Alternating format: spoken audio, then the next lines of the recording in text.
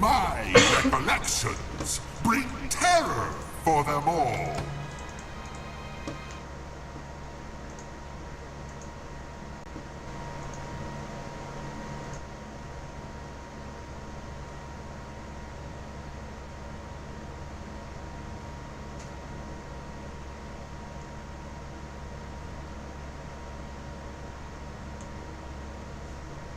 I charge. 30 seconds to battle. Of course. Agreed.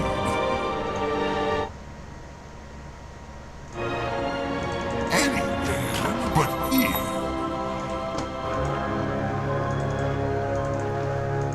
At last. The battle begins. Forward.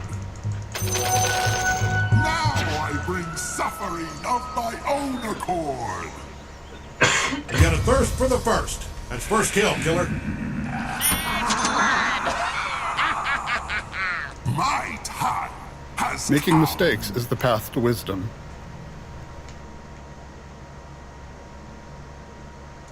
Of this place. Quick as lightning.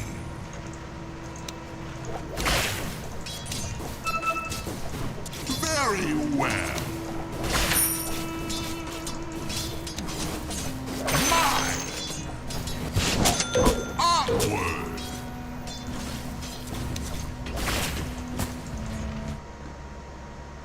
It follows.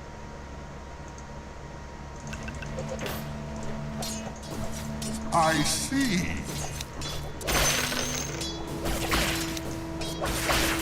If I refuse, lightning, give me strength. What? As I wish.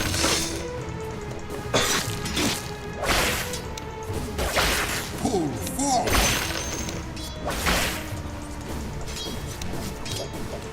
This would come as a shock. Your suffering.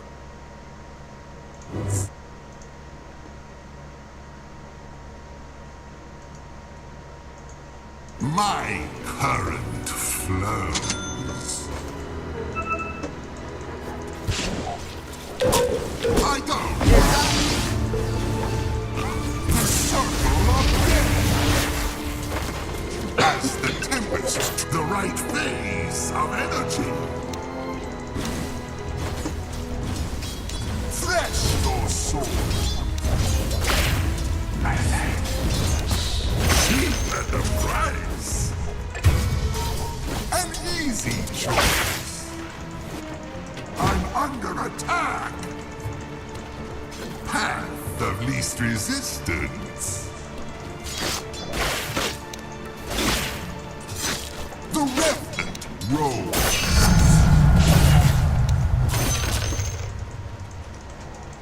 Pull forward. Very well.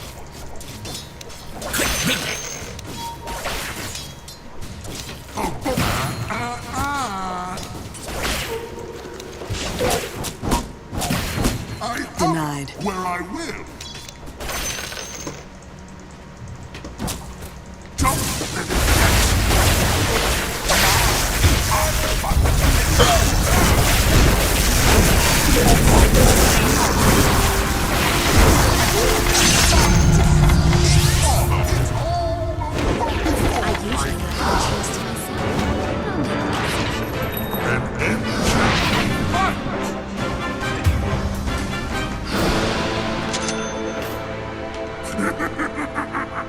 At last! I charge! Kill spree. Onward!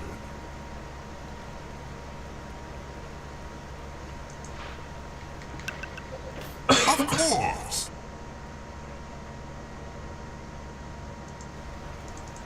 I see.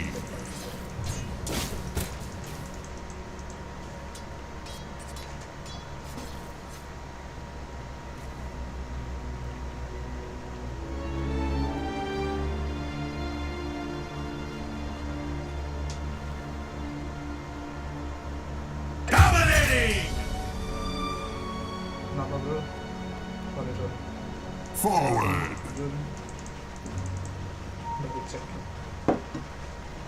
Agreed.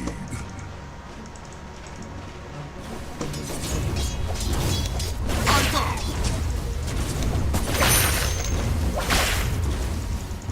Quick as lightning. An easy choice.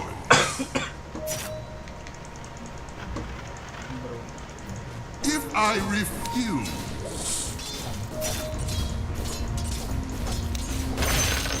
anywhere but here. As the time. Look lively now. Your middle tower is under attack. What are you, amateurs? The remnant rolls. I think that's a mega kill. My time has come.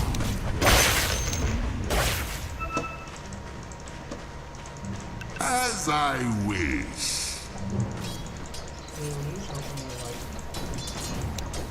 Path of least resistance. My current flows.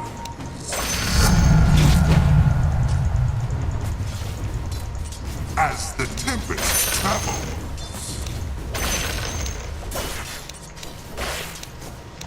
An easy choice. Bottom is missing. Forward.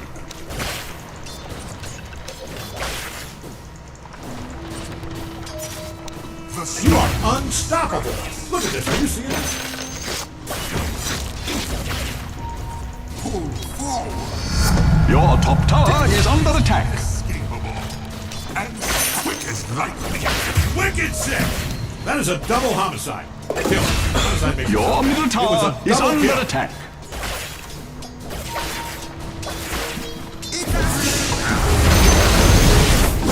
Your middle tower is under attack.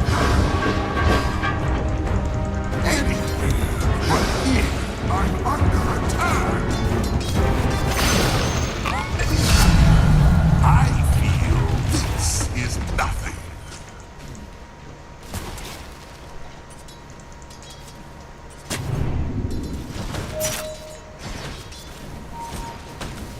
Very well.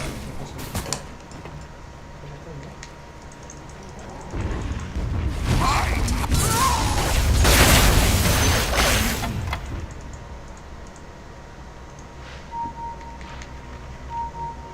Path of least resistance. As I wish.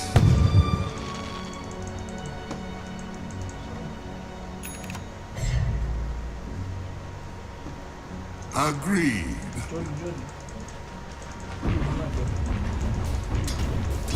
Whip you into shape.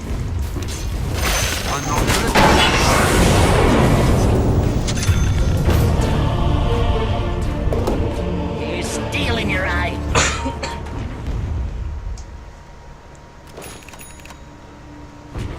Procrastination could spell the end of your bottom tower. Your bottom tower has fallen. Your top tower is under attack.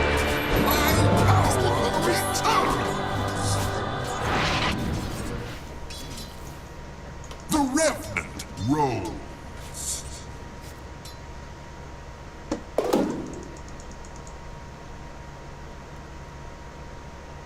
I see.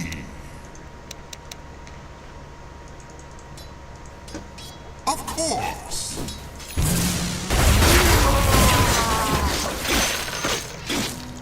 If I refuse, my current flows. My iron expands. Your middle tower has fallen. That's a double kill.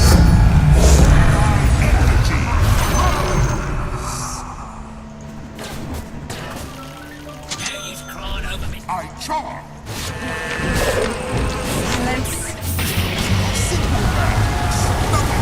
Look lively now! Your middle tower is under attack. How disappointing!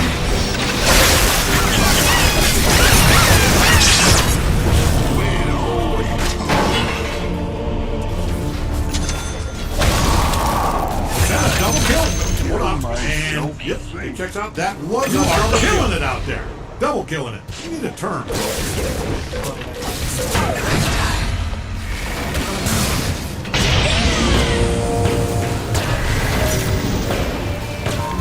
Look lively now! Your middle tower is under attack. What are you, amateurs?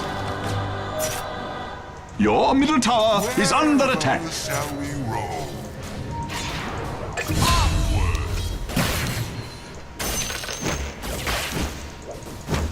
At last!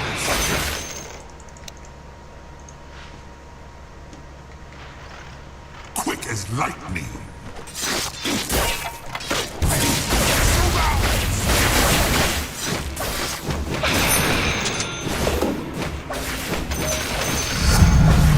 My dynamism in flame.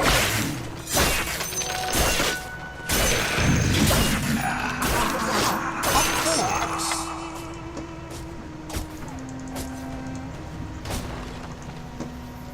Very well.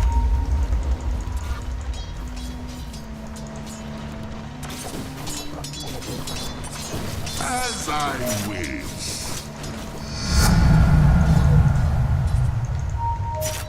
My time has come. The trickster.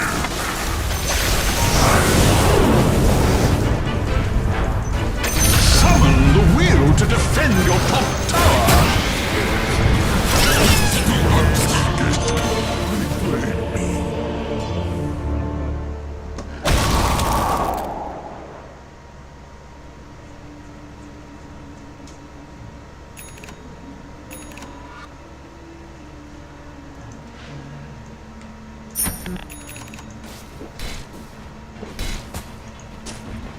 Summon the will to defend your top tower. I don't mean to be a downer, but your top tower has fallen. I rise again.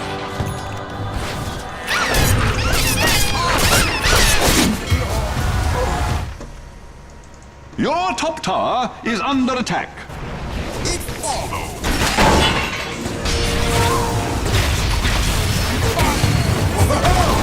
Your top tower is under attack.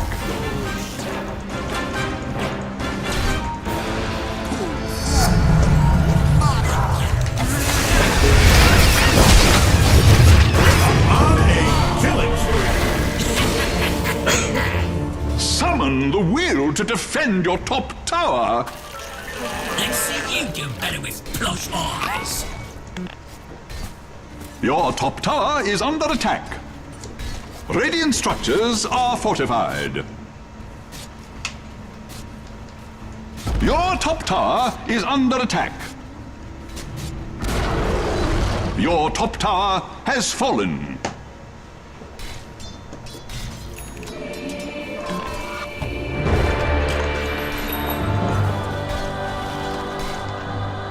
I charge. Yeah. Yes. At last.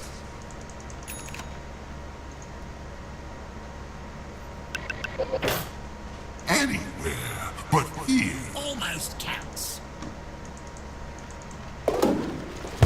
My current flows.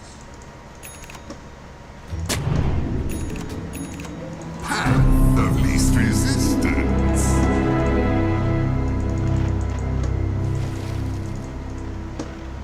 As the tempest travels.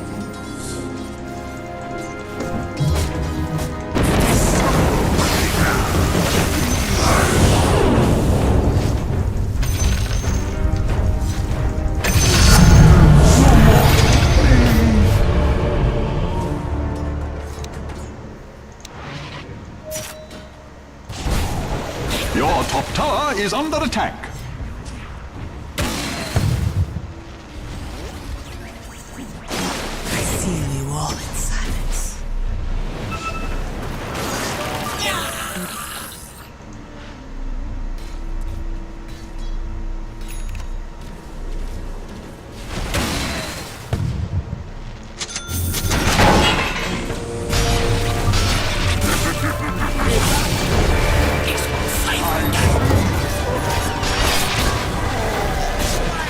Your top tower is under attack. Just a bit of good clean Summon the will to defend your top tower. Direct current. Your top tower is under attack. Catch you.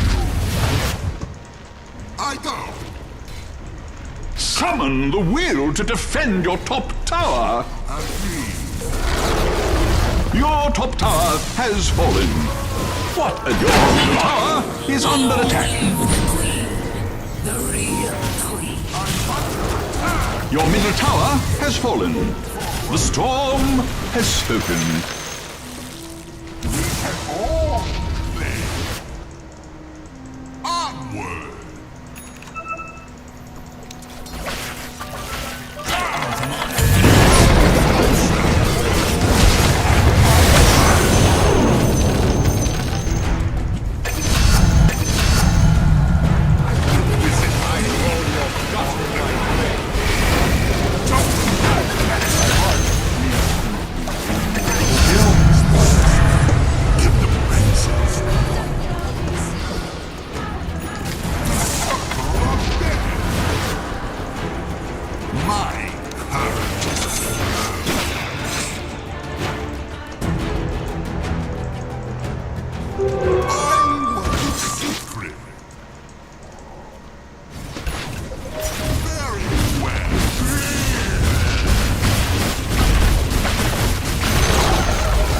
Yourself a prize! The enemy's middle tower has collapsed!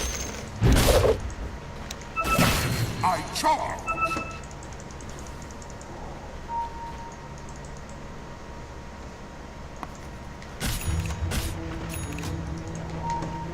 If I refuse, Radiant structures are fortified. They must have seen dark clouds on the horizon. I go.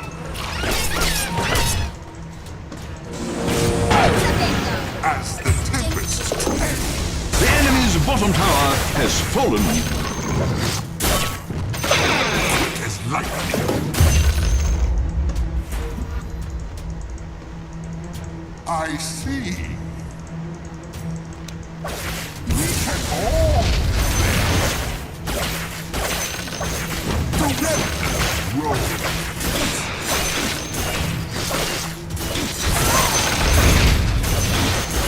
Of course. Conduct business.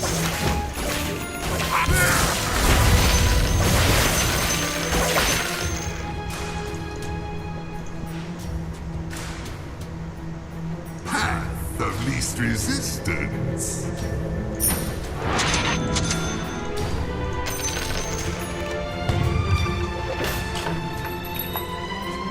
Pull forward. Agreed.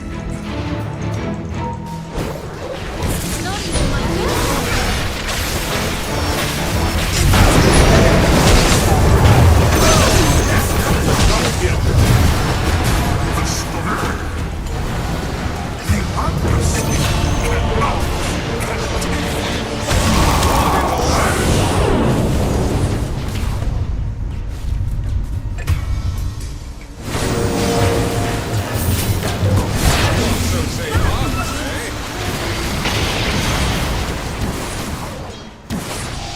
Whoa! That is a double kill.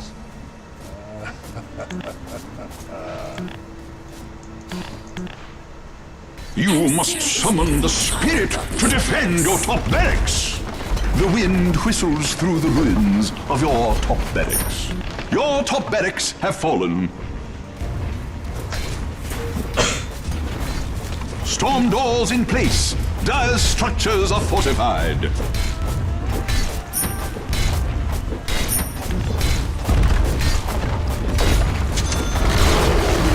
May the sky itself weep. Your middle barracks have fallen.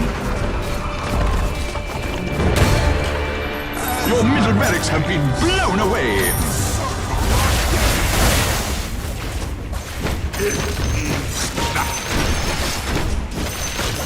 lively now! Your middle tower is under attack! How disappointing! May choirs of angels accompany your fallen tower to the nether regions.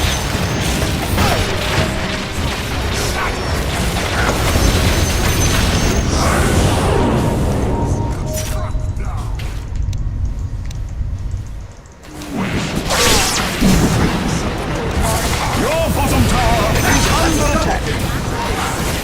Kill spree. And that is a triple kill. Your bottom tower is under attack. The Revenant rolls. Time to turn their hellish... Your bottom tower is under attack. If you wish a eulogy to be delivered for your bottom tower, my rates are very reasonable.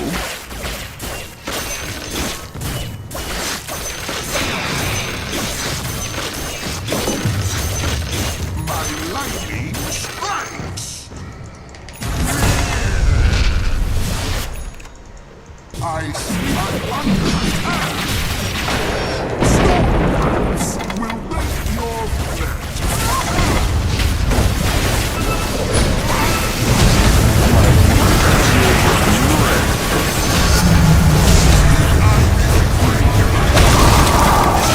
Yes, that is a double kill.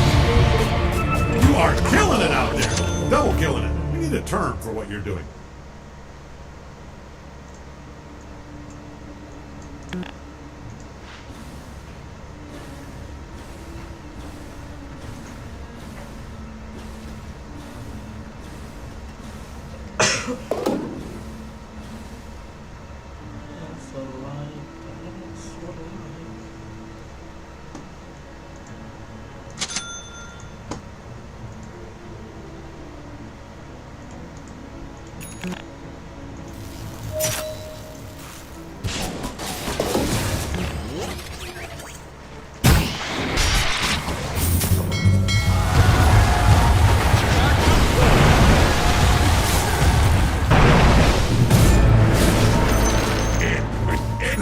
Look lively now! Your middle tower is under attack! What are you, amateurs?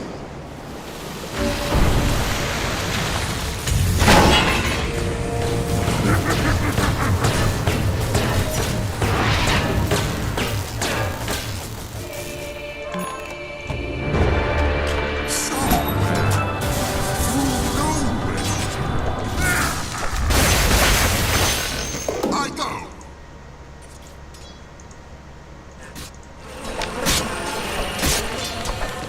Agreed.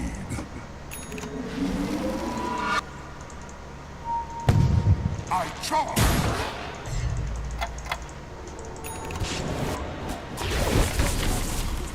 Roshan has fallen to the Radiant!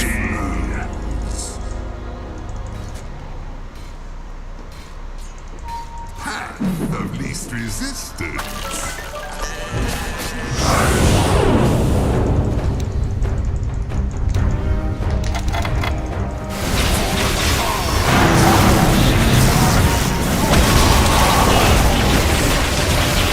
Procrastination could spell the end of your bottom tower!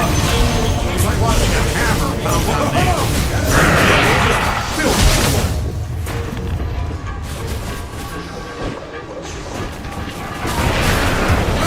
yes, that is a double kill. Your ancient is under attack!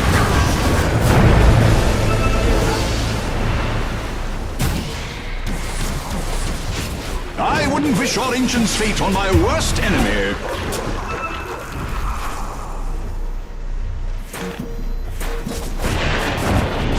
I wouldn't wish your ancient's fate on my worst enemy. Radiant victory!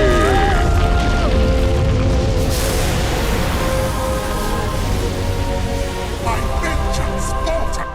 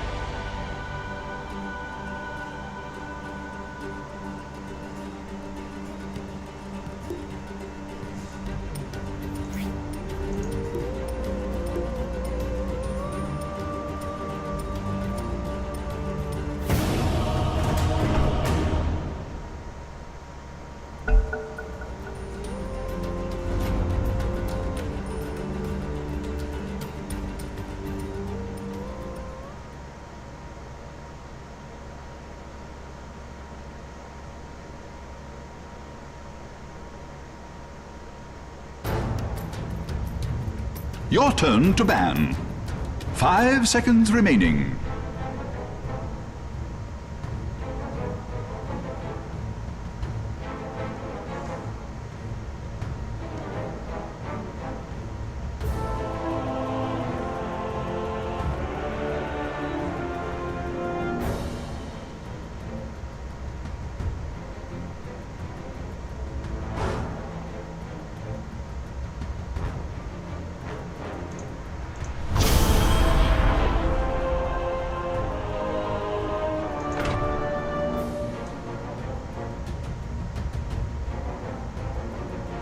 Ten seconds remaining. 5 seconds remaining.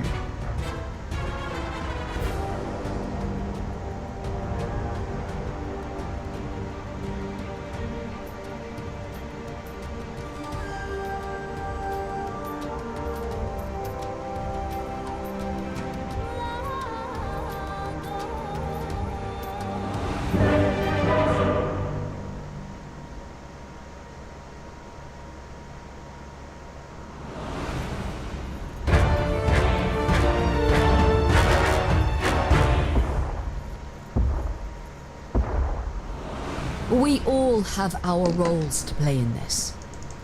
Let's get to it.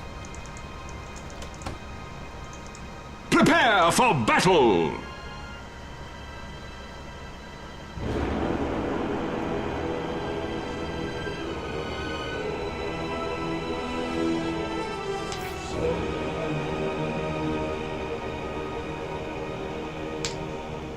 Need to hurry. 30 seconds to battle!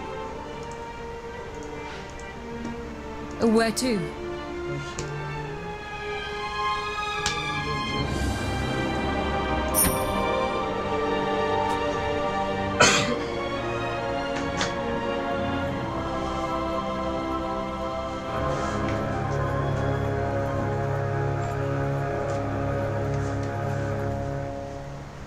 The battle begins!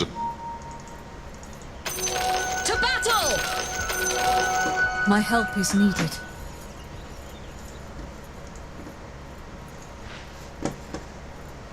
Let's go, Sagan.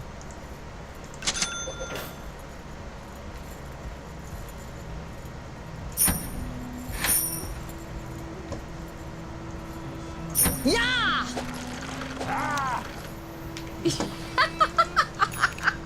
Hurry! I see them, Sagan. I'm moving into position. Yes, I'm under attack! The battle awaits. My will shall not be broken. Sagan! Komi! To kill you, even the sky takes flight. Can't stand around here. My aim is true. Denied! And away we go. Come on, Sagan. Moving.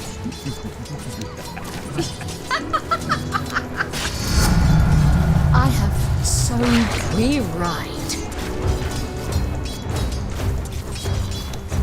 Gotta get moving. I don't think so. No time to stand around. Wherever I'm needed. Hurry up, Sagan. On the move. We have no time to waste. Come on, Sagan. I'll learn to control these things. Coming! Ah! Time to move. You give me no choice. Riding thrilling. Your top tower is under attack. We need to move. No time to delay. Need to keep moving. Can't sit here and wait. We need to keep moving. As I expected. Riding. Look lively now. Your middle tower is under attack. How disappointing. Gotta get moving.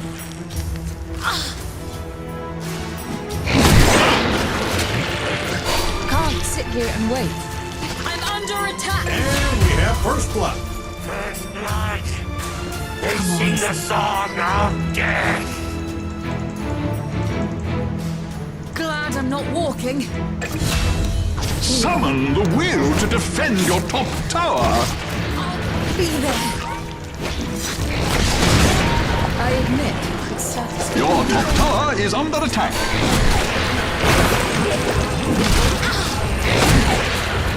The battle awaits.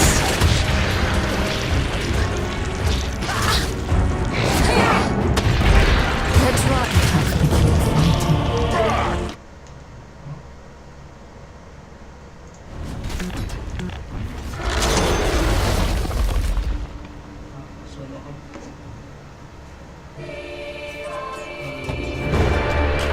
There are monsters about.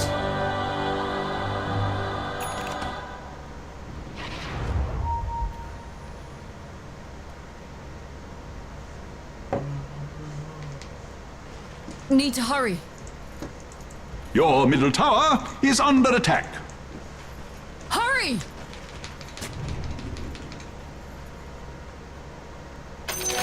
Lovely.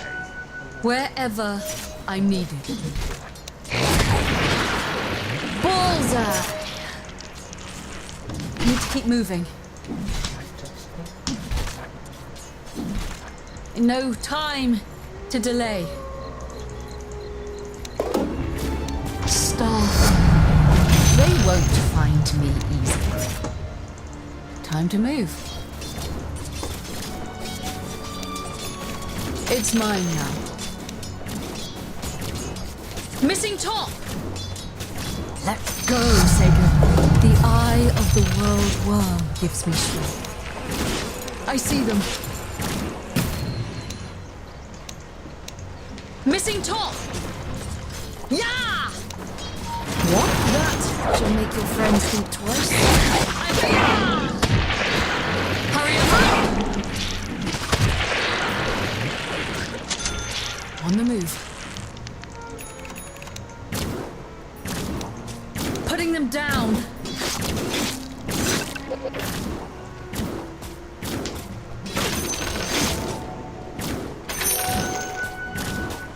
For the glory of my silver, I shall reach my full potential. I will shoot through you. Taka! Come on, Sagan. The more coin, the better. I'm moving into position.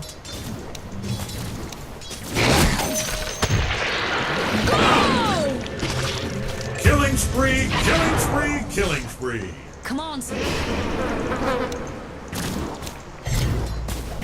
No time to stand. Flee! You down there, you are dominating right now. That's a double kill. My father's strength flows freely. Sagan! Komi!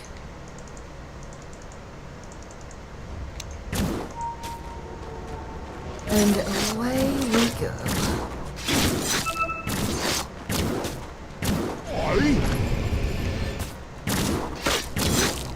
Boy, fresh mate!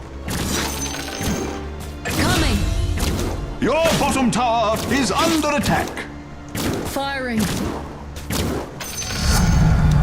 I learn more about myself. Your choices betray me. My help is needed. Procrastination could spell the end of your bottom tower. Whether accidentally or on purpose, radiant structures have been fortified. Your bottom tower has fallen. Looks like someone blew it. Fate is written in the stars. Moving.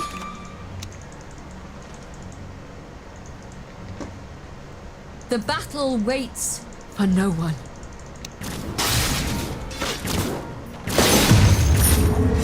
Where to?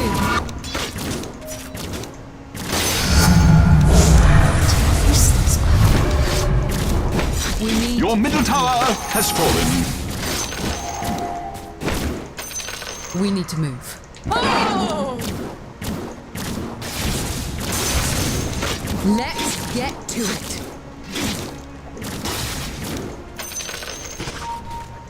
We have no time to waste.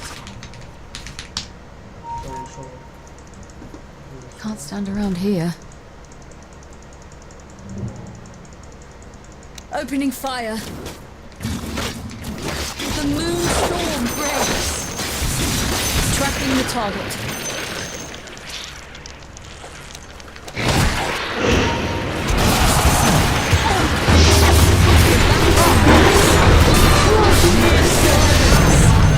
You feel that too, Sagan? Your middle tower is under attack. This will do nicely. I'm moving into position. You survived without much fight.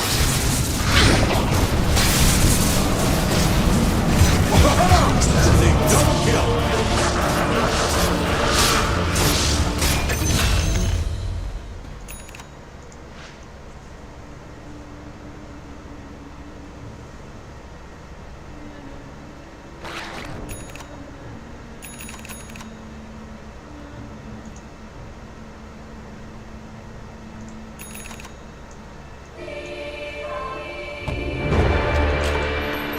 Returning home. Come on, Sagan. They can't run.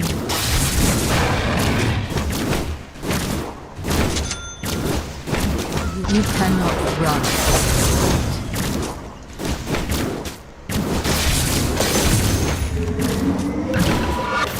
We have no time to waste.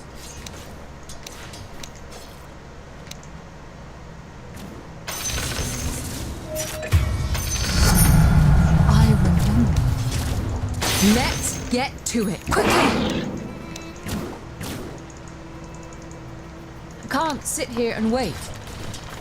It's all over. Wherever I need. Out of the way!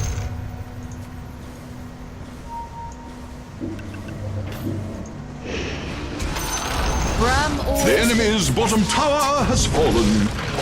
Sunbeams all around. Strangely endearing, Pudge. No time to delay. I'll do the same for you. Yeah!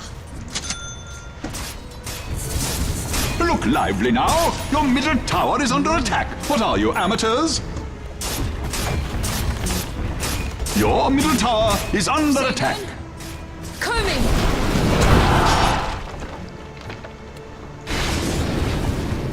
We need to move. Your middle tower is under attack. Riding.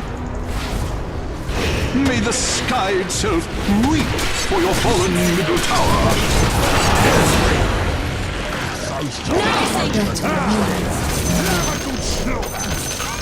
Gotta get moving. Look lively now. Your middle tower is under attack. How disappointing. Knocking arrow.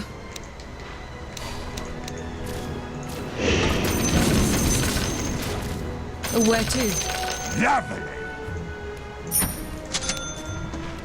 I'll fight. They're here. Radiant structures are fortified. Hurry up, Sagan.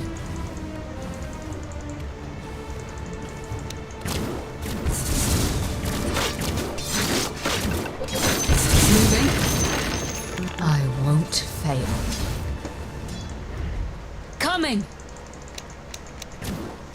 Utter total domination. I can't believe what I'm seeing. Rise to meet any challenge. No time to stand around.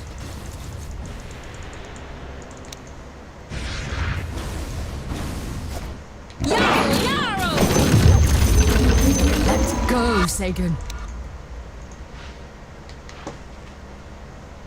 And away we go. Time to move. Hey-ya, boy! Take flight! We need to keep moving. On the move. This is the strength of the Helio Imperium. Aiming.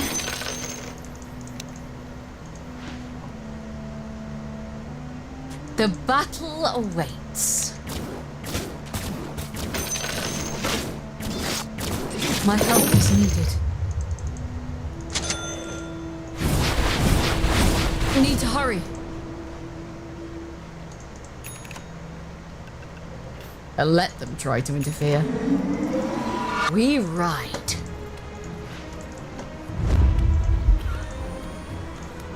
Need to keep moving. Wherever I'm needed. We ride. Let's go, Sagan. Can't sit here and wait. My night soldier's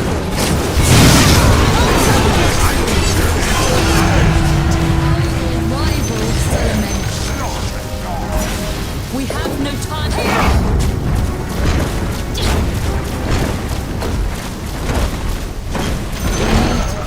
The enemy's middle tower has fallen.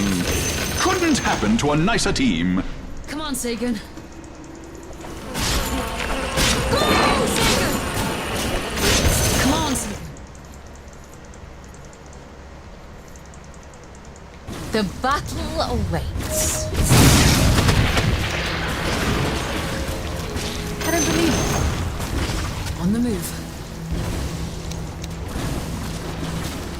Shelter cannot save you.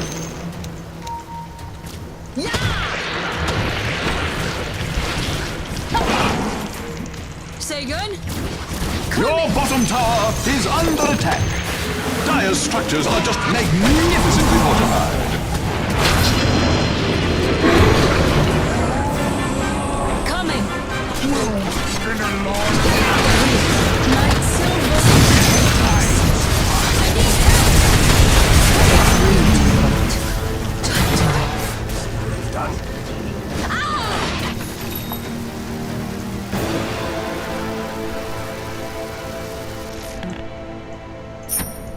Wait up, take a looking minute. Am I looking at Gotta a get mega moving. kill down there?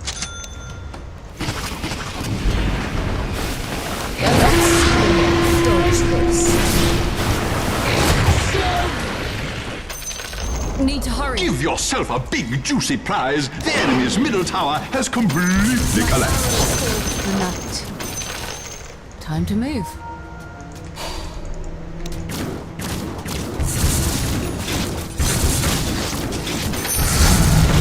As bright as the moon, as radiant as the sun. I'm moving into position. It seems that 3 of us might get something done. Double damage! Where to? Hurry!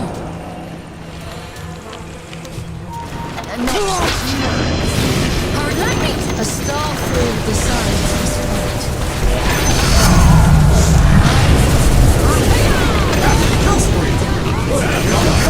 Hacking at limbs, blood spraying everywhere. A double kill. Just adorable. Shot.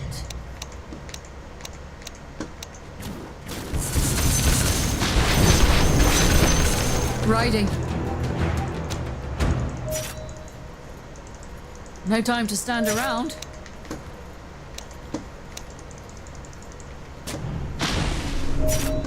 Your bottom tower is under attack.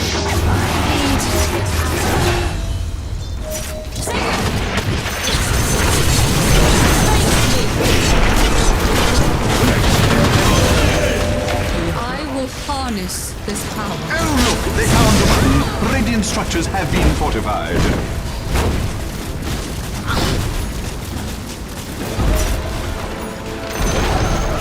The enemy's middle tower has fallen. The enemy's middle barracks have fallen. Stop!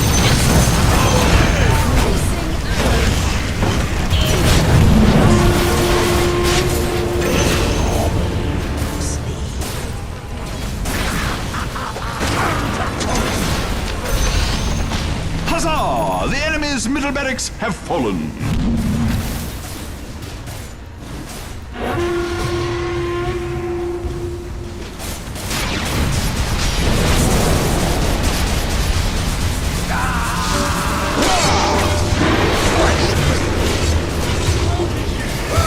Yes, that is a double kill. The mask.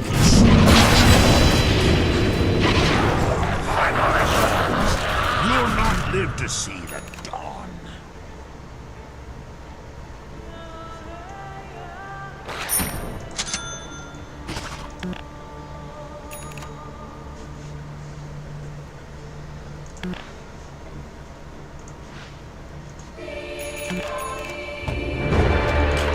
You okay, Sega?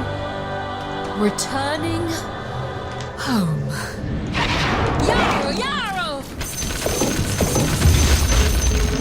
We need to move.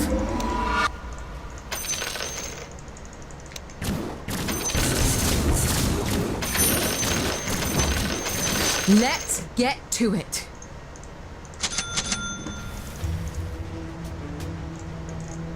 My help is needed. I'm not. Under attack. I won't. Davian isn't the ghost of your thing. That's a double kill.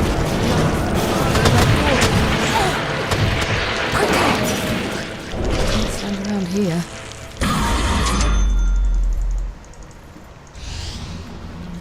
No time to delay. Yarrow! Yarrow! Such power. They're mine. And away we are. Moving.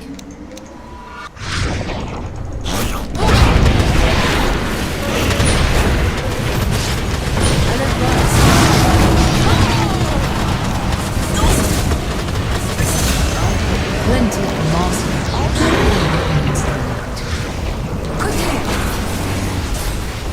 Hurry up, Satan. The enemy's middle tower has fallen. I knew Radiant structures are fortified. That's a double kill.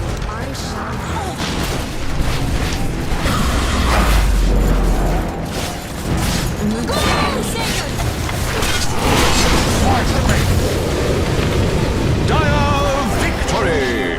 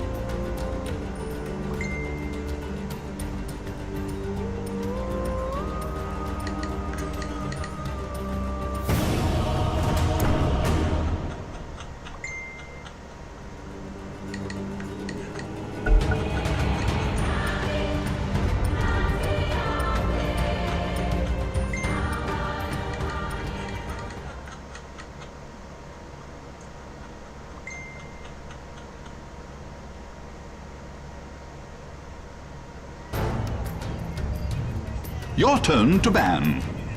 5 seconds remaining.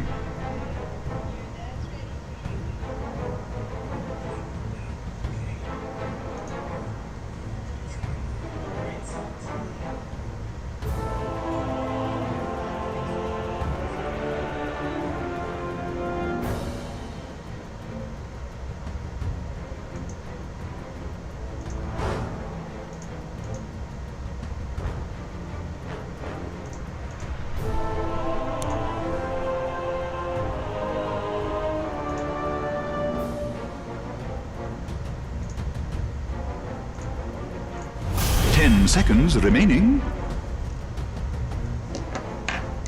5 seconds remaining.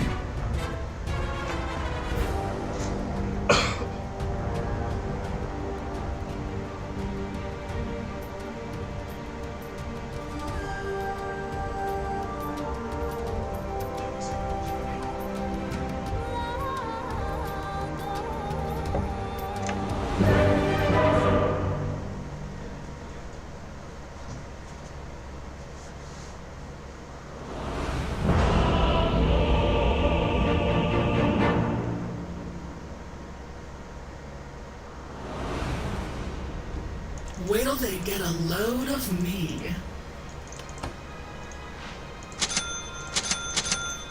Have whip. Prepare for battle! Don't you just love war?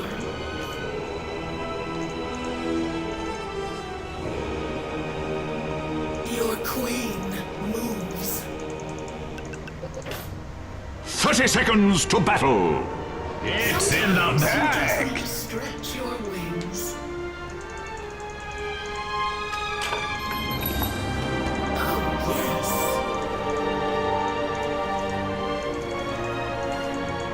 Here, here.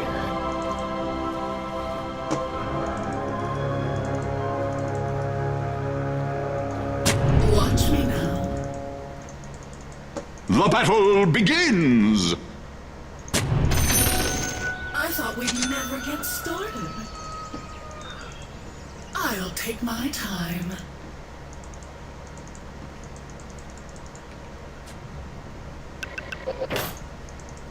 Quickly now.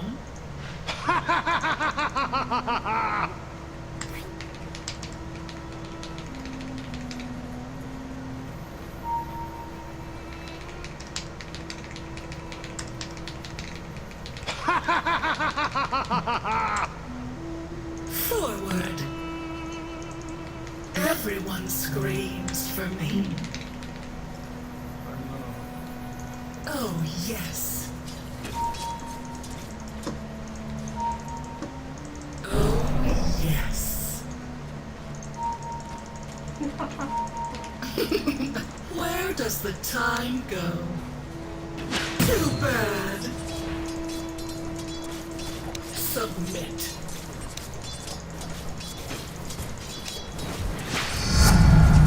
The pain intense as I will know.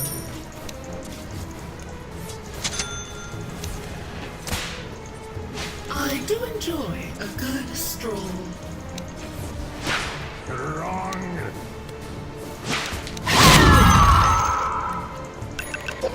Urn of Shadows. This way walks pain.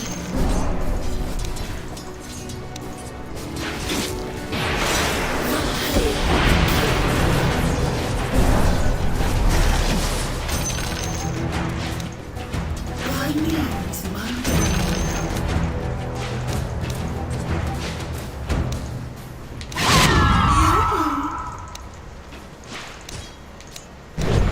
And we have first blood. forward.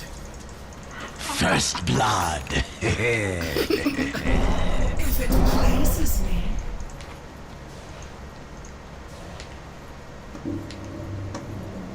Swiftly. Ooh, I felt the royal path. A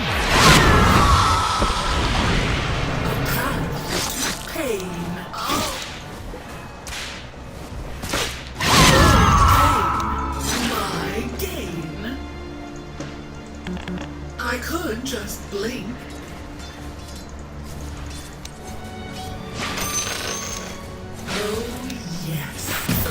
had that, didn't you? I'm under attack. Don't you just love war?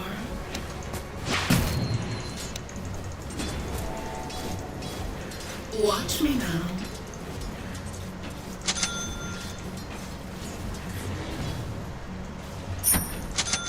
Oh, yes. A royal path.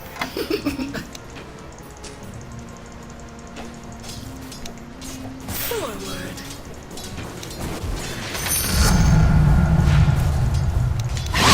Get a load of me.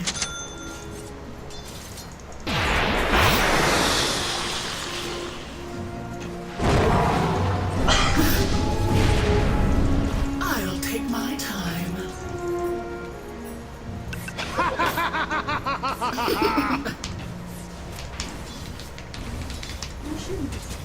A path to pain.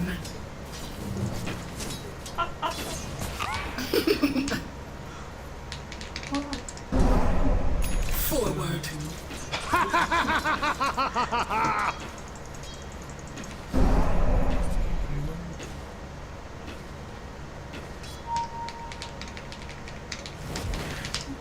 Here, here.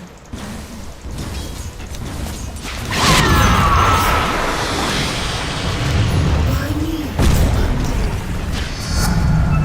mine. Ah. Oh, yes.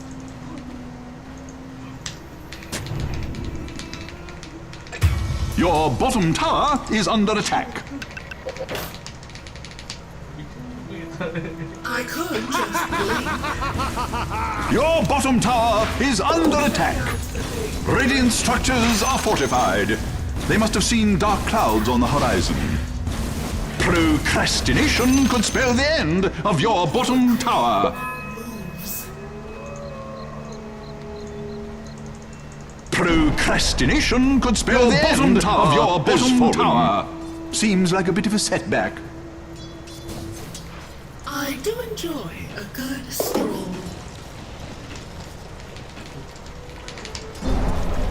If it pleases me.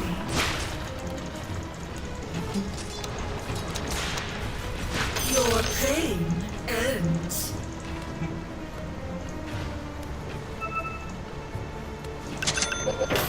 Sometimes you just need to stretch your wings.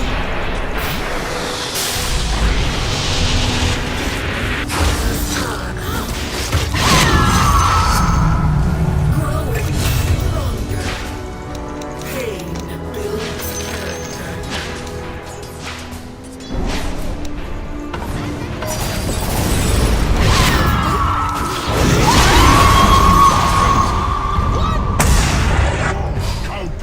Your bottom tower is under attack.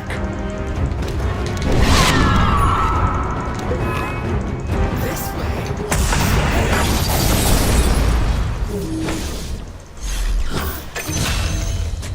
Swiftly.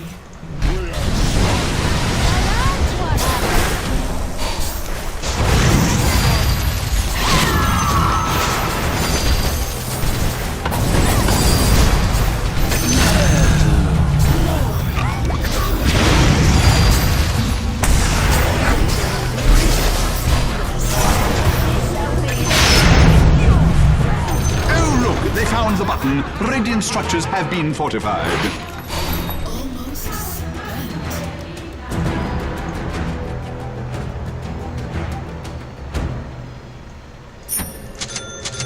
Yoo-hoo. One, please.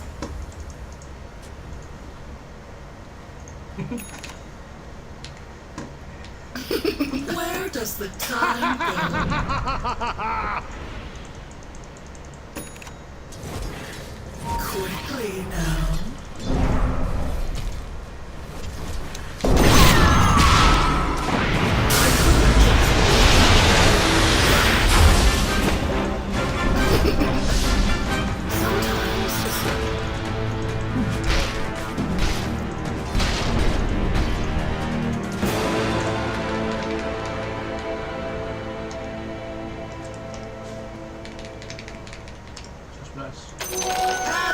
to the tally.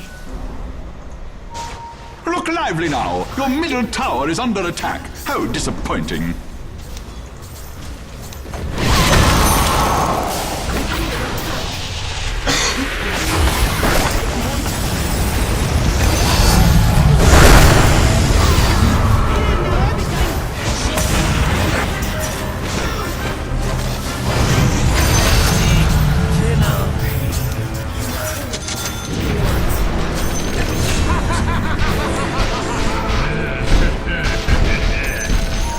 Yes.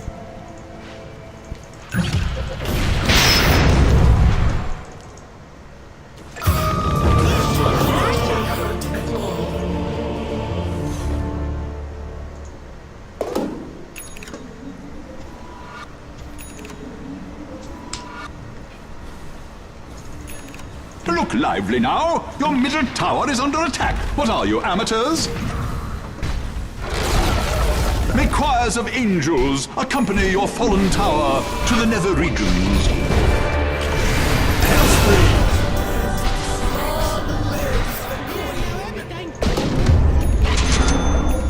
Your queen moves. You move.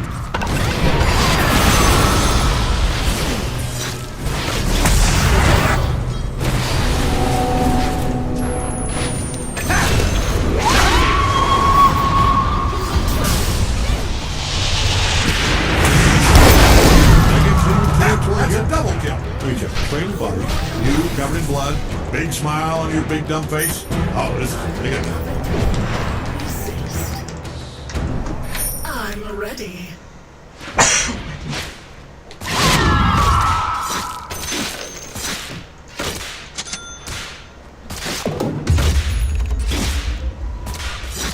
Forward. Regeneration! The pain train. Time is money. Oh, yes.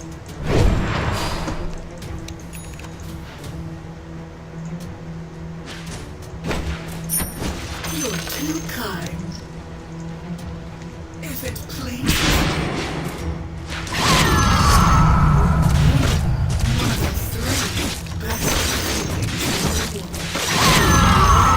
A struggle.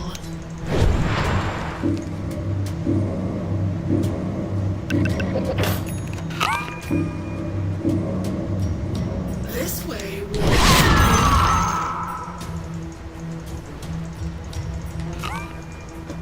by means mundane. Unstoppable! Forward.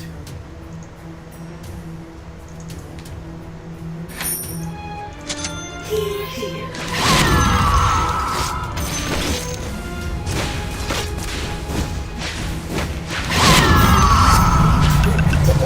Spirit vessel. Where does the time go?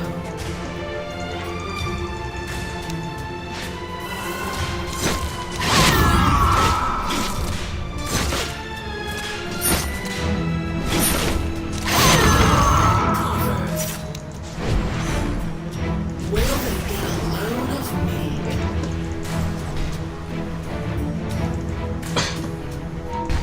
Don't you just love war?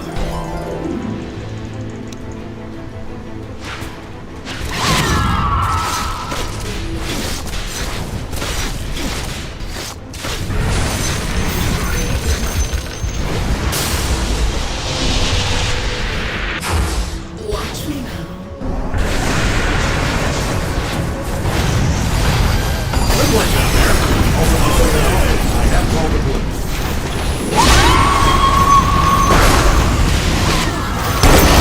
And the double kill. I want them both. On double kill.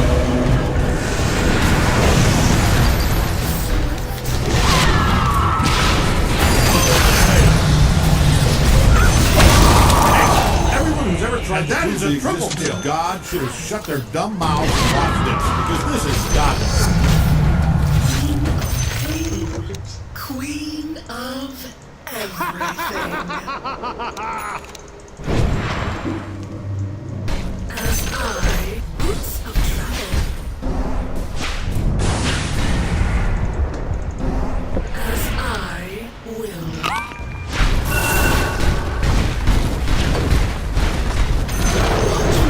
A moment's silence for the enemy's bottom tower. And we're back. Sometimes you just need to speak.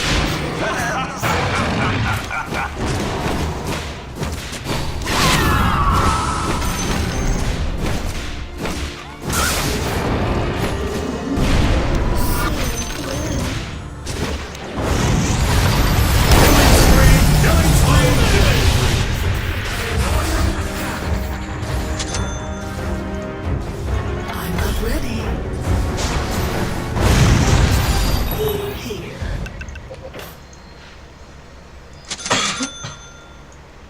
Have wit, will travel. The enemy's middle tower has fallen. Wait till they get a load of me.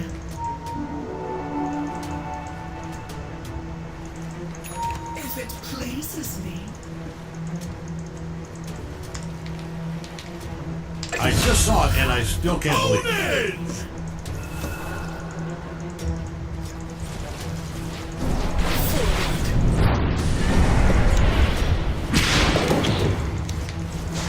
Your queen moves.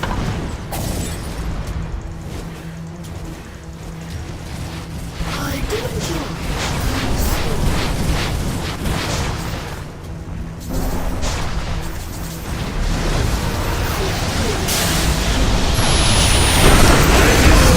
That is dominating.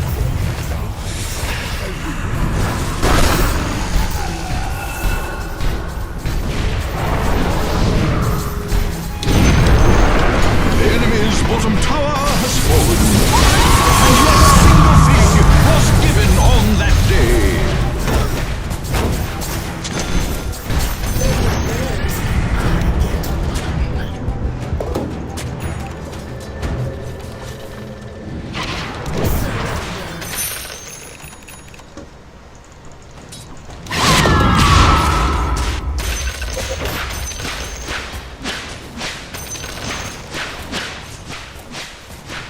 The pain train.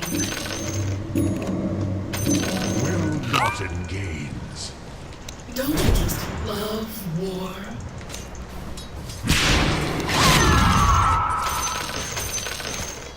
Growing pains. Shall we begin?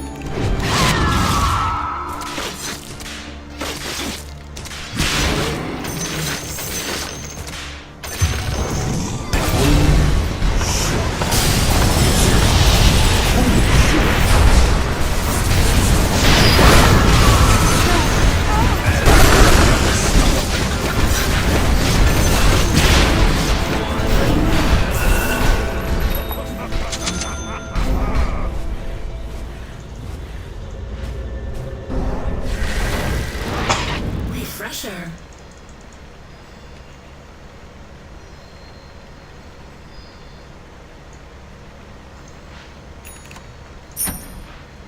Where does the time go?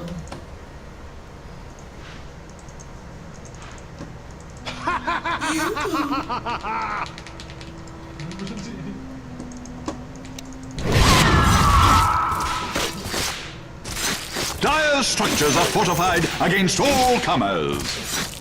Oh, yes.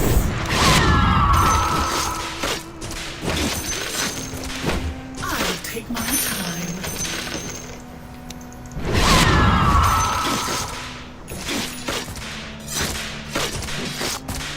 I could just blink. Dark ritual. Forward.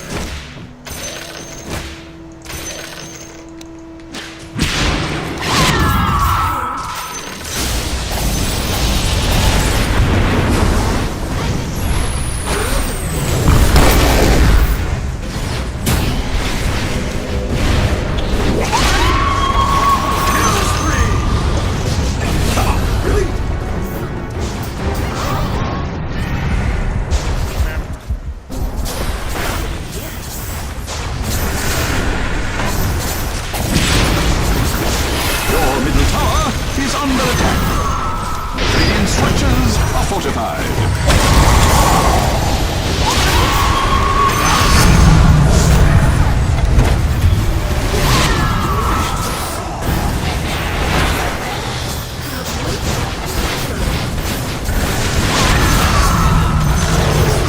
The enemy's bottom tower has fallen. Is that a double kill? Hold on. And, yep, check out, that was a double kill. The enemy's top tower has fallen. Isn't that splendid?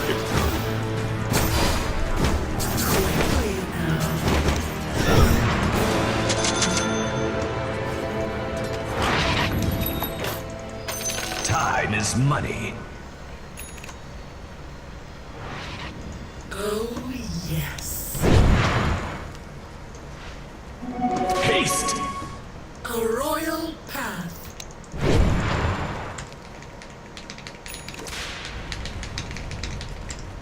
Oh, yes. The pain train.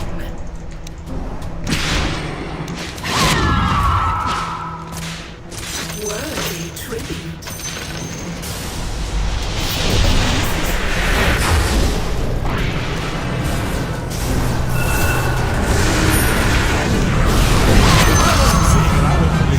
I still don't. Either my eyes are liars, or that's a mega kill.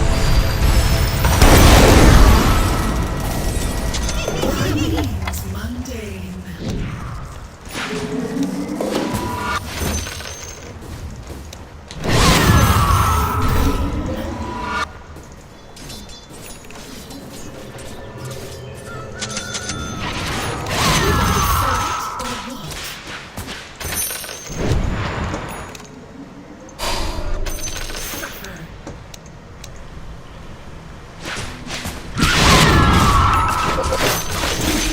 Give yourself a big juicy prize. The enemy's middle tower has completely collapsed.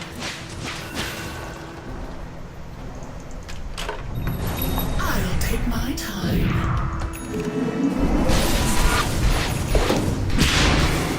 Reign of pain.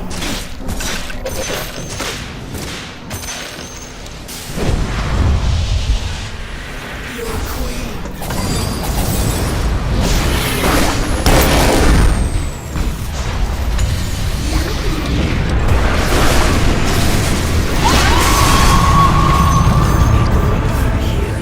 Taste my venom. Where does the time? Is that a double kill? You are unstoppable. What's that double kill?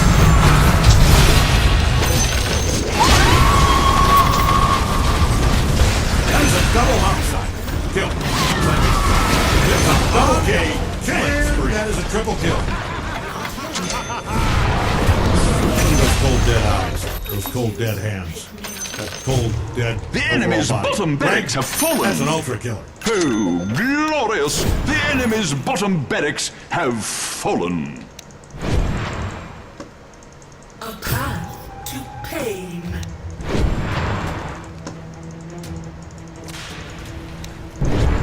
I do enjoy a good stroll.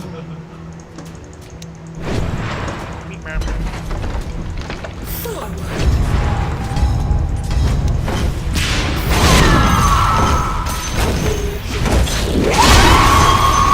Dire's structures are fortified.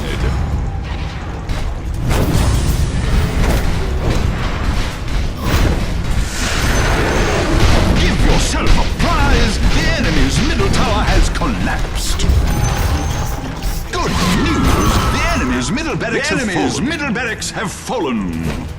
Your top tower is under attack.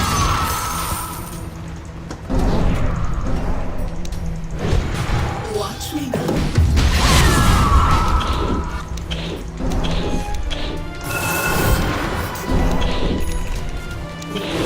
Summon the will to defend your top tower. Forward.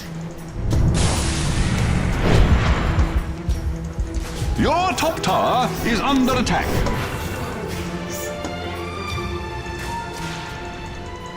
I don't believe in playing nice. Agony.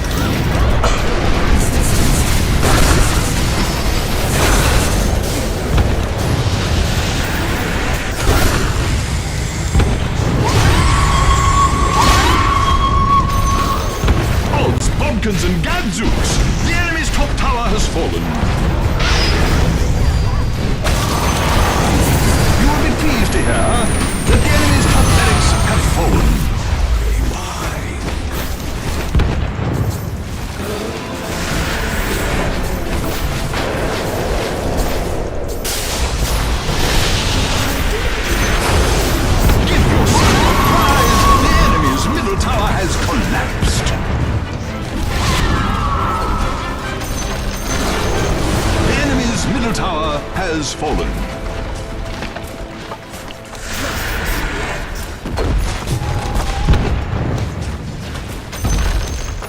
Hello, Calais! The enemy's top barracks now have mega creeps. And the storm of battle ends in the calm of a radiant victory.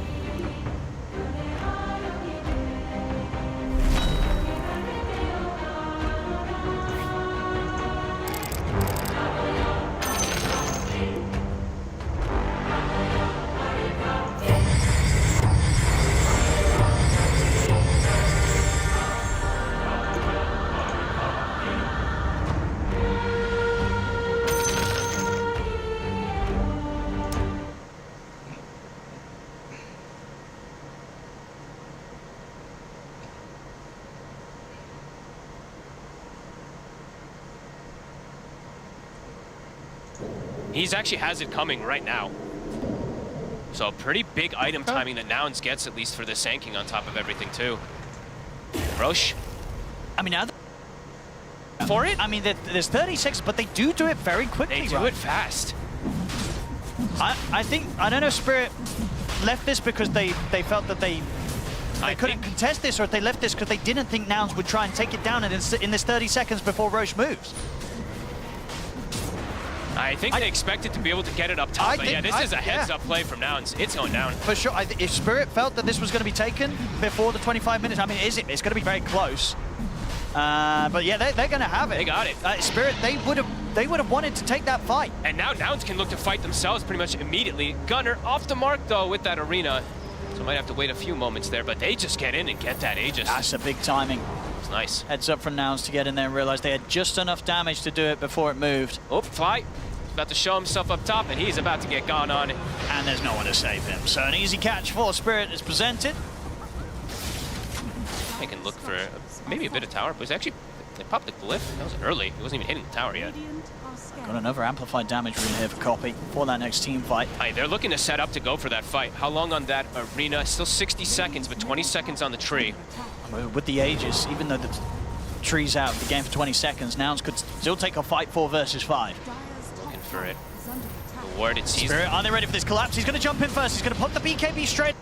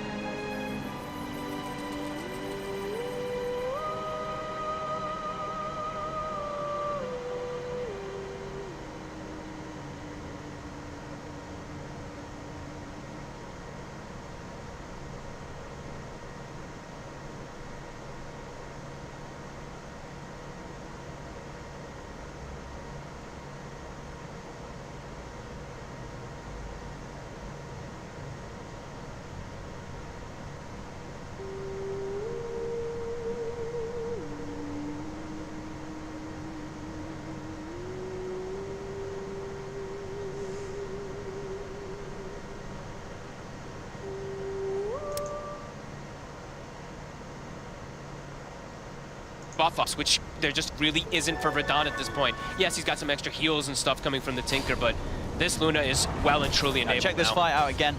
You know, Yuma, knowing it, especially with the Aegis in his hands, he can go straight for this. Absolutely trusting in Copy and Gunner to come in with the control, and at this point, Team Spirit, they have to do their best to bail out the fight, but only 2 of them managing to get out alive. It does feel, I mean, I don't know, it feels very similar where it's like, I love Mira, like I love Tinker, I love Mira, but I'm just not feeling this, you know, he's just this big playmaker usually, and it feels like the game is a little slower because he has to take this back foot of just being this farming Tinker, because that's just what the hero does, so they're just unable to make too many moves on the map, and it's been Nouns now getting away with a lot and getting this Luna at the top with an Aegis. And Laurel is now a support pretty much at this point on the Batrider. Yes, I mean, if you look at sort of his farm in comparison now to that of Lelis on the snap fight. You know, Lelis having a great game, and yeah, Laurel falling behind, about to be overtaken by the supports. They're going to get the jump on Collapse, no chance to pop the BKB. Collapse is gone. Oh, and they're doing it. They've got a big advantage now coming into these next fights. Well, Lincoln's finished out on Yuma. Blink on Fly, so he's going to get the overgrowths through the BKBs. This is looking problematic This for is Spirit. that crazy stuff from Nouns here today. Defying all odds. Yeah, they had a rough entrance into the road to the International so far. Spirit looking as strong as ever, but today, this series, both games, Nouns, they seem to have Spirit figured out. Copy in particular, right? We do have to highlight a lot about how much the Sanking was able to do with a bad lane matchup, being able to find the recovery with those 2 kills pretty much to get the blink early and just find these early setups to get to this point. And whoever made the call to go for that Roche, right? This is just heads-up stuff across the board here from Nouns today. And we'll give Gunnar the credit from the last game being that nice little sacrifice, of course. At this point now, I mean, Spirit, the thing is, like, Spirit, they stalled for their item timings for the BKBs and stuff, and the fights just, they didn't work at all. So now it's like, okay, we have to look for that next item, which I see Radon, the Satanic will be there. So the Dispel versus the Tree Overgrowth for him to keep attacking post-BKB. If he does get caught, he'll have that. But as you said, Laurel has completely fallen off, and he's not growing at all. Spirit stepping out of the base. Now they have a Lincoln's on Yuma. They have, I believe, a secondary Lotus Orb coming out on the Snapfire. So they have overwhelming ways to protect these single target abilities. The Doom, the Lasso in particular, very important ones that Spirit needs to do pretty much perfect. It could just get reflected. It could just get blocked. Spirit definitely feeling that pressure. Yeah, at the least for them, looks like Nouns aren't going to get another push in under the cover of the Aegis, just 30 seconds until that expires. But they've gotten that nice map control. They actually see bottom as well too. Mira has shown on this ward for a quick second. Are they going to make it in time? Oh yeah, they will. Copy. He's found him. And even though it may just be a support, you know, with the Tinker out the game, that's a lot of sustain and save that Spirit won't have if Nouns want to go straight away for a push now. There's Mira. He's gone for 50 seconds. They're smoking to maybe try to catch them off guard here, but This is so risky. But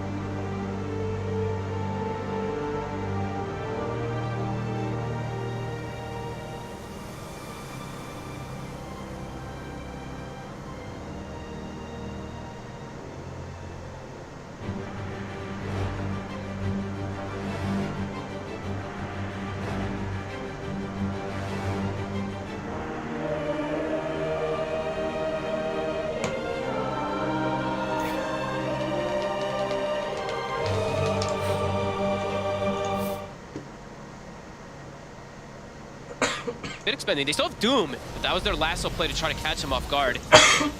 Nouns still has BKB up on Yuma, so they're going to look to play around this Luna. And they have vision over here, so they want to play around this vision that they placed from earlier. they can swing around towards the mid. Spirit, they're coming out on the map, but this is so risky. Collapse, he's going to walk straight into the hands to BKB straight away. Lotus is going to be dropped down on towards Yuma. They now turn their efforts over towards Copy, trying to burst through the Sand King, but the Doom drop down onto him. Copy will fall.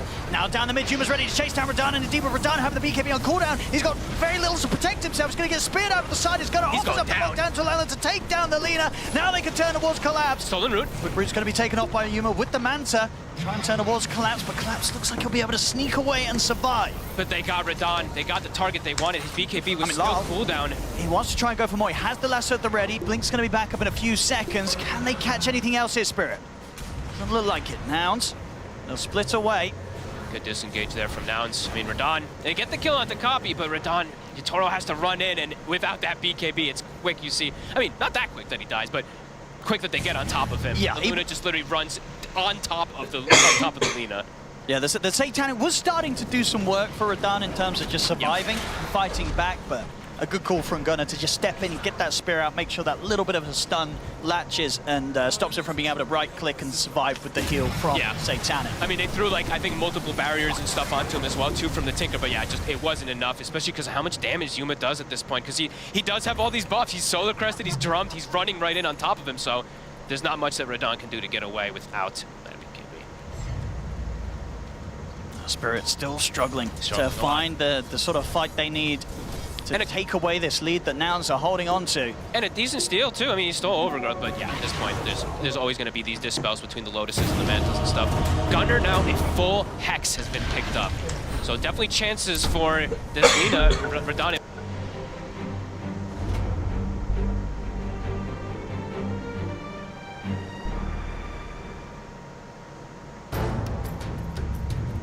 Your turn to ban. 5 seconds remaining.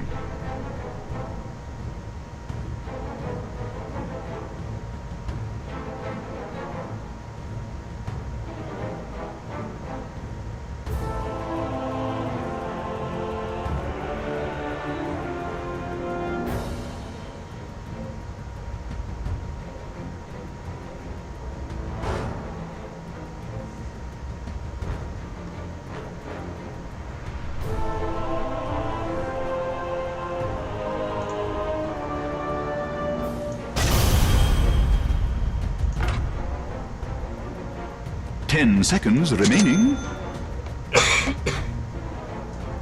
5 seconds remaining.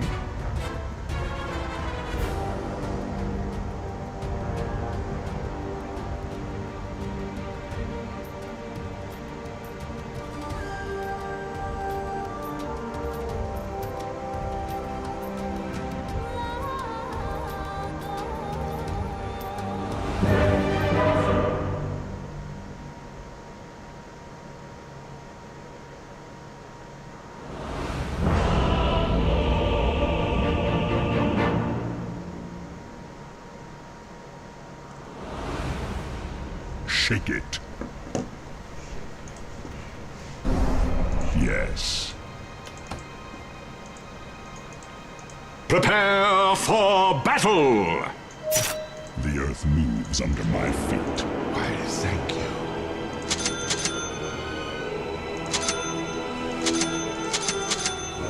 Very good.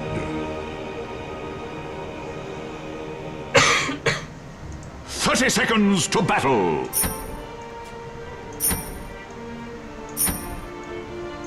Let's shake things up.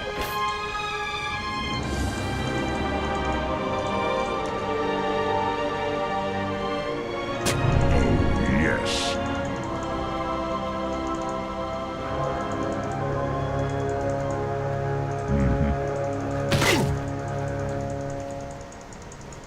The battle begins! Here I come. It's shake time. Yes.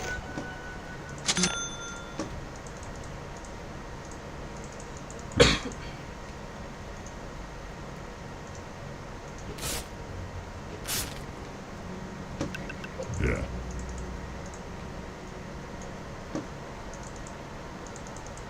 Base and tremble.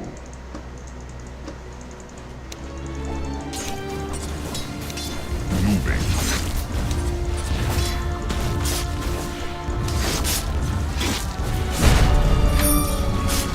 Earthshaker first. Onward.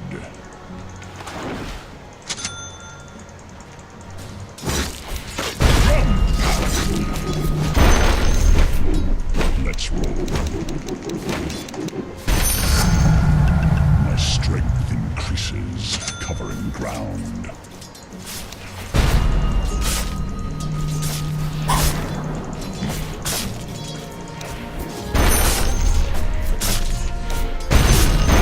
Yes, indeed.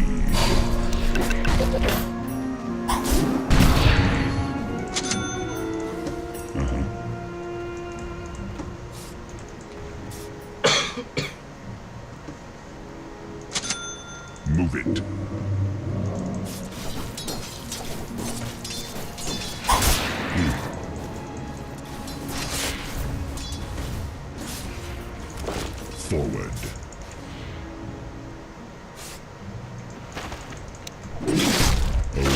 yes.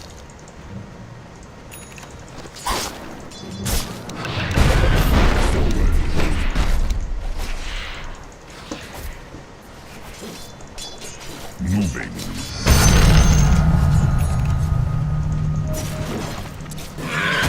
Yes, indeed.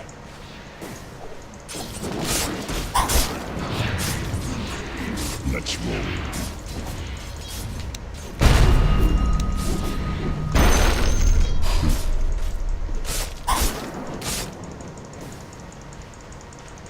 Onward.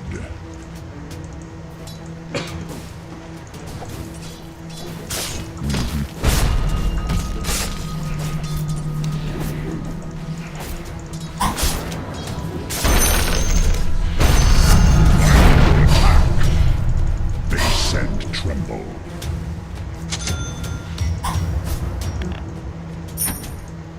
Move it.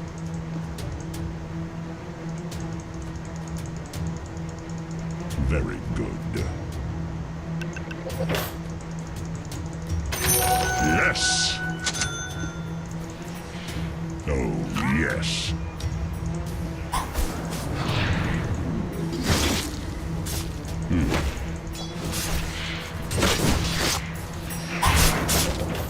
Let's shake things up.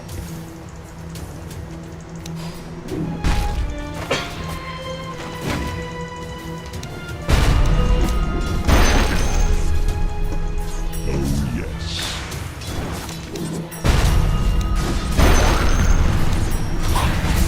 Yes. Fisher. Down. Summon the will to defend your top tower. Yes.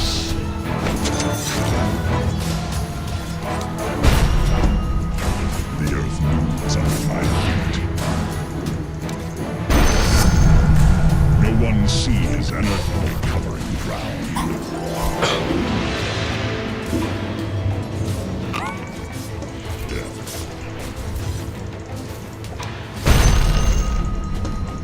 Here I come.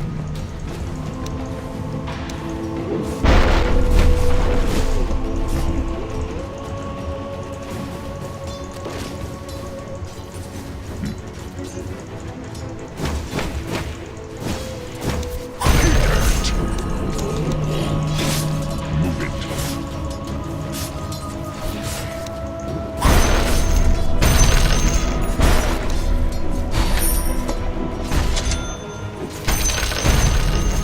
Feel the earth move. The time's come.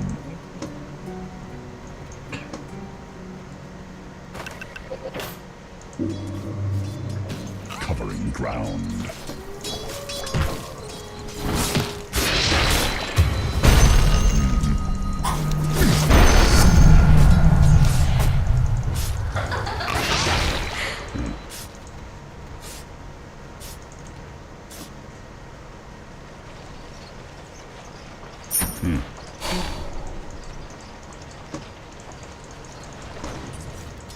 Let's shake things up.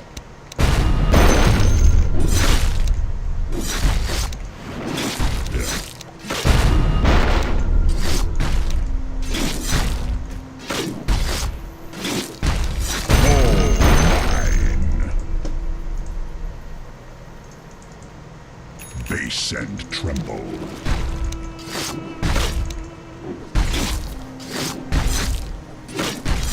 Attack.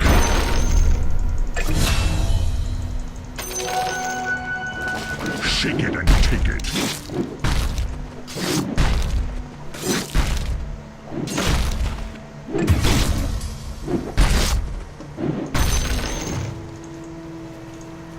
Here I come.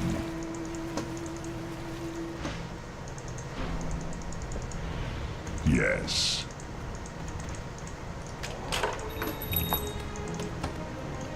Oh, yes.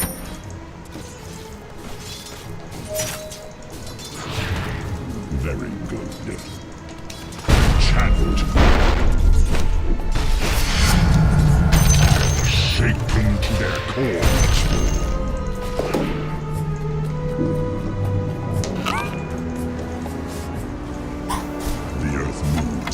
my feet.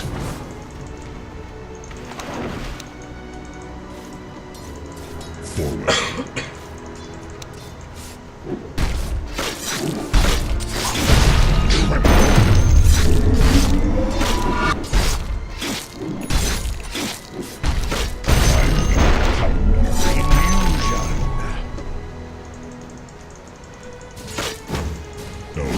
Yes.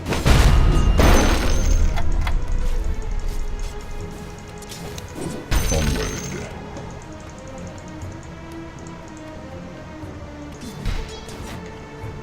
Yes, indeed.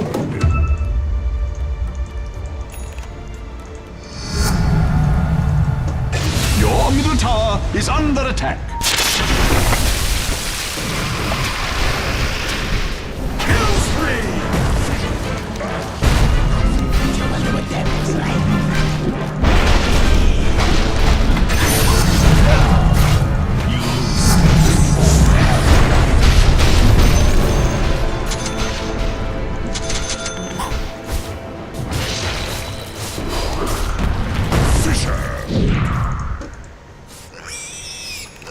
Let's shake things up. I thank you. Very good.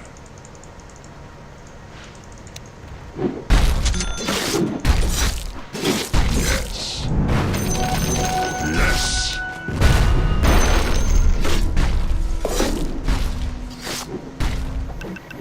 Yes.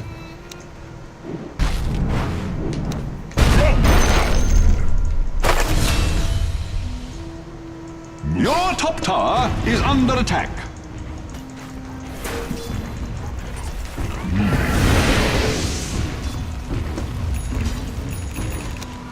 Whether accidentally or on purpose, radiant structures have been fortified. Your top tower is under attack. A fitting bounty. Summon the will to defend your top tower. but Your top tower has fallen. Forward.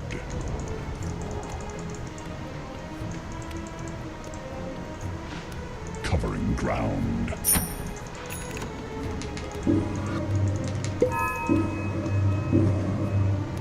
Base and tremble. Your middle tower is under attack. Old friends, go easy.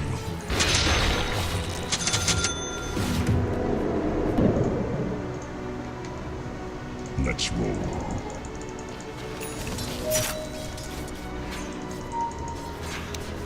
Here I come. Earth Gate.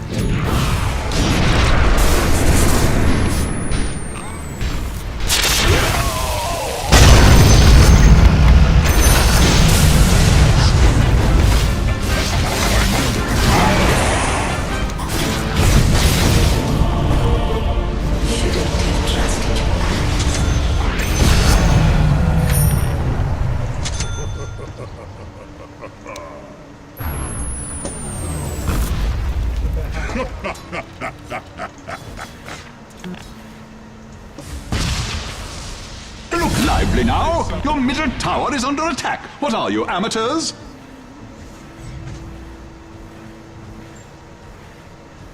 Look lively now. Your middle tower is under attack. How disappointing. Your middle tower has fallen. Is that whining I hear? Ground pound.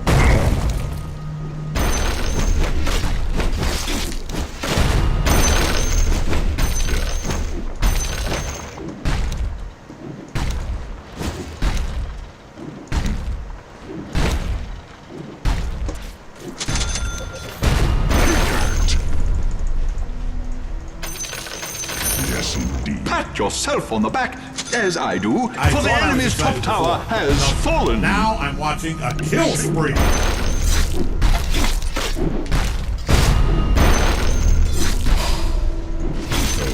Yes.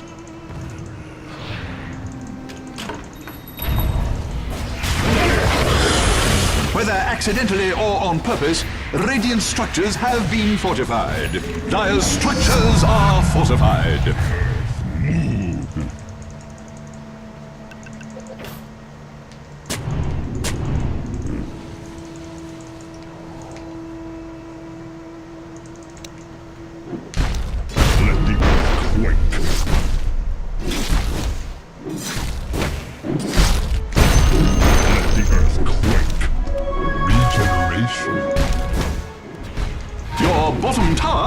under attack.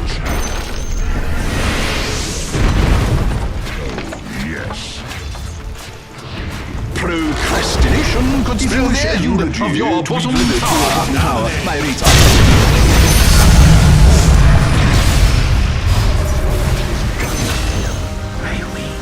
At least I named you. Your bottom tower is under attack.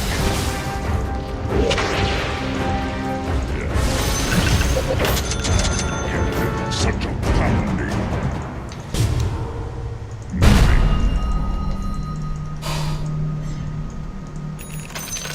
Your top tower is under attack. Base and tremble.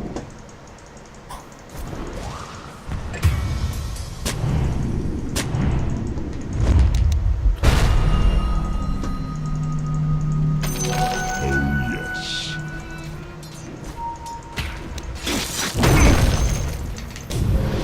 I'm under attack.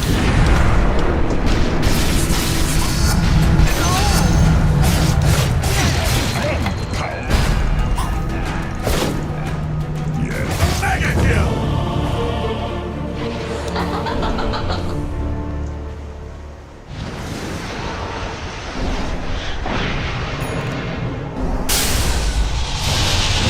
Your top tower is under attack. I have seen the future. You're not in it. Summon the will to defend your top tower. Kill spree! Whoa, The enemy's yes, middle that is a tower double has kill. fallen. Your bottom tower is under attack. Procrastination could spell the end of your bottom tower.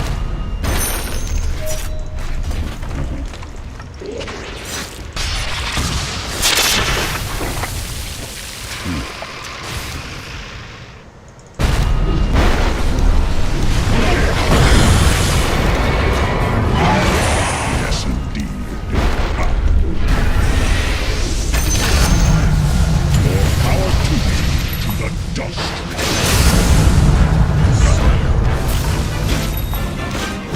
Clank and crack. I'm gonna pound you. What need have I for this? See a domination today? Like watching a lion take out gazelle.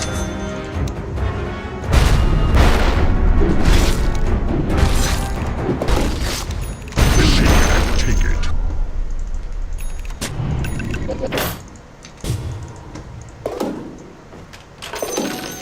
Let's shape enchantment. Removed. Shakedown. I'm ready. Onward.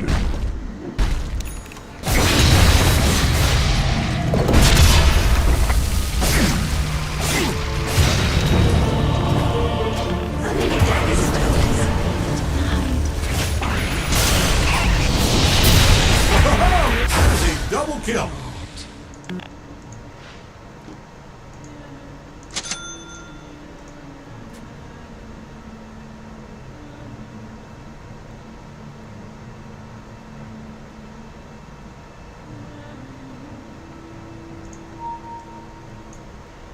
Your bottom tower is under attack.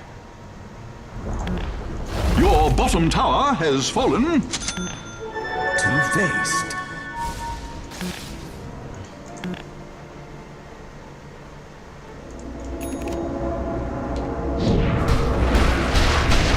Mega kill. He's a mega killer.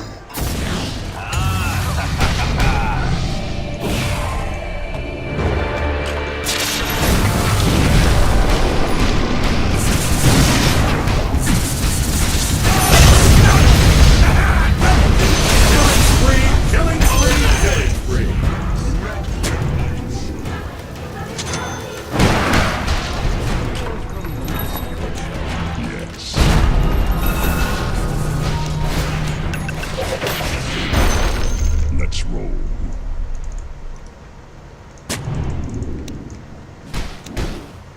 tremble.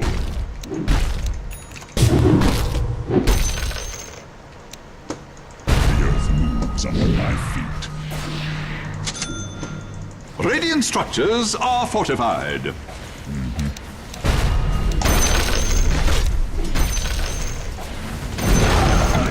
A moment's silence for the enemy's bottom tower. And we're back. Moving the chant. Here I come. It's not ready. Ground pound. Covering ground. Chant. The enemy's bottom tower has fallen.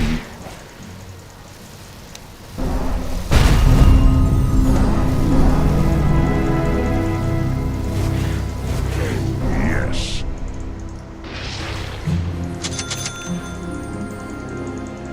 Forward.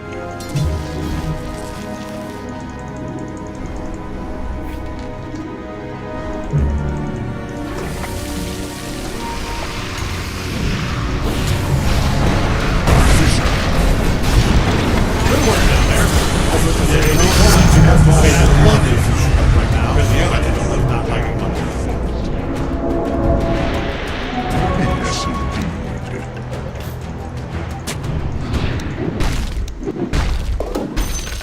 Move it.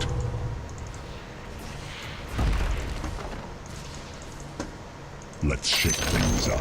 Give yourself a big juicy prize. The enemy's middle tower has completely collapsed.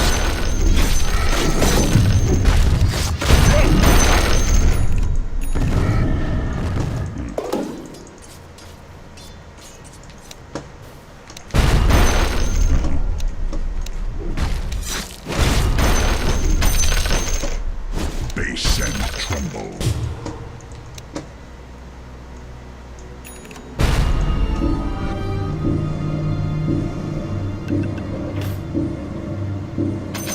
I could do with more of that. The earth bounds at me a tribute.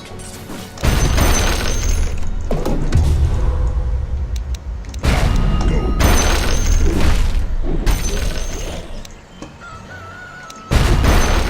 Yes.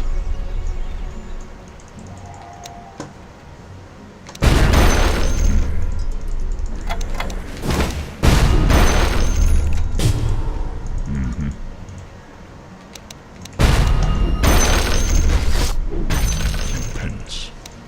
Ground pound.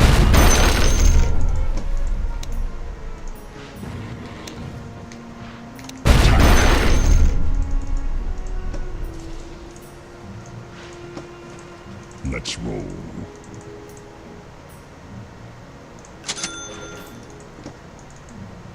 Yeah.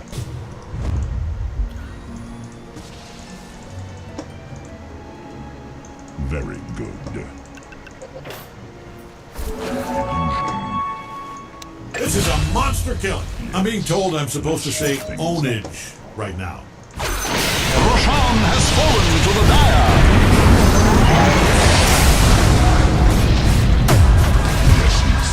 Cross exor.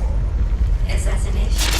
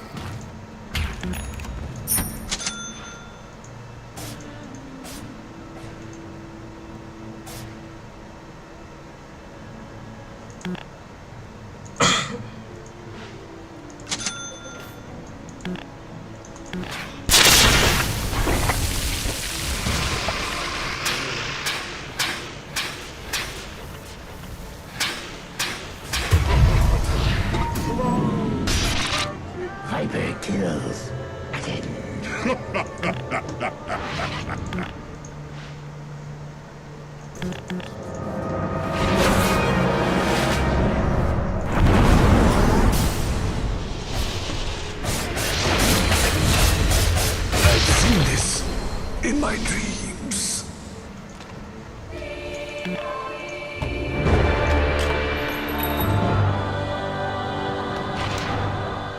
Feel the earth move. Shake it off.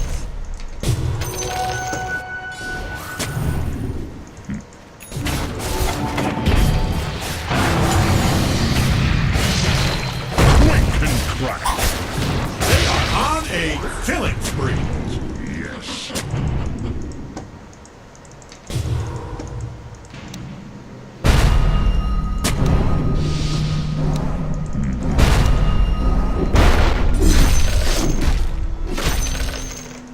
Move it.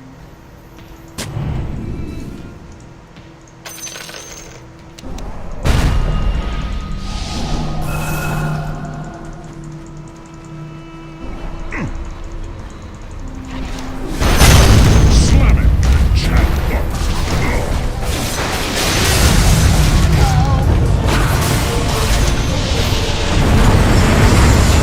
Is that right? That was a have to be on some kind of killing spree to get those numbers.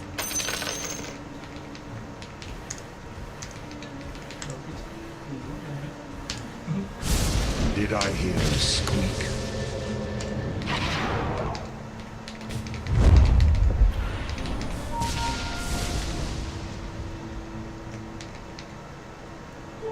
Double damage!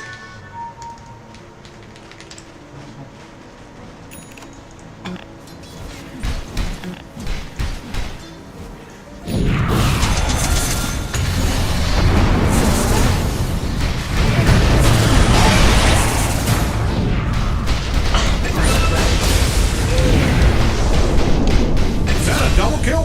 Hold on. And, yep, it checks out. That was a double kill. Rewind.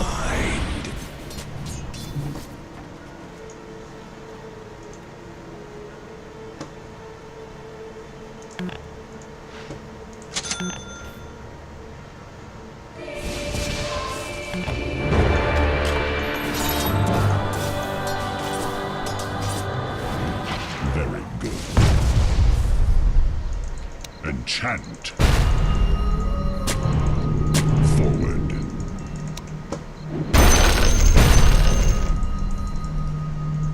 Base and ground power. Yes. The earth moves under my feet.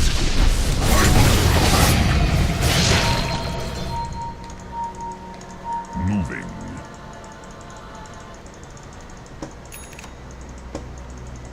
Covering the ground. Earth gape.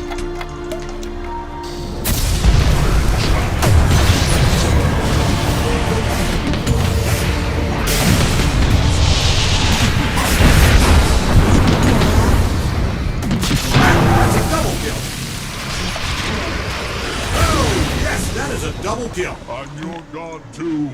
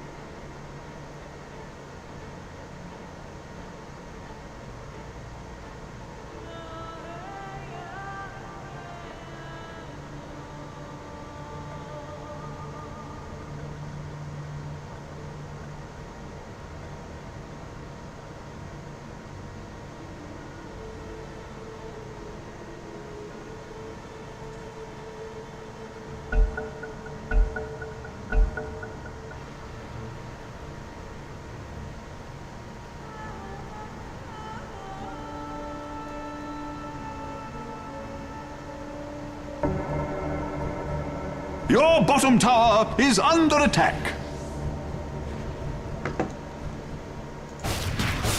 Dire's structures are fortified.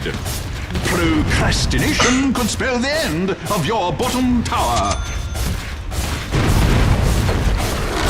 Let this be a warning to you. Your bottom barracks are under attack.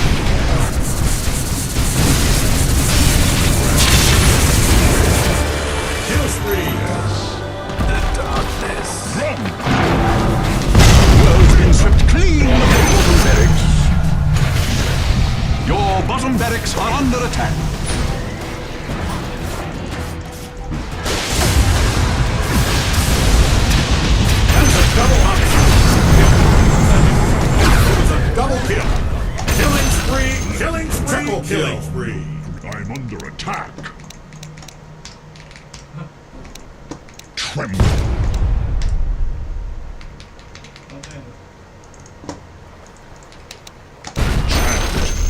Fisher!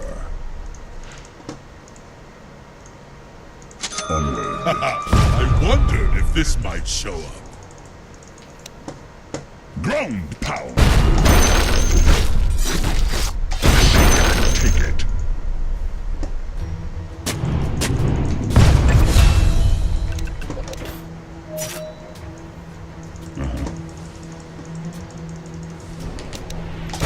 Radiant structures are fortified. They must have seen dark clouds on the horizon.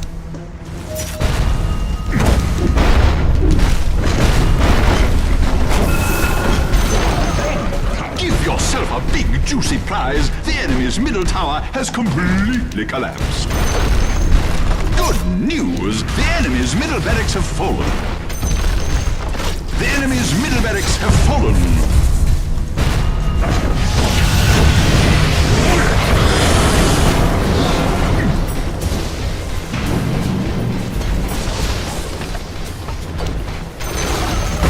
Give yourself a prize! The enemy's middle tower has collapsed. The enemy's middle tower has fallen. I thought you were going to blow it, but you didn't.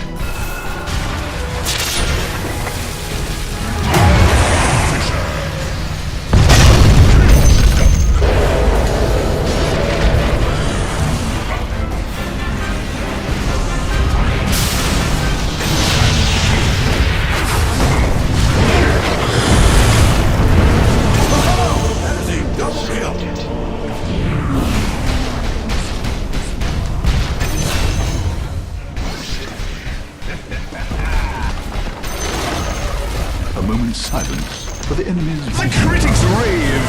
The enemy's bottom barracks are a flop! The enemy's bottom barracks have fallen! The eye of the storm beams down on you!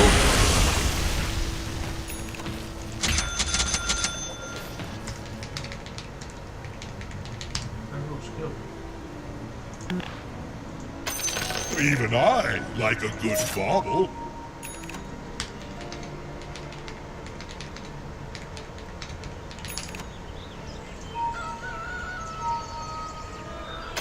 Time is money.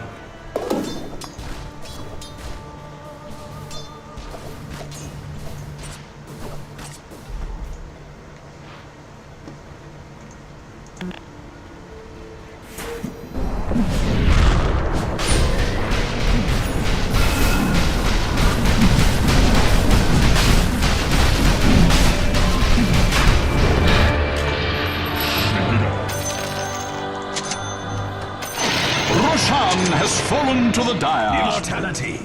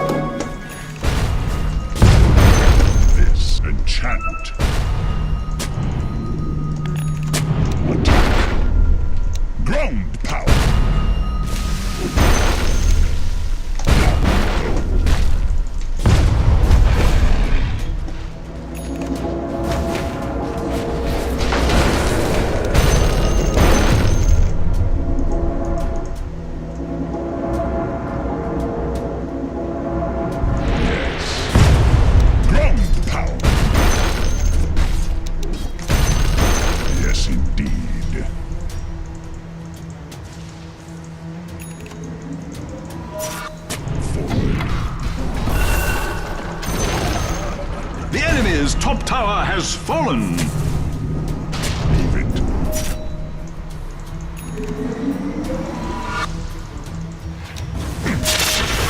And crack.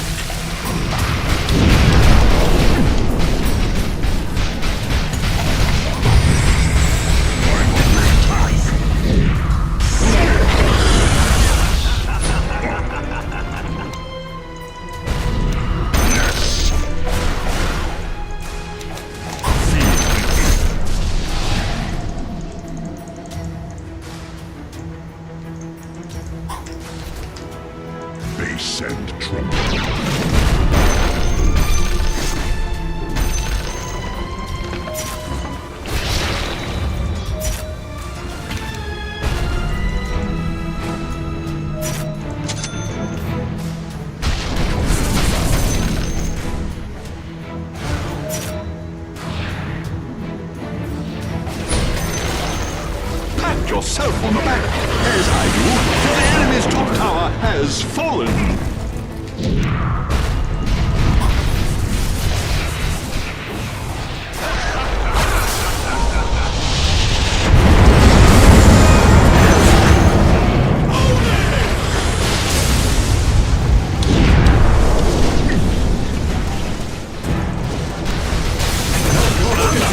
You're dominating right now. That's the goddamn bottom line.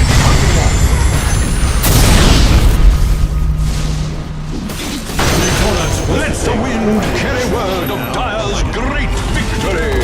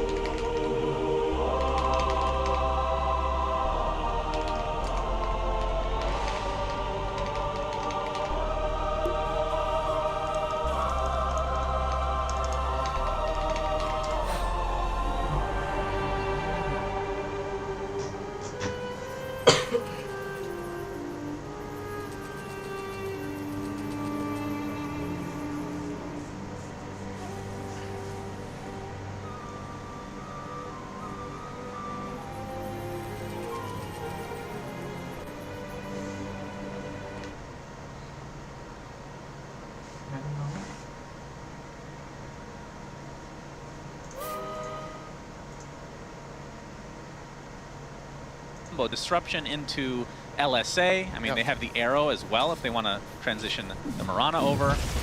Why is the Shadow Demon, why did it get through this time?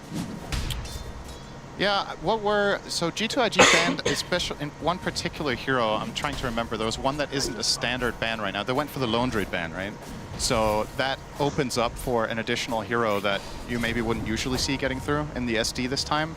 And then they snagged the Ench themselves, that is usually rated very high for Gaming Gladiators as well on Celery. So it seemed like a targeted approach against this team to really get their hands on the Ench and changing that dynamic up a little bit. Yep, so Ace gets to play his Underlord, so yep. He has a few heroes up his sleeve that he just dominates with, for sure. Yep. Great Aura Carrier. Yeah, absolutely. And they were talking on the panel the fact that Shadow Demon can purge some of these buffs, like the Crimson Guard and whatnot. But the side of Gaming Gladiators not having to worry about that at all, is Quinn making his way over into the jungle. Probably not going to be too happy to see the double spawn of Gaben there, as I like to call the Mud Golems. Double spawn of Gaben. Actually, I guess I should call them Spawn of Gods, I suppose would be more fitting. If you remember that. Nope. You don't remember Golem Get You Gone? No. Really? Is this a meme? Yes. Oh, wow. That's oh, why I my don't know goodness. that. You think I keep up with memes? That's actually the meme, is I don't know memes very well. That is fair. Mid lane, we can see the CS. Quinn is winning right now. Of course, some of that is the jungle, but nothing to say. Not too far behind regardless. I mean, in terms of levels, pretty close.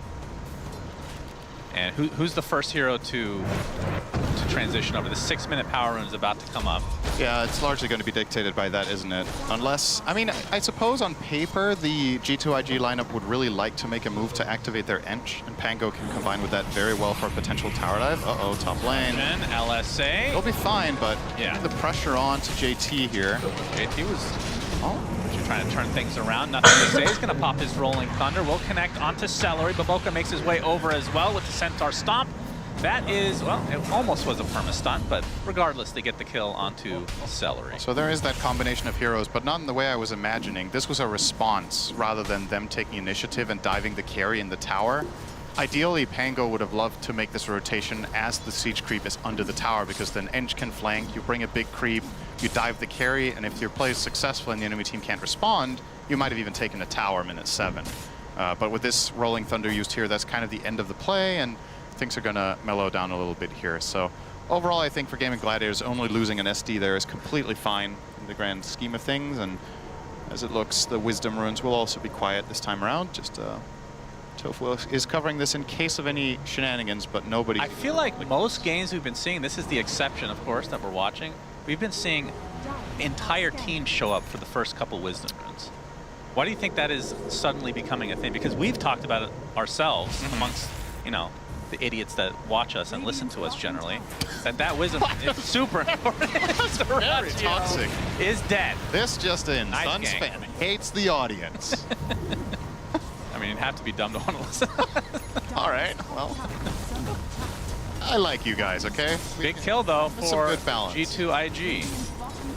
Yep, that's the one you would have loved to see them get maybe a little bit earlier, but they do get the Lina kill and try to turn it into a tower push. In response, Gaming Gladiators will go for the same. So to answer your question about the Wisdom Runes, I think it's very game-specific whether the lineups kind of make sense at doing it. If you're going for a rotation to the Wisdom Rune, to make it less obvious and to make the move more economic, you want to push out your waves first. And really, depending on timing, with who has resources, who has the runes, that can be harder or easier. Some decent damage here from Quinn. He has the haste rune now, but the Sandstorm won't be able to follow him at his speed to really stick. So he can't commit for the kill, but it will be handy to have later if he looks for a fight.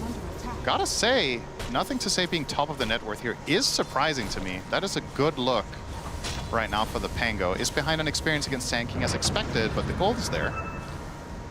Yep, definitely off to a good start. Looking at a fast Mage Slayer. Burrow Strike will find Monet. Level 5 right now on the Luna. Baboka gonna force Quinn back, although we have a Fiend's Gate coming in. Is he gonna cancel that? He did. Indeed he did. Nothing to say. Gonna spot a couple more towards the river here from Gaming Gladiators side. As Quinn taking some creeps, arrow's not really gonna hit. Nice block from Baboka. Stacks on Baboka from that Shadow Boys. That's gonna do a lot of damage with the Starstorm on top. That is actually enough. Celery gets credit for that one. LSA Does clip JT, but no kill to come. And of course, Oh, this you is see a the stack big on moment. these Ancients. Yeah, Gaming Gladiators, this is a very planned out move. They know the stacks are there, they really want to contest them and use the Sand King Underlord power right now. But with Underlord not connecting, he actually can't make it back here now. RP, Skewer. Skewer back into the tier 1. Dyrachyo, LSA is going to hit, but there comes nothing to say on the Pangolier, and that'll bring the Lina to her knees. And it looks like Tofu will possibly be next, has the last leap usage. Snowball does connect, so that's 2 kills going the way of G2IG in defense of their triangle. Yeah, and they didn't even lose many Ancients. These Ancients actually just softened up now, so they can just go and farm these even easier than they were planning. Thanks, Gaiman. We appreciate that. Yeah, a little bit of a helping hand in a way, and honestly, if Ace had connected on that Fiend's Gate, I think this might have been amazing for Gaiman, but they kind of got cold feet a little bit and then couldn't make it back there.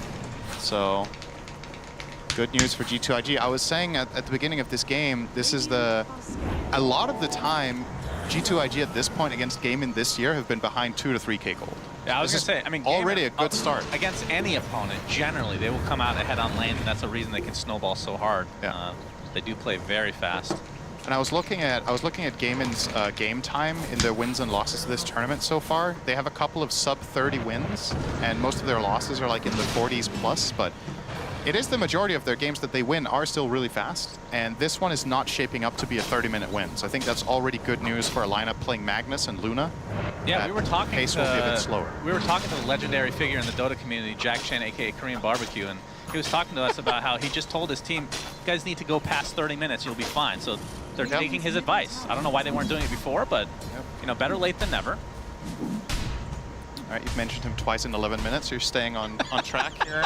I did give you the challenge to mention him once every 15 minutes. Keep the timer in mind. You have to talk about him again within 25. So. All right, yeah, we're good for a while. Yeah, you're on par. Maybe I'll give you a little buffer here. Quinn. Okay, we got and this time he's definitely connected. There is the Pit of Malice. Monet in a lot of trouble. X-Nova's the one to die first, though, and doesn't look like they can catch up to the Luna. That's honestly all of this rotation just for a Tusk. This is a pretty good result for G2IG if they get out of dodge here. He will get purged on NTS, but nobody can really connect. However, Baboka, probably not so lucky. Arrow dodged. Okay. Has the healing going. Only 1 stack of that Shadow Blade. So a lot of wasted time here for Gaming Gladiators. Yeah. And that was a big rotation. You brought the Fiend's Gate, you brought 4 heroes to this play, and you only found a support. Luna staying alive there, very important. And if you look at the net worth distribution right now, this seems quite similar to the game that we just watched with Nouns, where Yuma on the Luna was struggling a bit in the start, and then you fast forward 10 minutes and he's way ahead of everyone else. Gaiman are aware that this hero needs shutting down, but Monet not being killed a single time yet at 12 minutes and dodging in particular, that gank can turn out to be very important as we go down the stretch in this one. This is already, as we've talked about, seems unlikely with the nature of Gaiman's lineup. A lot of the time when they snowball and win these sub 30 games, they will be the ones having edge. They will be the ones having Chen. They will be the ones having good tower pushing cores. Not really the fastest this time around. And on top of that, when you're thinking about high grounding, there's a bit of an X factor this time with a Magnus Skewer. Yeah. Always going to be tricky to siege that base. You've got to keep your eyes open when you go in. He's got a dagger now. Delivered. Yeah. Pretty good start for JT. Absolutely. This, I believe, is the 2nd Magnus game of the whole tournament. He's been a very unpopular hero. He's 1-0, I believe. When he'll find an opening. Easy arrow set up. Although the snowball will delay things, and some allies are coming over. He gets to the high ground. That's a big shield crash from Nothing to Say. He gets the Rolling Thunder off as well. Looks like they might have to just settle for the Shadow Demon, but still, no kills going the way of Gaming Gladiators. When I said easy kill, I meant Shadow Demon. Yeah, of course. No, I understood that. Yeah, I speak fluent Cinderin. Drinking buddies is one hell of an ability. You always need to remember. I'm like, okay, this Tusk is dead. There's nobody around, but if anybody comes remotely close, he can actually just find his way out. So it's a cool ability for a little bit of a nice escape. I feel like that one might get nerfed a little bit. Why don't you just buff the other one? In cast range, as we're seeing here that this is a very serene game being pointed out by our lovely observers. There's 6 Seeds of Serenity. That's a lot. In this one, 2 shovels. Shovel's really nice now that you can always get a water rune. Yep. It's kind of a crazy one. But obviously the backup to the Seeds of Serenity, apparently. Yeah. Everybody just loves that. Of course, Pango, a big fan of the pursuit. Lance, there we go. Took me a second to remember that I thought you were having an aneurysm. Was a little bit worried there, but we're good. Medic actually, both things can be true at the same time. That's true. I'm okay for now, though. Thanks for JT smoked up. Thanks for caring. Wanting to show off this blink dagger. Yeah, I was wondering if they were going to use this smoke to try to contest the 14-minute wisdom, but they're respecting Gaimin's position on the map too much that this could just be a trap and be really high risk for medium reward, and they will just settle for potentially finding themselves a little Sand King snack here. I hear that Scorpions are the future of... Oh my goodness, that reaction time. Very nice. Disgusting. Quinn is a filthy human being. Okay. Oh. All right, that was good. All right, we hate the fans, we hate Quinn. What's next? Do we still like Jack KBBQ Chen? Yeah, speaking of actually you mentioned it for me, I appreciate that. Monet going to be taking some stacks here. I mean, now that RP is down, like how fast does Gaimin want to ramp things up? Because we talked about them being a fast team in general. What items are they waiting for? I just feel like in the nature of their lineup, this is not going to be that quick. You know, you want the Underlord to have ideally 2 auras, and probably your Linas have BKB plus something, because she will be quite exposed in this one. Boca will be fine. They're just poking and prodding to see if they can bait some TP rotations, perhaps, and keep map control that way. Yeah, good question, really. I think... I never see the replay. A bit slow here from Gaimin. Is he, was he smoked coming into this? Man. Yeah, very nice. So good. That is a TI play right there. Yep. From both players. Yeah, technically true. Quinn level 12 now. Uh-oh. As a little sub-tick action there. No big deal. That'll fix itself. Yeah. Would be quite a crazy bit. What do you think if a hero could do that? What? Make everything glitch? That's the Monkey King ult. It's old PL. The reason he fell out of favor in Pro Dota is that he doesn't lag the game anymore. Yeah. So people stop picking it. But imagine that. Imagine, you know the old faceless voice ulti in Dota 1 used to stun the entire map except yourself for 4 seconds. I remember you telling me this. I think that's slightly before my time. Allies and enemies. Everyone was stunned except you. Yeah, that's a cool feature. That's I believe a certain other game developer would call that anti-fun. Yeah. Yeah, for sure. Much like this conversation. Yeah. Anyway, so Gaimin Gladiator. That's me. Takes one to know one. If you need any anti-fun facts, just talk to me. Somehow that became really uninteresting. Usually I'm really into that, so. Yeah. Monet. Getting worse in my old age. Out here. Yeah, this is a big moment to dodge, but. Okay, we got the Burrow Strike. Looking for the arrow set up, but X-Nova takes it. Nice Pit of Malice, though. The Eclipse comes through, trying to dissuade them from coming any further. Tofu taking quite a bit of damage. An RP onto 2 heroes. Nothing to say with the Swashbuckle and his ult onto 3. He's going to use the roll-up as well as Ace. He's a bit isolated as the Gleipnir's going to connect on 3 here in the meantime from Dyrachyo. And now the aggression from Gaimin Gladiators continues. They get 2 kills on 2 cores. Epicenter to follow from Quinn. Nothing to say. Not going to have much to say after this. That is for damn sure. Although he is pretty tanky with that shield crash, and the Drinking Buddy's getting a little extra move speed, but a double Burrow Strike from Quinn, and the damage is just unbelievable from Gaimin Gladiators. Triple kill for Ace, and this is going to be a full team wipe at the 17-minute mark. Wow, ultra kill for Ace. And they're going to get a tier 1 to boot. Somehow, out of nowhere, they just blow this game wide open. That was actually such a close fight, and it ends 5-0. There were multiple heroes on Gaming really, really low, but I think the instrumental part of this fight is that, sure, the Magnus and Pango are combining spells pretty well, but the Eclipse was already gone. You said the Luna was using it to protect herself, which is true, and that means, well, when you land all these big ults on the other heroes, do you have enough damage when the carry isn't offering it? I guess the ultimate conclusion is no. So you're going to see the replay here. Really nice play from X-Nova to eat that arrow with the Drinking Buddies, and Monet, defensive Eclipse, runs away here. We'll turn on Tofu and force him out, but there we go. 2-man RP and a nice combo from Pango, but there's no real backup here. So they use the Greaves on the Underlord, and they just stay alive on the whole team, and Dyrachyo with a beautiful Gleipnir into 2-man stun, kind of seals the deal, but look how low they are. Yeah. I think he got stunned mid shield crash there as well, by the way.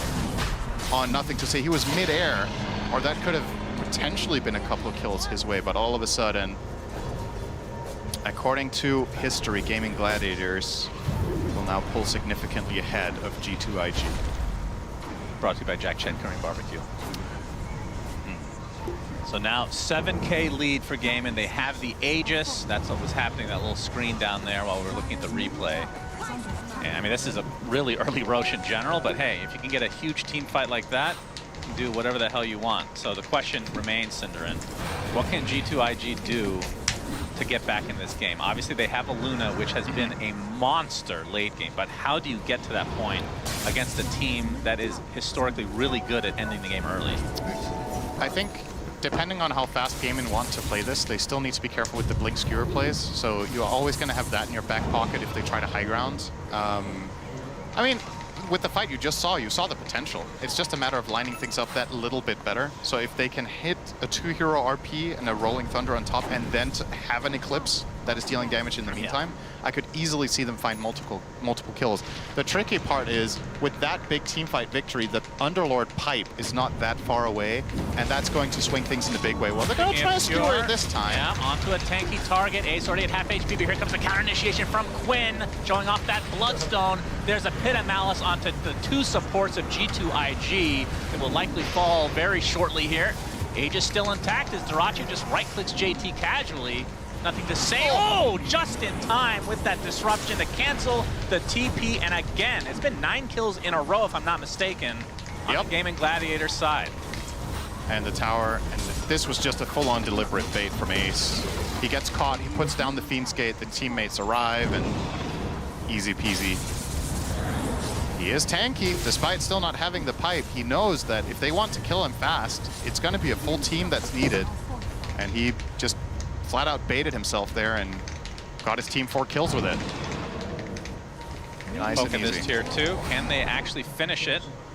I mean, the RP is still up, so they do have to respect Mr. JT on that Magnus. And it looks like Monet and company will take out their Tormentor. Let's see what they get here. What's the prize? It's Boboka Shard. Decent. Some more damage isn't bad here, getting the Sproink. It is, as we said, going to be the main problem here is, can you actually kill the game inside? And a bit of extra pure damage from Ench goes a long way against Greaves' pipe. So first Aegis, already only 1 tier 2 tower remains for G2IG. In this patch, that is, I mean, maybe for Gaimin it's more normal than others, but that's fast. Yeah. It's definitely hard times incoming now for the side of G2IG. But I do think the mindset here should be we should look for a fight. I think if you keep giving Gaimin the map control, you're just kind of digging your own grave. Oh, he's actually going for it. Epicenter with the follow-up stun from the Mirana. Nothing to say, gets off the roll-up into the Rolling Thunder. Looks like he's going to be fine, actually. And Quinn's going to take a full eclipse, but there's the disruption from Celery to save him. But the RP onto 3 heroes with a huge skewer to follow. Do they have the damage to follow it up? Dirachi was actually standing his ground. Remember, he still has the Aegis. And after all of that, they get 4 kills on Gaimin's side, and all they lose is the Aegis, and it will likely just be a full team wipe again. Tofu does die, so finally a kill for G2IG, but my goodness, this escalated quickly. Yep, as we said 10 minutes ago, this one is not going to be sub 30. But then, I guess, then everything just went right for one team and wrong for the other, and here we are. It happens. I think 7 minutes ago, this was dead even in net worth. That's how I remember it. So Gaimin have effectively gained 2,000 gold per minute over the enemy team, and they're getting 2 lanes of Rex. They just hit critical mass. They got 2 tanky. Will they get 2? I mean, it's so early that the respawn timers are very fast. I don't know if G2IG can defend without RP and that's true. The Rolling Thunder. They are going to show them their respect here, that is a potential play, and I don't mind it. You know, you're in total control of the game at this point. Wait for your own timing if you're waiting on a key item. If you want to get another Aegis, that's completely within reach. This was another fight that actually was looking good for G2IG after the Pango gets out. Nothing to say surviving here is really good. This disruption is super important from Celery. Without this, they lose this fight. But Quinn is just healing with Bloodstone. The RP, really nice combo. But yeah, the Eclipse is gone. So you pop everything on your Underlord Greaves pipe and just go in. And there's not enough damage in the tank for the side of G2IG. Surprised Tofu died. He just ran away from the impetus. Yeah. They could have maybe done this fully cleanly. Yeah, I think so. So one rare mistake here for Gaimin. In the last few minutes at least. There's nothing to say. He's going to get caught out. Gets the Rolling Thunder off though. Will live. And will TP to safety. But this is effectively Gaimin just... Did not TP actually. Are they going to force this now without Pango ult? Quinn has a shield rune. You do not want to He deal is with not killed. Well, they do have Enchant, but... That's true. That's true. Dyrachyo going to work on the top tier 2. This looks like an easy grab for him. Ace can tank this forever. Yep, he's a big boy. So he's got that pipe, along with the Greaves, of course. And Crimson will be next up, not even that far away. And he's only the third most farm in the game. Yeah. That is crazy. Yeah, we haven't really talked that much about Quinn's farm, but I mean, that's what Mid Sand King does, right? This hero has just been buffed so much, it has a tendency to get this rich. If you're ahead, you can just walk around with the Sandstorm Dust Devil and just keep farming. RP onto Dyrachyo, but the disruption, will it be enough to save him though? He's surrounded by enemies right now. Ace with the Pit of Malice from the side. Dyrachyo trying to run away, slow to a crawl. He's gonna use the Laguna Blade. There's the epicenter from Quinn, destroying everybody from G2IG, and that's it. That's game 1 in the books. Gaming Gladiators slap around Jack Chen, and they win game 1. Huh, 25 minutes exactly, huh? Well, yeah. That's It's just so weird when you watch other teams. I mean, I know Liquid's pretty fast too, but a lot of these games are like, you know, it's gonna last around 40 minutes generally, but just really fast play here from Gaming Gladiators. But yeah, they take game 1 fast. Let's see what the panel has to say. It was a very fast game, and I do want to talk about that, but I also wonder, was it fast because Gaming Gladiators are a fast team? Or was it fast because Gaming Gladiators is a fast team and G2IG kinda added to the speed there, Lacoste? I kind of feel like once that RP missed on Quinn in the mid lane, I don't know, that's just a misplay that I don't expect to happen on a stage like this. Nerves, and also from what we've seen from G2IG in the pretty much throughout this whole year, they can be look really good, but most of the time they looked relatively bad to what you would expect from this team, and they're also a bit of on a slower side, I would say. Like, look at this team fight. This is just way too much coming out. Damage, the mitigation. This is the fight where Gaming Gladiators will not lose a single hero. It looks good, they land a 2-man RP, but the damage mitigation, this is the name of the game pretty much for this meta. Buy as many auras as you can, and also having a save with the Shadow Demon does help a lot. Plus also sanking, this hero is insane. There's a reason why the hero is first pick pretty much all the time. Yeah, I mean, they just didn't have enough early game damage to survive this timing for Gaimin, because the net worth wasn't too bad before this. It was like pretty much even, maybe like 1k in the favor of Gaimin, but like you see that they landed their spells perfectly, right? They did get a 2-man RP. They did have an excellent Rolling Thunder from Pango, but where was the damage? Nobody died there. And their heroes were entirely dependent, like we mentioned in the draft, they're way too dependent on Luna to deal the damage. And for Luna to get to a point where she can out DPS all of their auras, that takes time, and Gaimin are not a team that are going to give you the time that you need to reach that critical mass.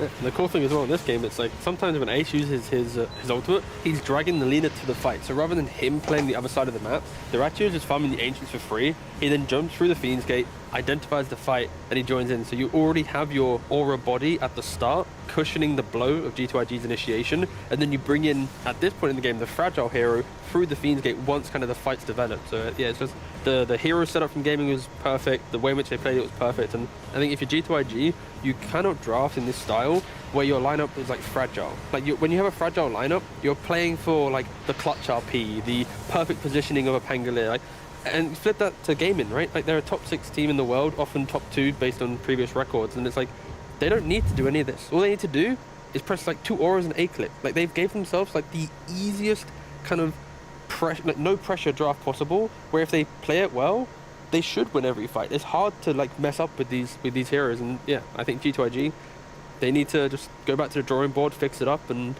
see what they can do in game 2. we said that they need to be fast. They are fast, but at the wrong thing. They're fast at calling GG. This is 25 minutes, 15 minutes when they played against Tundra. They do tend to crumble, and I want to see, something other than the laning stage. I also want to see stronger lane combos that can transition into the mid game, because this draft from the start was pretty much all over the place. You promised me that Baboko was going to be great with Enchantress, and his Enchantress Magnus lane. Sometimes we gotta hype it up, Shiver. Can't just say that Gaiman's gonna slap them in 20 minutes, but this is something that Baboko did throughout his career, but they've been on the receiving end in the last couple of months. They have been. It was a pretty rough game. There were 2 players on the side of Gaiman Gladiators that just did not die, could not die. Ace is of course one of them. Underlord, this is the second Underlord we've seen. 100% win rate, still 91% kill participation. Effie, that is incredibly high. That is really high, but it's not unusual when you're looking at Gaiman, because they group up early, so all the kills are happening as a unit, and Underlord as a hero can be present in most fights with his ulti. So not very surprising, but I do want to credit Ace for just being such a consistent Underlord player throughout the years, where other teams gave up on this hero because he got nerfed, the auras got a little bit nerfed, he just doesn't feel as good as Sand King. They go for it anyway, they make it look unbeatable. Quinn, on the other hand, with his Sand King T, he popped off. Yeah, he popped off, and kind of finishing the Underlord point a little bit more. It's like Underlord lives or dies based on what your team can achieve. And I think having Sand King, having a position for Morana, looking for that fight, the SD trying to set it all up. It's like Underlord looks like he's a high tempo hero because of the way that game in play. In other hands, like if let's say I'm not going to name any names, but if other teams picked up Underlord, it'd be you like can name names. We'll save it to the... You can say G2IG in this case. Sure, if G2IG had this hero, they'd be AFK farming the off lane. It's like, I can't fight until I have aura and a half, it'd be super slow. But like, they make the hero feel quicker just because the team plays quicker. And there's a lot of slow teams here at TI. And, they're also, most of them are now in the lower bracket. But being slow isn't that helpful at the moment. It is not very helpful. I was wondering, because the net worth, when you were looking at the game, stayed even for a fairly long time. I felt that it took a while for the gaming ball, as you're describing, that they group up and that they start fighting together. It took a while, of course, for that to start.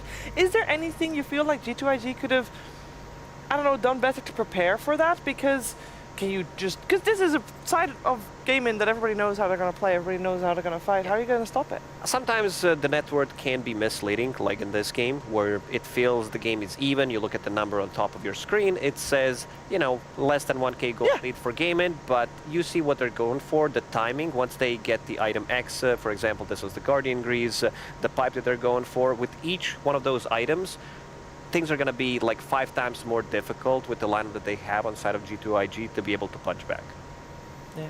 It's like just the beginning of the end. You see, he's getting close to it. We're not getting done what we were supposed to do in the laning stage with our heroes. And if we take one bad fight, we're pretty much very close to shift enter, GG enter. I'm wondering if this game is any indication, Effie, for the Luna stocks going down. Or is that not a good? Is it not a good one to judge it? I don't think this is a fair one to judge it by, because they lost the game too early and they couldn't get anything done off of other lanes, because Luna needed to sit back and farm for about 20-25 minutes before she comes out comfortably, and in that phase Gaiman were ready to group up and there wasn't damage. I think there needs to be some kind of damage solution. If you're dependent on a carry that needs 20 minutes to farm, you need damage pre-20 minutes, right? So typically you can correct that with picks like Leshrac, picks like Phoenix from your support lane, but the duo of supports that IG had weren't dishing it out. They did pick Pango after Sand King was already picked. I kind of feel like that was a part of the game, of the draft rather, where they kind of went awry as well on the side of G2IG, because they can just put Sand King mid, Gaiman that is, and they did, and do well. Yeah, again, like Pango was a flex for them. Of course, like you mentioned, the Sand King kind of disrupts that flex a little bit, but yeah, it just feels like the mag pick would work, I think maybe half year ago. But at the moment, with the way that G2IG is playing, it just doesn't really kind of come together. Because also, like, we've seen teams where they flex Pangolier, and now, like, where's your aura? Like, you don't need auras to win. Like, Nouns showcase how you don't need auras. You just need good, strong team fight that doesn't require, spells perfectly landing. But when you pick a Pango and a Mag, and then don't have much damage to follow up, it complicates it. And I kind of joked about it when they picked Magnus, but like JT is such a charismatic player, and he is like the life of any team he's on. The fact that I see him on player cam, like with no emotion, like he destroyed some DPC games. Like he was like one of the shining stars of DPC, but it's because he had the energy that kind of like brought the team. Like He popped off. Yeah, and physically. Literally. And in the interview, Nova said like the difference between between EU and China is like EU has like player emotion and like camaraderie, teamwork, and that's what JT brings. As a player, I see him being like the person to bring life. Like in a game's bad, he's laughing. He's like, "Don't worry, guys, we can do it." The fact that I don't see any of that emotion in him right now, I'm a little bit worried for the team that like something big is happening, because it's like he's always happy. Like. I don't think that's a fair burden to put on a player, though, because if you're losing, it's really hard to maintain that excitement and happiness, and they haven't had a good group stage so far. Sure. So to expect them to be positive all the time and be the one... I covered him for like 3 years. Like, this guy was always happy. That's why, like, I would only say this if I backed it up with like years of knowing this player. It's like he is not the same player. And like Lacoste also, you remember like this. Yeah, I remember during one of the Dream Leagues this year, he was playing, you know, when Mars was with the God's Rebuke talent, when you were buying Divine Rapiers and everything. He was having 2 Divine Rapiers in one game, never joined a team fight. He killed an ancient stack with it, Lacoste. I know exactly what you're talking about. And then he lost the And then he lost the Divine Rapiers. He was still smiling, you know. He was still in a very good mood. But I do agree that we need to bring that back. That energy. Because Dota, you know, you see these players on camera, sometimes you're fully focused.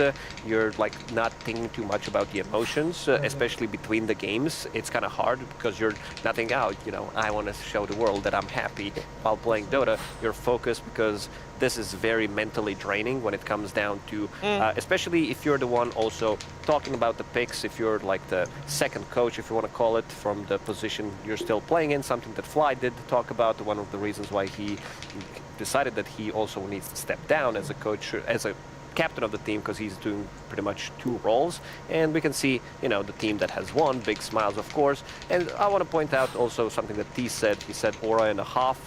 This is kind of a timing that you're going for, but what I see G2IG is going for is hour and a half game, rather, because they're playing for some like super late game. They were, and it didn't work out. I hope that there's going to be some killer speech on the side of G2IG that will come into play and boost the spirits of the squad. There is a stat that is a good one for them, though. There's only been 3 series in total that these 2 teams played against each other, and 2 of them, well, one of them was a 2-0 in favor of Gaming Gladiators, but the other 2, one was a tie and one was a 2-1. And that means in both series, G2IG was able to come back after a loss, and I have no doubt they have the capability to do so. They just need to learn from that first one, or rather maybe even just shake it off, because we have seen them play better than what we just did, and perhaps indeed nerves get into them. This is a very important match starting in the upper bracket. Is only 1 win away from being top 6. It can go very fast, but it does require you to start in the upper bracket. It just gives you such of an easier path compared to starting in that lower bracket, and therefore that extra pressure might just be getting to them. We'll see how it goes in game number 2, and we'll see if that speech potentially has made an impact. We're in game 2. Gaming Gladiators will be on the Radiant side. G2IG will be on the Dire side. That means they get a first pick as well. They do have a couple of heroes I feel like they have to ban out against Gaming. That puts any team against Gaming at a little bit of a back foot, because that Broodmother, we saw it banned out in the first game of the series. We see it banned out here again. That's one of their 3 bans that they have to go for, and they know Gaming is not going to ban that. Yeah, these are Gaming-specific bans because it just tailors to their playstyle of crushing lanes and ending early, and Ace has been playing this Aldi and this Brood to effectiveness when other players aren't. And we have seen Extreme Gaming come back against this Lone Druid with just really sharp, really quick map play, but I don't think IG are the same kind of comeback team where they can let these heroes through and find that one team fight that brings them back. So they take it out of the way. But I do want to say, on the topic of what you were mentioning, I don't think that they played badly last game. Because they were pressing their buttons and they were bringing their heroes and they were taking fights and they were casting their spells. Like, sure, there was a missed RP, but that was because Sand King reacted really well. Yeah. Right? It's not like he whiffed it. Sand King blinked out. But they just lack damage. They need to correct for that. Like, they need Snapfire, they need Phoenix, they need Lash, they need any kind of support that can dish out damage. I'm actually just intrigued by the bans from G2IG. Like, no other team at the Road to International yet has banned LD or Brood in the first phase against G2IG. Against Gaming, sorry. And nor has Gaming gone, we need to get our Lone Druid, we need to get our Brood. Like, maybe G2IG is just afraid of these heroes and let's like ban them early so we don't have to think about them later. But the fact that they are banning these heroes, like you mentioned, it opens up for so many other meta heroes. Like Sand King's available, Doom's available, Nature's Prophet's still available. Like, there's so many options that I think potentially they're maybe a little bit too afraid of these heroes. I mean, Omni's still in the pool too. Yeah. Just still in the pool. There's a ton of routes they can go. But with this first pick Sand King, again, we talked about it in the last series, but Timbersaw really presented himself as an excellent solution to Sand King. They banned out Monkey, which implemented that they're going to go for the Sand King. A really bad matchup, whether you're playing it from the mid lane, whether you're playing it from the off lane. Monkey just destroys this hero. As these in the pool, I think this hero is too good at what he brings to the table, builds these team fighty items when it, like Solar Crest, Force Staff that he did buy in the previous game. You can pretty much buy anything, but the value that you get is that Dispel mechanic from his ulti. They'll go for the sniper. Interesting. I was just gonna make the comparison that I feel like maybe Gavin is like a kid in the candy shop because there's so many good heroes still open, and then they go for sniper, which is not one T that I was expecting as a first pick, especially not after thinking about it for a full minute. Sure, I would like to think that. Does Quinn even play it from mid? I don't think it screams. He has not this event so far. So in that case, maybe just a 4. But again, at least the way that Gaming plays does showcase a team that can utilize Sniper, right? You're always looking for that next kill. You naturally win games very quickly. Like, Sniper is a high damage hero from laning phase that wants to catapult into cheap skirmishes. You don't want to go from lanes to everyone needs to farm for 20 minutes, right? That will destroy the hero. So at least from Gaming's overall playstyle, the hero doesn't feel too jarring compared to, again, other teams. And like I'm saying, they want to play quick, they want to have skirmishes. Now you go for a Chen. Very, low stun support duo, but the pressure you apply on the map's very high, right? Chen brings the aura and kind of the positional play, and then Sniper will play behind that with, constant damage. And Chen is a very Gaimin-specific hero, because in this meta, when a Zoo hero is out, it's been Enchanters. That's what teams are looking at, it's what they're banning, it's what they're picking. But when you think about Gaimin and Celery, this is his signature hero. This is one of their best strategies, and this team consistently plays Chen even when it gets nerfed, and looks really good. Typically, they would play Chen with some kind of very strong carry like Chaos Knight in the past. Those have fallen out of favor, but I would still like to see some early skirmish carry coming out of Durachio here. Alchemist was the one that was banned. I think Gaimin in this one will go full force when it comes down to closing the game again. They feel G2IG are very, very vulnerable when it comes down to fighting back early on. At least now they have Sand King, they have Shadow.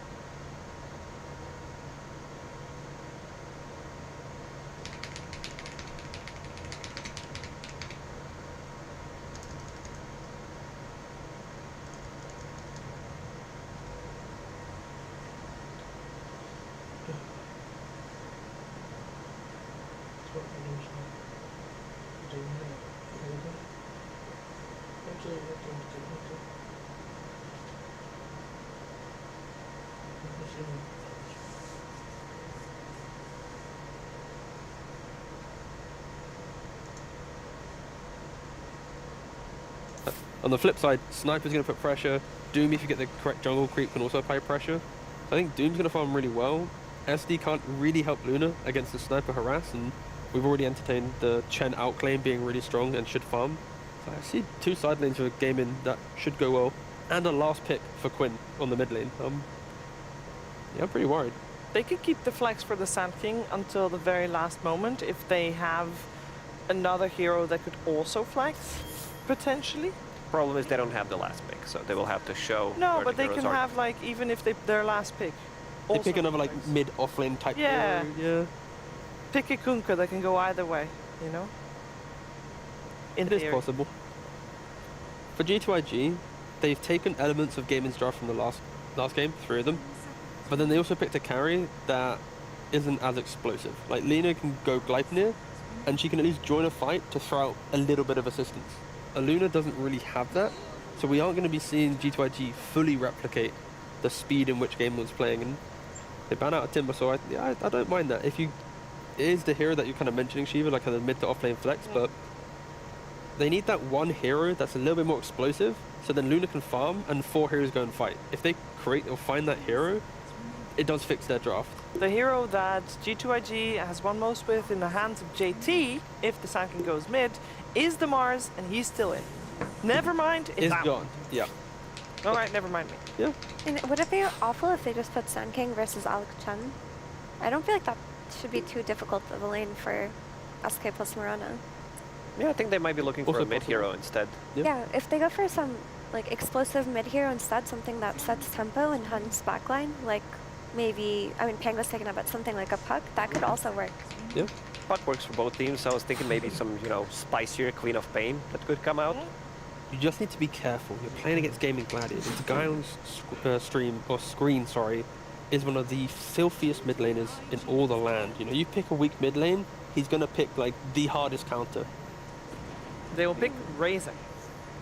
I like it. I like this Razor actually because it gives them early aggression. It doesn't necessarily get counterpicked from either lane, honestly, because if you're running it on the off lane versus Alk, it'll beat him up. If you pivot it to mid lane because of the last pick here from Gaimin, it should do well mid.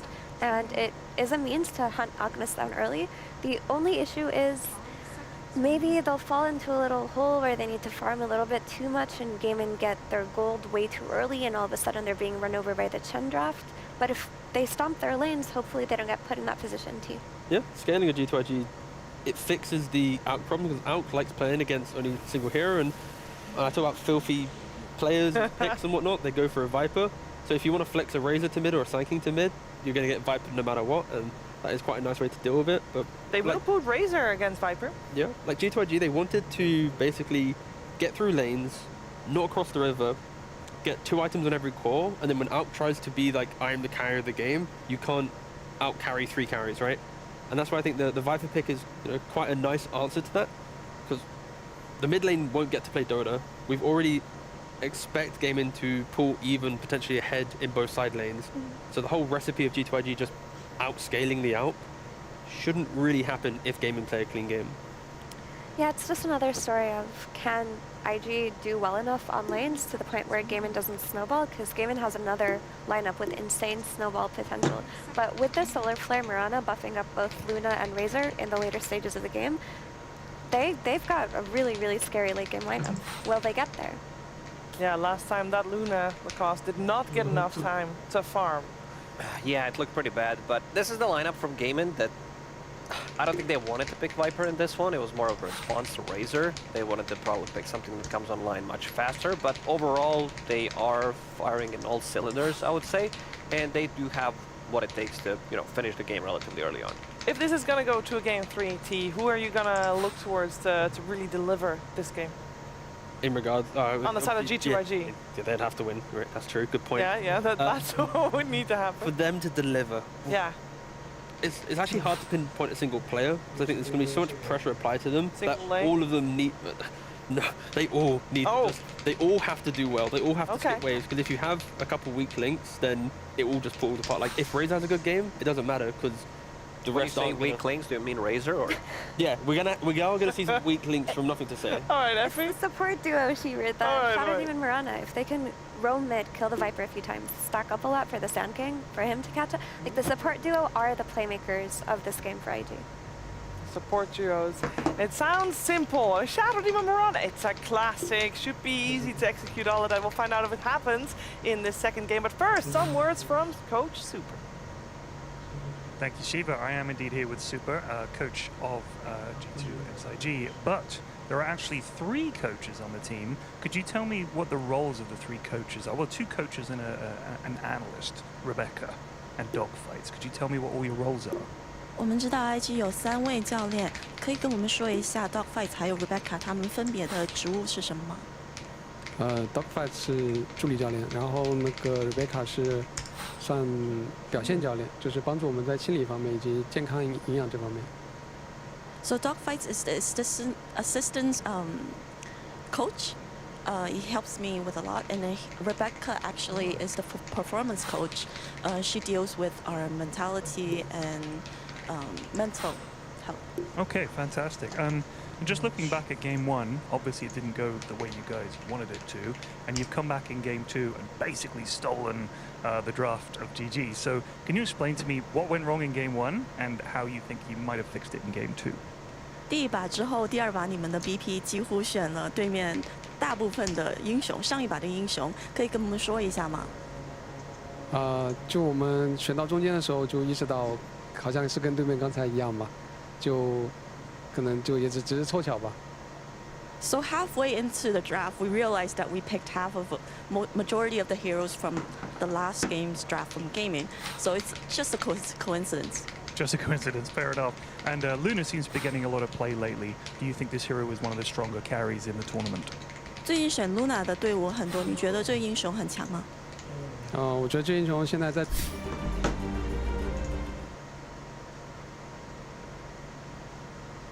的比较多，大家都很懂怎么打，所以现在 Luna 就暂时可能算一开始没被关注到，所以现在这个英雄还是比较不错的。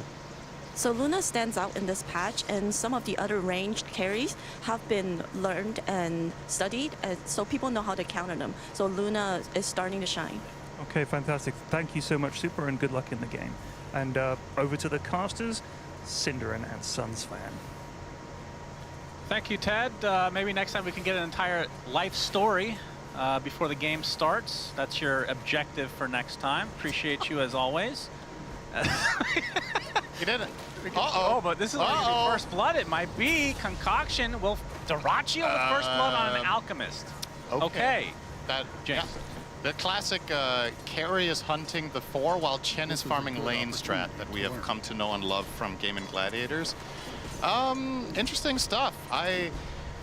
You know, the whole thing about this being a coincidence or whatnot, I don't know if I feel like the Sand King was just bound to be a highly contested hero, and so was Shadow Demon. So honestly, I kind of believe it, that they weren't deliberately trying to take the exact heroes that Game were running last game, but that it kind of just turned out that way.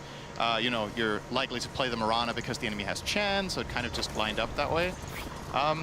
As far as what the panel is saying, I'm kind of with them. I think this is the type of game where Game Gladiators, historically when they run this lineup, are Dyrachyo, big damage. Does hit It will Dyrachyo. live here, but it's taking quite the beating. Doesn't have too much region to go with it either. Only 1 tango gifted by Celery. Yeah. This feels like a timed game from the side of Game and Gladiators. I don't think they have the longevity in this one to not clean it or close the game out at the right time. It's not like it's super tight that they have to hit exactly 25 minutes or something, but if G2IG rather get to reach that later stage and both Razor and Luna are having good games, I would definitely heavily favor them later on. So yeah, it's a matter of can they weather the storm? Can they not get run over by what happened last game? And one significant difference between the lineup Game are running this time compared to the last one is they don't really have catch. So if you're playing a lineup that wants to play keep away and farm, the good news is the only hero that has a stun on the side of Game is Alk, who's the carry.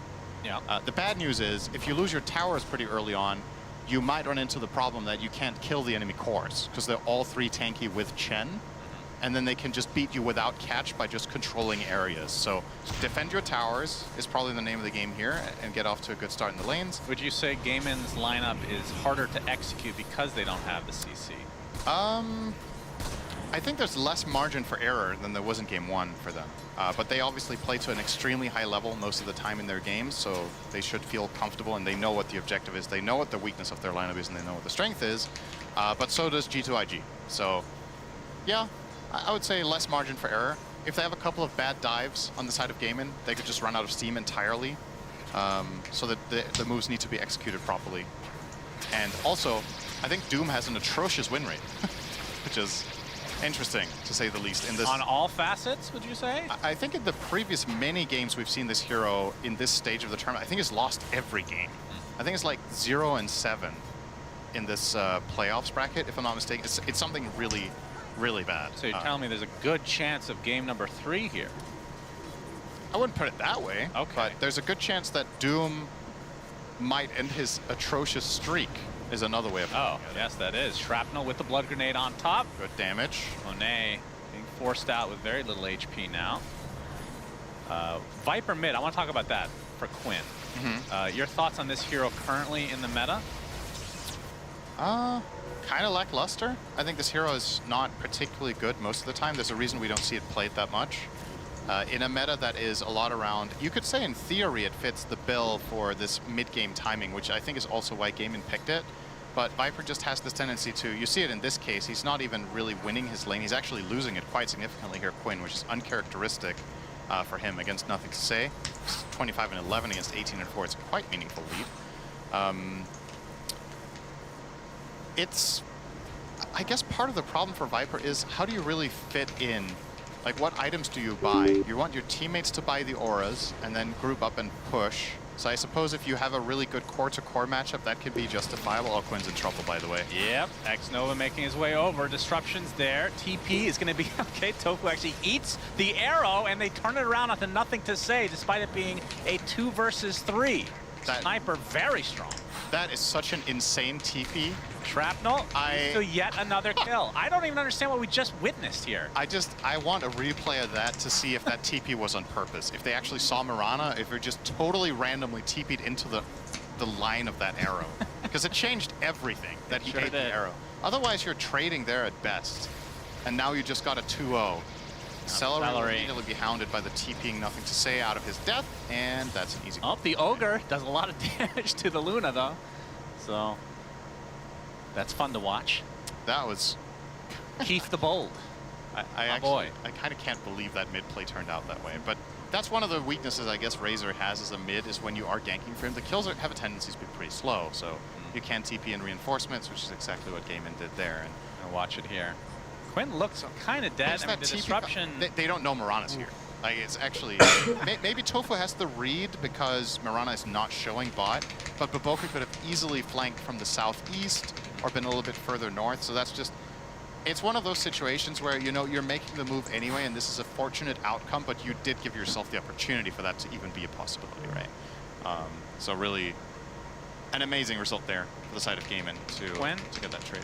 He's trying to make use of this invis room, but it's about to run out, so not able to really find anything on the bottom side of the map. I mean, back to the Viper, because I know it's a disgusting hero, but we don't get to see it that often, so it's interesting to talk about at least. Is I believe the 7-minute wisdoms will just be traded, so like second game in a row, we're not really seeing any action on top of that.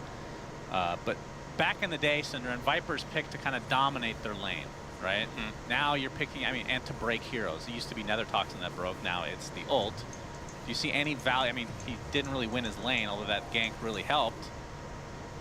How important is that hero getting off to a decent start in terms of comeback? Because Nether Toxin does farm a lot faster than it used to. Oh, Duracio's in trouble. I'll answer it after that. Let's see if they get... Nova. Oh, they didn't disrupt at all. They did not. Now they will. Okay, Arrow. Awkward.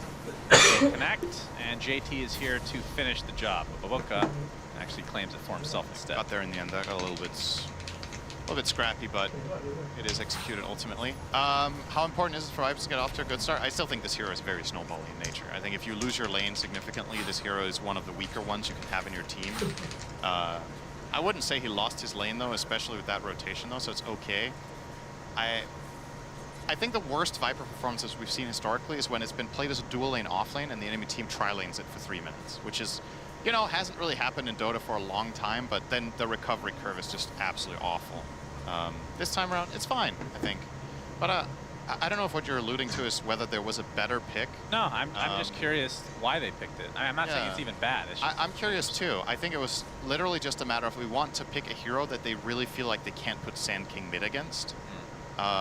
So that you're removing that flex concern potentially of where is Sand King, where's Razor going. But since you did have, it was ultimate last pick Viper, right? I think. Yeah. The ultimate last pick was the Viper, so you knew there was Razor and Sand King as the two matchups, and I don't know, with that in mind, maybe there was a matchup that was going to do better against both. It's okay, I know this is not the typical hero that you talk about Break with, but Break against Luna is actually not bad. Moonglaze being disabled is kind of a That's true.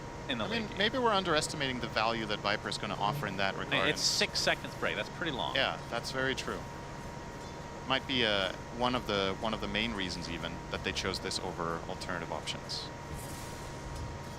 The timing plus the break. Quinn definitely struggling in terms of farm, as Duracho being forced out of his comfort zone as well. He's being hounded by X-Nova constantly in this game. Gaimin do have a 2K lead, but this is the Alchemist effect and the Doom. I guess they have both on their team. Yeah, they have. So it's gonna be really hard to gauge like what the actual net worth discrepancy is, since both these heroes are kind of supposed to be ahead. Has nothing to say. He's gonna get doomed and Viper struck, and he's just gonna TP. But no, the Infernal Blade is there to give the extra damage, and that is the death of the mid laner for G2IG. Yeah, and it's the loss of the tower, which I think is the much bigger concern here. This is what G2IG need to try to avoid, and what Game and Gladiators need to accomplish is get the tier 1s down ASAP. They've taken top and mid pre-10 minutes, which is great. Got to keep that ball rolling, because ultimately what this will do is it will free up Alk to have so much space, and they will be allowed to bleed a hero here or there, especially their supports, while all of their cores get filthy rich with their Doom Midas and their Alk Radiance. And that doesn't, don't be fooled, this isn't Game and Gladiators playing for some 45-minute timing with their greedy heroes. They're playing for a 25-minute timing with their greedy heroes. They just need to get a couple of key items that these naturally will build into with their Midas / Radiances. As Luna will be assassinated. That's a TP cancel. They don't have a lot of, I would call normal CC type stuns, but they do have the mini stuns, right? They have the Infernal Blade, they have the Assassinate, and that's 2 attempted TPs there, so seen it twice in a row now. There's Gaimin. Off to a decent start in terms of the kills. Some dewarding action here. Formation is just so important for G2IG. This is a very stressful game because you know the writing on the wall here is they're going to come at us in 10 minutes. Are we ready or not? And the way you prevent yourself from being overwhelmed at that point is all your cores need to not die too much. And that puts so much strain on the supports to break smokes, be in the right place at the right time. You can't protect all 3 cores simultaneously, so you need to make the right map read. Either that or you need to take initiative and try to force Gaimin to run after your moves, but hasn't really been the case. We haven't seen too much initiative from the Sand King, Shadow Demon, Mirana combination with maybe smoke moves across to mid. Nothing to say. He's going to get Viper struck again as Celery's here with all his creeps, and the Assassinate from Tofu is enough. Yeah, if you do this in a pub game as Sniper, I don't think your team is particularly happy with it, but... He's going drums, though. He's being a good boy. He's not Jenkins, you know, instant Divine Rapier feed. Oh, I thought you were going to say Midas, but it's actually possible to buy something even worse. Yes. Congratulations, does that Jenkins. That's Baboka. Try to defend this tier 2 tower. Already seeing so much aggression from Gaming Gladiators, despite having these 2 heroes that really want to farm in the early stage of the game. So at what point do you sell? Sorry, I didn't even check the Doom Fest. I assume it's the... he's got Devil's Bargain, yeah. Or Devil's. I always get those mixed up in names. But so, at what point do you think you actually sell this Midas? As Assassinate onto X-Nova. Quinn, very fast. Yeah, Haste will do that. And eventually will find this kill, surely. There we go. Also does have Boots of Travel, by the way, so going for the Ultra mobility. He's actually TPing a few meters away. As JT able to TP out. When does Doom sell Midas? Whenever he can turn it into an aura item, I think.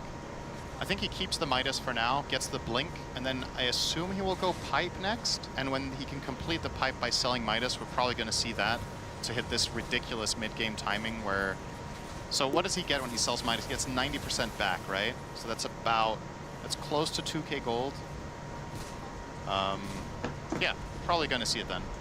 And then Gaming Gladiators will try to win this game at minute 25. Yeah, and I'm curious what Quinn's going to go in terms of items. So he's going for the Dragonlance first. I wonder if he's going to itemize for a shard early on. I mean, being able to poison attack towers, yeah, kind of a big deal. It is, but Viper is also the type of hero where you really need stats. Like, this hero lives and dies by the tankiness it has. By the way, so just to mention a quick little factor that I learned in a game, I learned it the hard way. The poison attack, the poison burst facet that he took, which is when the poison attack ends, it does damage in the area, right? Works when you get the shard, it works on towers, meaning when the tower dies, it will deal damage to units around it. Oh. I've seen a hero die from a tower dying. Yeah, I wonder if the team would... Pretty cool. G2IG would be aware of that.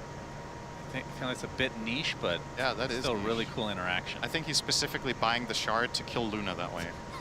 Thank you for pointing that out. I can't wait for that to happen. Happens all the time in my game. Well, speaking of the Luna, Monet has the Dragonlance Mask of Madness, and it will be the Manta first, so no huge surprise. Are we seeing the Conda as much these days on the Luna?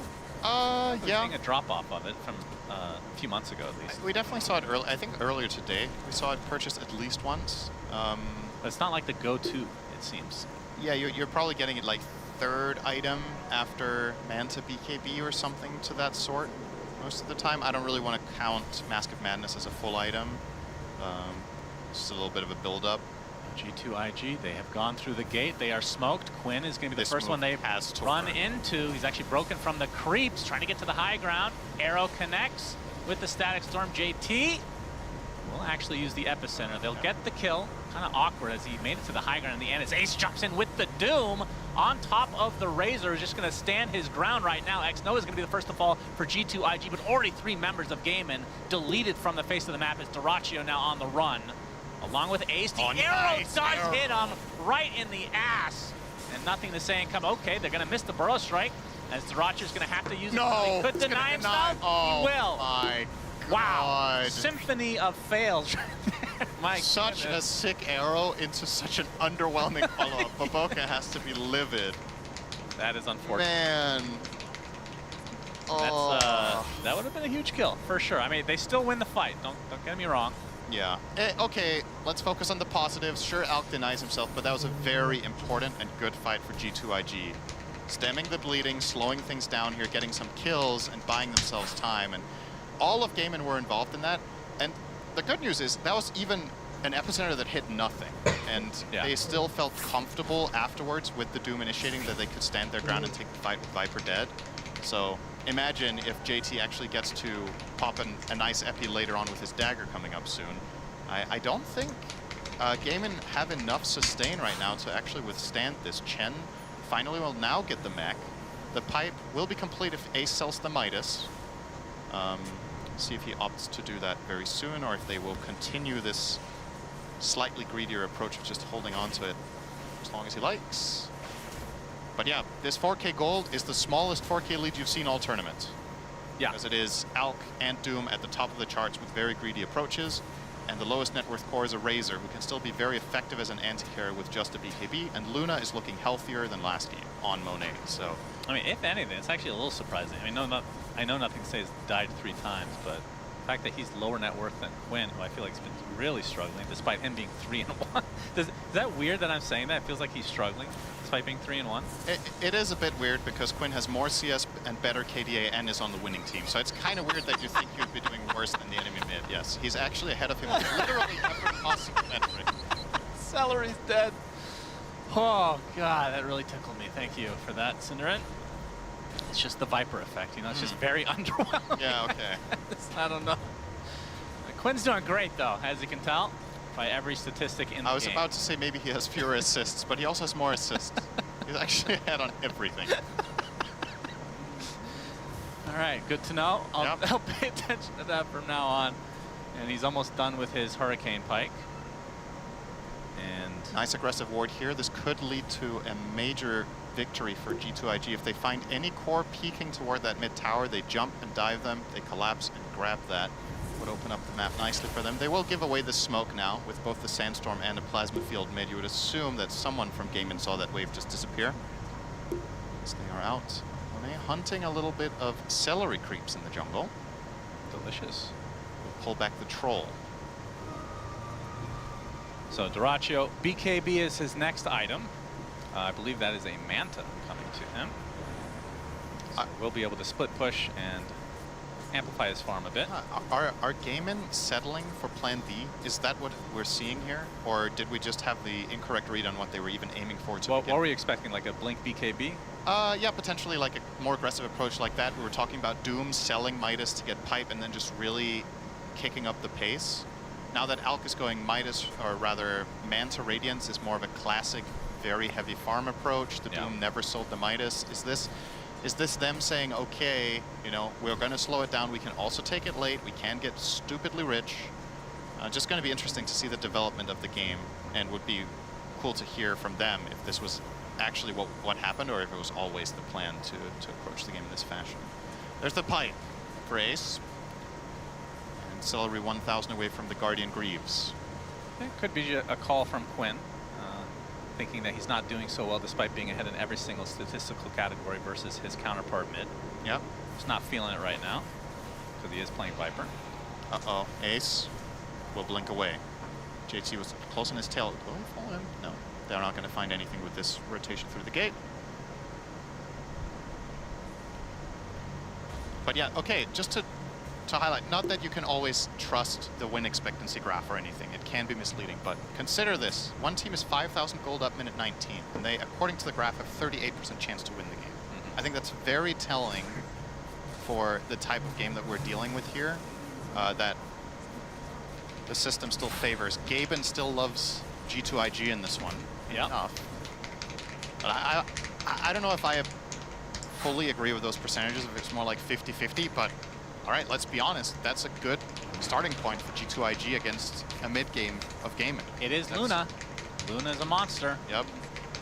That might have something to do with it. Maybe it's the new Spectre for Gaben, you know? Yep, could be. Spectre always has a high win rate, or high percentage. I think it's also possible that this that the prediction doesn't particularly like Alk Doom together because it understands how much it matters if they fail once, right? It's like the margin for error for that type of lineup is probably considered very narrow, because every time rich heroes die, they give away a lot of golden experience. You couple two of them in the same team together with Chen, who historically isn't the most formidable late gamer, then maybe that's why it's a little bit worried in this patch that are Gaming getting enough? Now the lead is down to 3K. All of a sudden. It's going down slowly. I mean, it's looking very healthy for the Dire. Yeah, Luna's keeping up with the Doom right now. And Monet and company, looks like BKB is next on the list for him. And they're expecting a fight around that time, I would assume. Now, in terms of the Roche potential, Cinderman, does either team want to be in the pit as fast as possible? Gaimin definitely have the better lineup for it, without a doubt.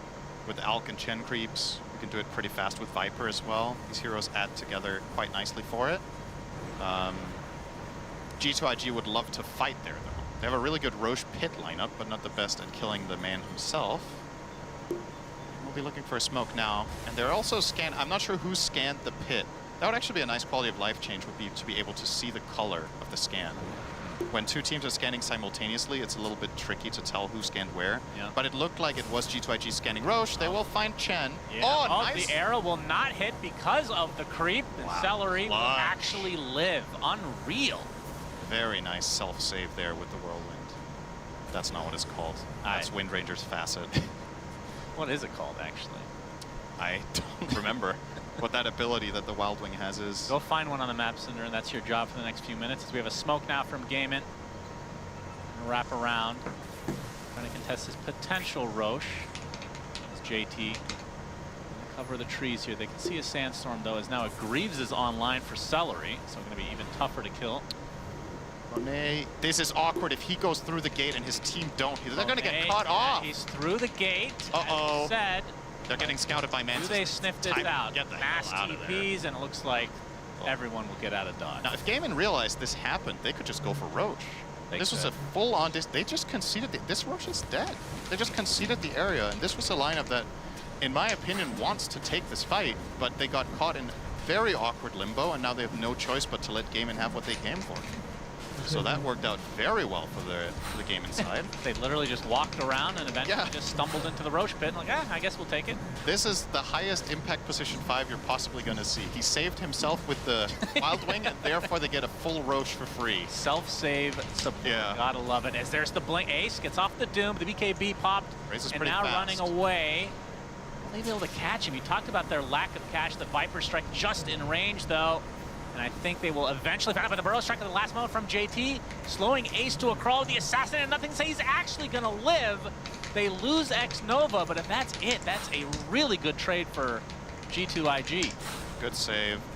Didn't cost them. So that was Doom out the window to lose the SD. And they still have Glyph to defend the tower, so perhaps mounting a defense here? I don't know if that's ill-advised or not. Maybe just, it looks like they're just conceding it. Not looking to set anything up here.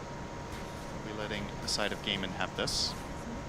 Gaimin are starting to gain some more control back once again. That Roche kill is so instrumental to the outcome of this, the potential outcome that is of this game, that it gave them the confidence to finally go for a push. Still not getting the full tower, but just starting that progression of gaining more ground. So you talked about Gaimin being on a timer, and you didn't want to put a limit on it, but with this Aegis, I'm assuming they want all tier 2s. Is that the objective? I would think like that going high ground is probably a little early, right? Yeah, I agree with that. I think getting the tier 2 should be the ultimate goal here. Anything better than that is icing on the cake, and they will now try to finish off mid. Nothing to say, trying to be a bit of a nuisance, but it looks like Quinn is not phased by this and will finish the job. So, oh, never mind. They actually do want to go. Strike. Arrow is going to hit. As JT, he's slowed by the shrapnel. Ace jumping in, pipes on both sides. Everyone's green all of a sudden. That means they're indestructible. Viper Strike onto the Raze. They're going to continue on here. Darachi is going to pop the Manta and run away. As Quinn pretty deep right now, and nobody's taking damage. And finally, Quinn is the one getting low. That is the Aegis down. Question is, who wants to reaggress, if anyone? Darachi is looking for a fight. Gets the blink. Concoction is going to connect onto 2. They get the tier 2 tower, and it looks like that'll break things up. So that... I'm not sure what exactly pushed Monet away there, but his entire Eclipse went on the trees. So if that was a Wild Wing again, man. I did not see that. I think it was a concussive grenade, perhaps? Not sure, because, yeah, that Eclipse just really did not do the work that he was hoping for, and if he had popped his BKB as he Eclipsed and just run in there, that might have been a really good fight. So heads up play from Tofu. Pretty sure it was him getting that knockback when they needed it the most. And yeah, as you said, no casualties except the Aegis and a tier 2 tower, which all in all I think is okay for both teams, really. Wonder if Gaimin will be able to siege any further now. Oh, Baboka is in a very interesting Yep, he leaps right into Tofu. Nice grenade. That was his last leap as well, so he gets eviscerated. Does take out the wave though, and perhaps he thought that they were going to be pushing this tier 2 tower. Despite not having the H anymore, JT picking up the damage right now. So he's got Yule's, Pipe, Blink, and going for Shiva's next. Already 2,000 into that, actually. Yep. Very curious to see when the Lincolns start coming off for Dire, right? It feels like a good Lincoln's game. You can block Viper Strike, you can block the Doom, you can block... Even the Concoction can actually be really valuable in the right circumstance to block. Maybe they're not considering it too much because of Sniper. Just being able to proc it from mega long range is a bit of an issue. We've been seeing some backpacking of Lincolns this tournament. That's true. You could backpack it if they're clutch. This movement. Uh-oh, Celery. Celery. I don't think he's going to get out of this. Although Mr. Quinn is TPing on the trip. He actually gets in. The Viper Strike upon the Snake. As Quinn using the Hurricane Pike as the rest of his team connects. Daracho beating down X Nova. It's going to be 1-to-1 to start this fight. Nothing to say as BKB has now dissipated as he runs away. JT. Looks like they're not going to focus on him too much, although now they're going to wrap around, and oh, Darachi actually blinks away with the Concoction, looking for the more value kill, and nothing to say, but he mantas off the Concoction as Monet gets off the Eclipse, but there's a lot of BKB, so not a ton of damage, and now the Doom applied to the Luna, who just TPs back to base, will be able to live through it. Everybody is so damn tanky, man. Yep. That ended up being a support trade, and again, a BKB for a Doom. Honestly, considering how that was shaping up, decent for G2IG. I thought they were going to lose multiple heroes there, but they managed to find the disengage and stay alive. I mean, in the last few minutes, the network lead has grown in favor of Gaimin, though, I will say, despite the fights kind of being even, which I feel like would favor G2. But it's also, if the gold, let's say they gain 1,000 gold every 2 minutes, are Gaimin actually gaining, or is it even when they have Doom and L, right? Like, it's kind of going according to expectations, so... Well, at a certain point, Luna just farms faster. Dyrachyo, no okay, BKB. Dyrachyo, yeah, he's dead. Plain and simple. Now that is a big kill, and it goes to Monet. He got the demon's number in gold, the number of the beast. Oh yeah. That kill was worth a lot of gold. That was, okay, that was a 2,000 gold swing. That one kill, of which Monet got about 800. Yeah, not bad.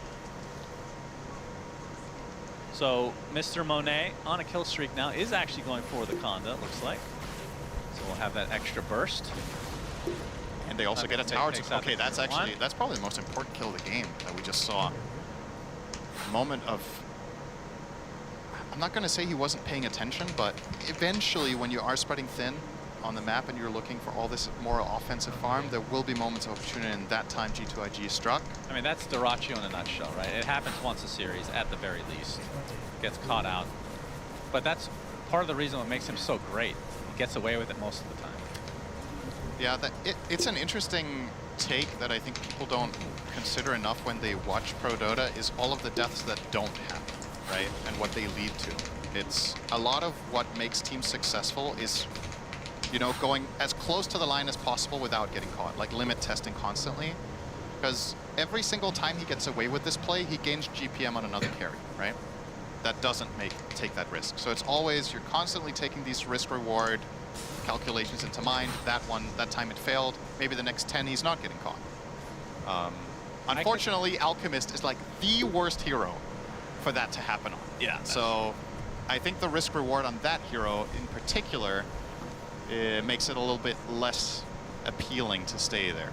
And if you asked him, I'm sure he would consider that one just a flat-out mistake. But back on the horse, Gaming Gladiators, they go smoke. They just lost 6,000 gold. That's not going to dissuade them. He's found. The Doom Applied Disruption comes out to delay things, but I believe this Razor is donezo. Gaming Gladiators with a huge kill. Now X-Nova will follow suit. Question is, what can they get out of this?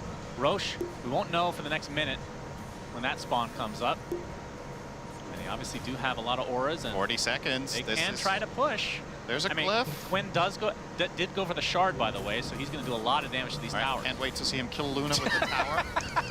Just get those stacks up. This tower is going to melt when this fortification goes down. 25 seconds of no Razor. Arrow coming in. It's going to connect onto the Doom as Dyrachyo popped the BKB, getting out of the concoction as well. Going to focus everything on the Mirana. She's dead just like that. That was still 3 dead for G2IG, and Gaimin haven't really taken too much damage as the tower does fall. Does not kill a hero in the process. Now focusing on the range racks. Razor's back up though, and Gaimin likely will reset. That was that felt like just a flat-out mistake from Boboka, that leap direction. I think he meant to turn, and maybe he got mini-stunned or something. Take back? No. But yeah, if Mirana doesn't leap in and die there, perhaps they don't even suffer any casualties, but at the very least they didn't lose the barracks, but still Gaming Gladiator is probably pretty happy with being able to squeeze all of that out of one singular smoke. Yeah. They killed Razor, Shadow Demon, a tier 3, and almost the range barracks, and now it's just a matter of, okay, can you do it once more? The next time they have a successful move, there's guaranteed barracks in mid, there's no glyph. The other tier 2 towers are up though. Yeah, so Roche number 2. Roche off is about to occur.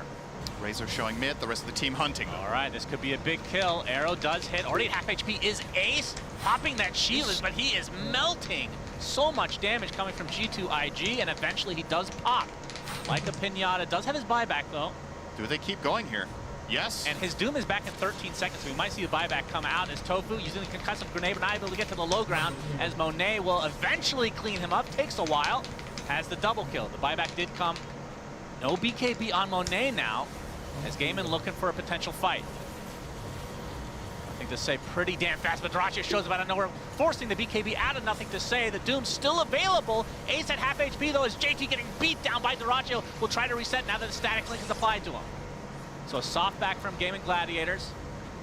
And they don't want this dieback to occur on Ace, despite not having used his ult at all in either engagement. That'll break up the fight completely. Very clutch there. Very good disruption save on Xnova. I actually think without Eye of the Vizier, that's a dead Sand King. So important neutral item choice from him in that situation to have that little bit of extra cast range. And they will get out. This game is really hanging on a knife's edge. You feel like the next Roche is going to determine so damn much. If Gaming Gladiators don't manage to get this one, the way these fights are developing, I don't know if they have enough in the tank come the next 15 minutes. So the clock feels like it's... If they could force a fight now, though, they have more ultimates. Luna's is down for like 30 seconds. Doom, we talked about already up, but yeah, we're going to see the separation now from G2IG, so that should buy enough time for everything. Are they back? Surely they're not just flat out conceding this Aegis, right? They're actually just giving up the whole thing. Second time? Okay, they're connecting. Do they have a smoke? They don't have a smoke, and they obviously don't have Moonlight Shadow because Solar Flare is what everybody seems to be taking right now. Yeah. So, this is pretty awkward, actually. Yeah, there's Roche the roar. belching, so they know that he is There's the smoke. Momoka doing his best to connect them fast. Pretty low. I don't know if they're going to get this in time. In fact, they're not. They're too late. So everything goes the way of They might take the fight anyway. Potentially, the Aegis goes to Viper again. Cutting them off from the other side. Quinn is going to be the one that breaks the smoke. There's a Solar Flare popped. Get the Burrow Strike on the bottom side. They delete the sniper. Tofu just blown up. Arrow connected on the Alchemist onto the high ground.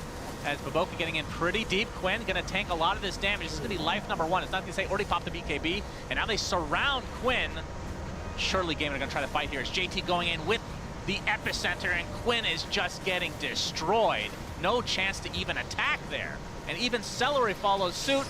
Zoraccio has to hightail away with a TP. So in the end, they get the Aegis, or they consume it, I guess, and they also get 3 kills from the G2IG side. Just absolute genius to let them take Roche there. Love that choice. Now, that was obviously an amazing result for G2IG, but imagine how much better it would have been if that fight had broken out while they were Roshing. That could have just flat out won the game. Now, it still puts them in a very, very good position to slow this down. Aegis out of the hands. What do they have? They only have a banner to show for it right now on the sniper. So maybe Gaimin try to put that banner to use and push top, but I just don't think their lead is meaningful enough anymore. Monet is reaching critical levels on the Luna Conda and now completing a butterfly in just a moment. He is easily the strongest hero in this game. Same net worth as an Alchemy at 35 means you're doing great on any hero. And we're seeing nothing to say actually have... He's 1-4-4. I feel like he's having maybe the biggest impact in his entire team on this Razor. The amount of vision, the amount of space he's creating, the amount he's anti-carrying every single fight by just zoning heroes out, getting static link on the right target, breaking the fight up so Gaimin can't. You know, if you look at their lineup, they really want to be a ball that stands their ground and just delivers. And he keeps breaking them apart. And that's what's opening up the fight so much for the Sand King Mirana to land combinations, for the Luna to come in and just long-range burst them. This is going really, really well now for the side of G2IG. And without a fumble here, I think they've weathered the worst part of the storm now of this game. Yep, another shard goes their way, this time JT. Yeah, they definitely seem like they're in the driver's seat right now. And the question is, how well does the game inside scale with what they picked this year? Right, and what's their plan B? Because this was not plan A. I'm positive about this. This was, they drafted for the game to be over now. So now that that didn't happen, are you just going to slow the game down and try to play for third Roche and hope you get that one cleanly? Or are you going to try to force the issue with some sort of major smoke play with this Bloodthorn that Alk is completing? You need to start strategizing and get a good idea here of how to solve this problem. I think if you lose a singular team fight, you probably just lose the whole base. All the tier 2s are down, so Luna's going to eat your base. Oh, there's still a tier 2. Is there one? Oh, the mid one. Okay, I couldn't see it because the hero icons are so big on my screen. But that will be an easy cleanup as well because they're constantly pushing out mid and they have good vision there too to even make a jump. Oh, speaking of a jump. Oh my. The Conda Distro. Hand of Gaben keeps him alive. They're actually going to walk it off. Okay. What the hell? That was a ping pong match of an HP bar right there. That was very close.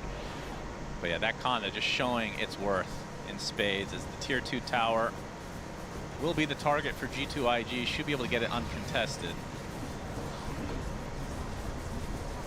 But the smoke coming from Gaimin Looks like they want to fight, despite not having the Chen ult at the ready.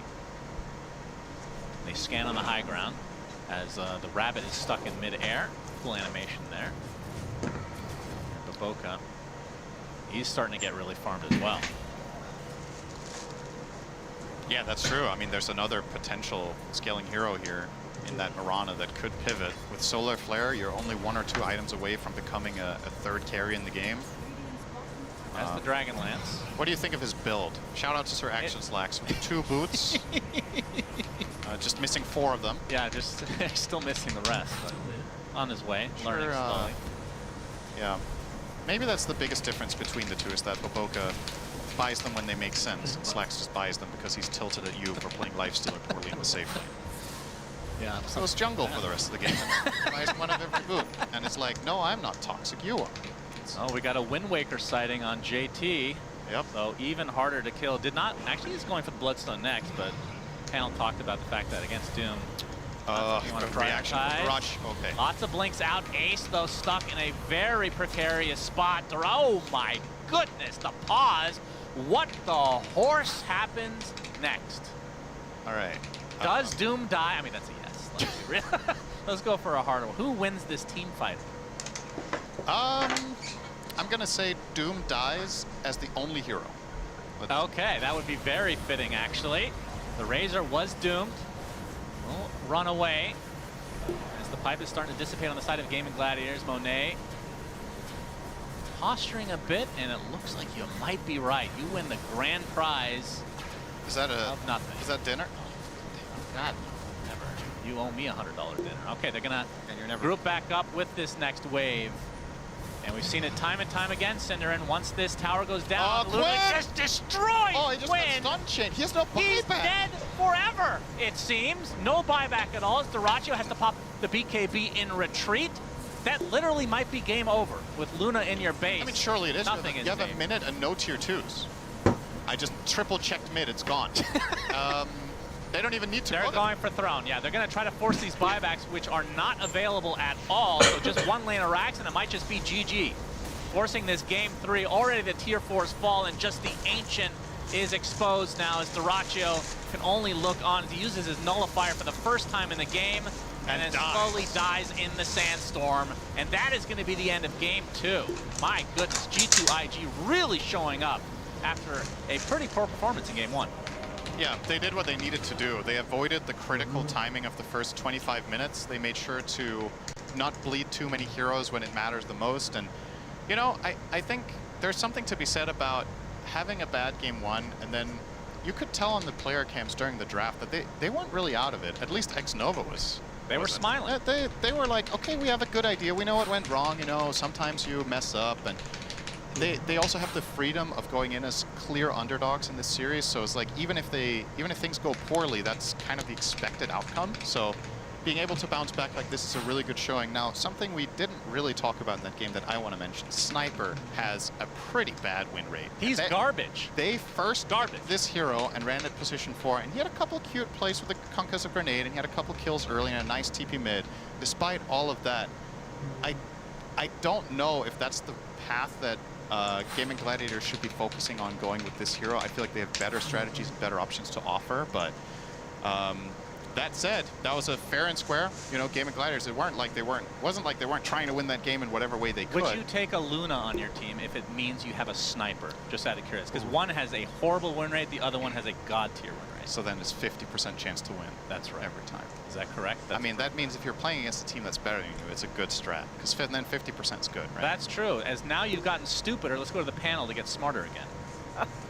Thank you very much, Sunsvet and Syndrin.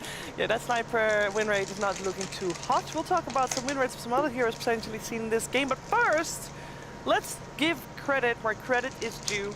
We saw G2IG go for another Luna lineup, and our main question, Lacoste, was can they delay the game long enough for Luna to come online? Can this game last long enough, which in the first game was not the case, but they adjusted perfectly.